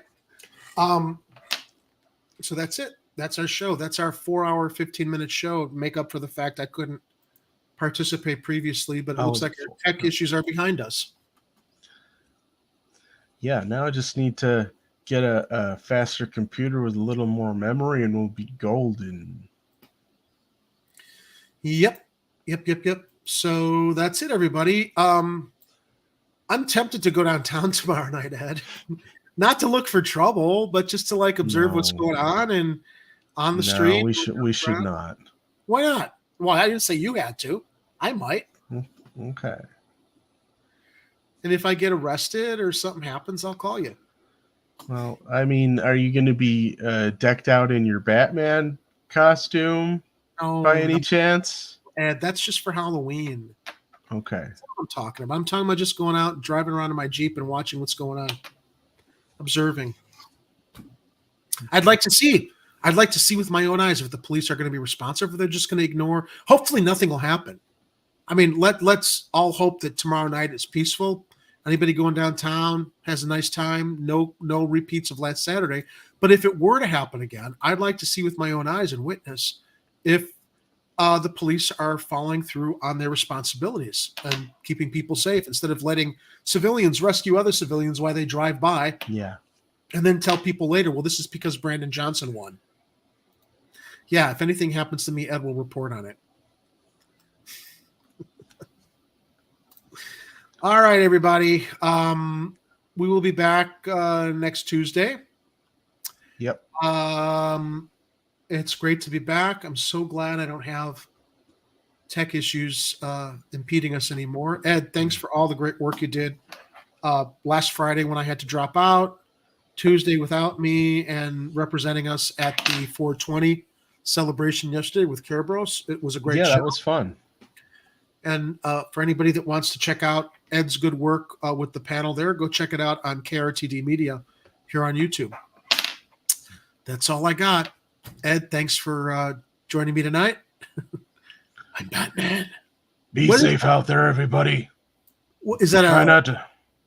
It's a. They call it a wacky wobbler bobblehead. This is the Batman one. Offshoot of those. What are they called? Pop-ups or Funko Pops. Funko Pop. Yeah, something. Funko Pops. I do not get those, Ed. Do you know how many people invest enormous amounts of money in those things? And it's just like they're cheap, plastic, stupid-looking toys. They're collectibles. Well, but they're better looking. Just like any, I mean, it's a style. I guess.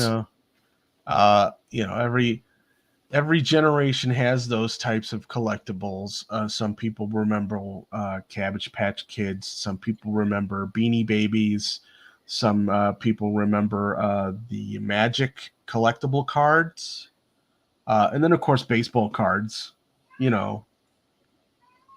I collected Migos.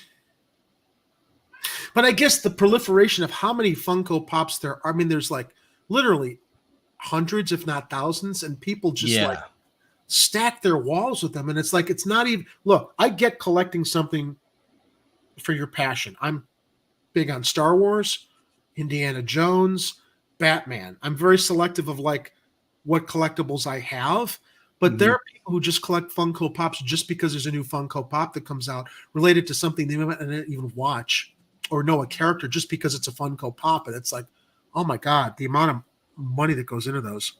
Yeah, I wish I had money for a collectible hobby like that. I don't anymore.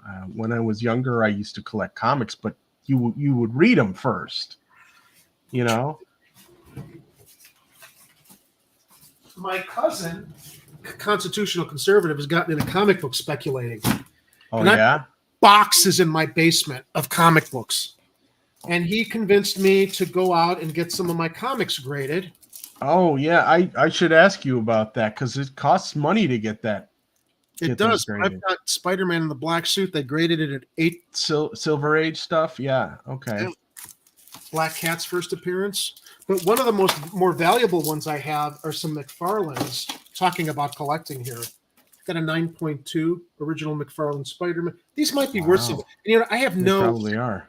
I have no emotional connection to these. Now that I've got them graded, I just have to figure out where the best marketplace is to put them up for sale and make some money. Yeah, well, if you find out, let me know because I got a few collectibles I'm willing to finally unload. I mean, they have.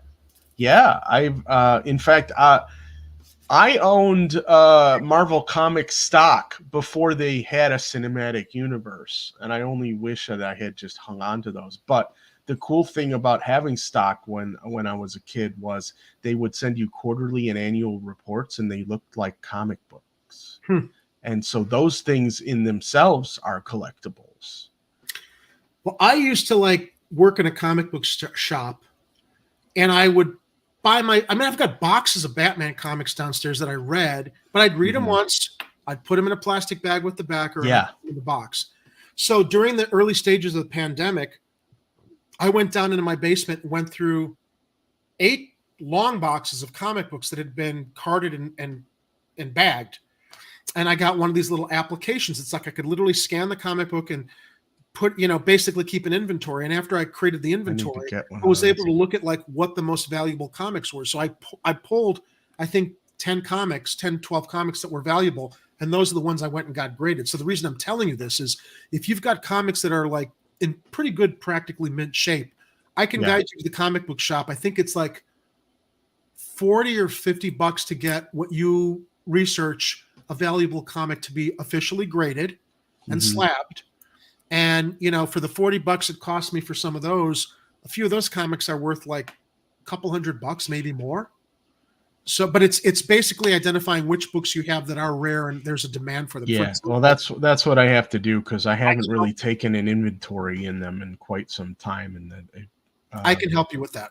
Yeah, and I've got a couple I know are worth something. It's just, because you can go on eBay and get an idea just by looking to see whether the comic that you hold is being sold by anybody else and how much they're asking for it. But that's only going to give you a ballpark because sometimes they're all over the place. You'll find one comic that one guy's selling for $50 and another guy's trying to get $3,000. But what drives the value up is if you've gotten it professionally graded. Yes. So, for example, I never was into the Batman animated series, but I bought the Batman animated comics, and there was a cover of Batman animated comics that had Batgirl on it. And I loved Batgirl. So I just bought it for the artwork. Never read it. Put it in the plastic, put it in the backer. Well, it just so happens that Harley Quinn was on that cover. And that was Harley Quinn's first appearance in a printed comic book. Wow. So I went and got that graded. Now, the guy at the comic shop said, this is easily a 9.4. It came back from the first grader at like a 8.2. which brought the value down. He's like, this is bullshit. This particular grader didn't do it right. I'm going to cover the cost of sending it somewhere else. That comic book at a 9.2 or above, which is what the shop thinks it's worth, could easily command like $3,000-$4,000 because it was her first appearance in a book. Cool. So I'm waiting on getting it back. But that comes down to like the rarity or value of a book has to do with, did the character appear in that comic for the first time? I've got an Empire Strikes Back comic. It was like the third comic of the adaptation of Empire Strikes Back, and Boba Fett was on the cover. It was the first appearance of Boba Fett in a comic book. It's a valuable book now, and I got it graded. So when it comes to your books, just do a little bit of research on what you have and what might be historical as far as a particular character appearing for the first time, or what the rarity of a book was as far as like whether it's Silver Age, Bronze Age. Silver Age stuff is generally more valuable, and nobody's got Golden Age stuff. That's all the old 40s and 30s and 40s stuff. But anyway, yeah, I mean, I used to have a reprint of they used to have these giant size comics that they came out with in the 60s and 70s. I have those. And I had a reprint of a Batman and Robin one, but the cover got shredded when I was a kid. And I only wish that thing had been in better condition, because it'd probably be worth thousands of dollars today, even though it wasn't even the original. Well, the reprints, I know what you're talking about, the giant size issues. Those aren't really worth anything. I mean, maybe 30 or maybe 40 or 50 bucks if they're in mint shape.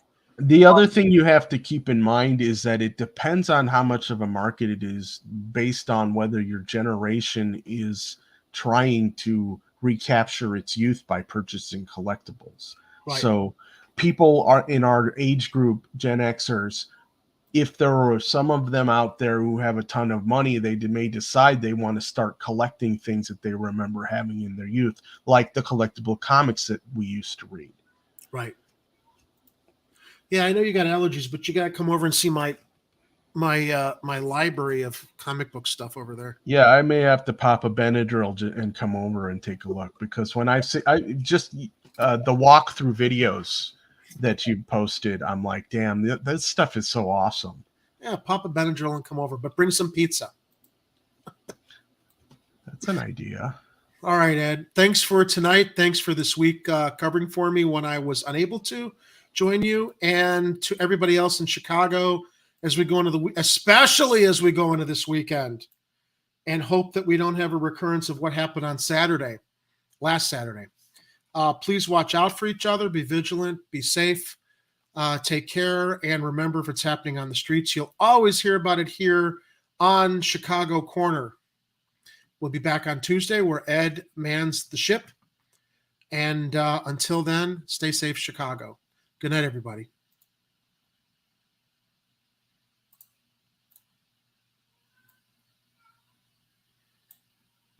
Get out. And don't come back until you've redeemed yourselves.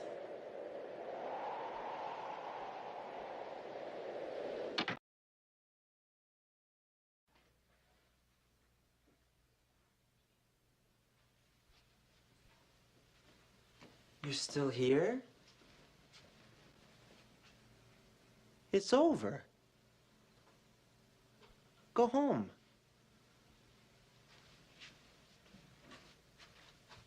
Go.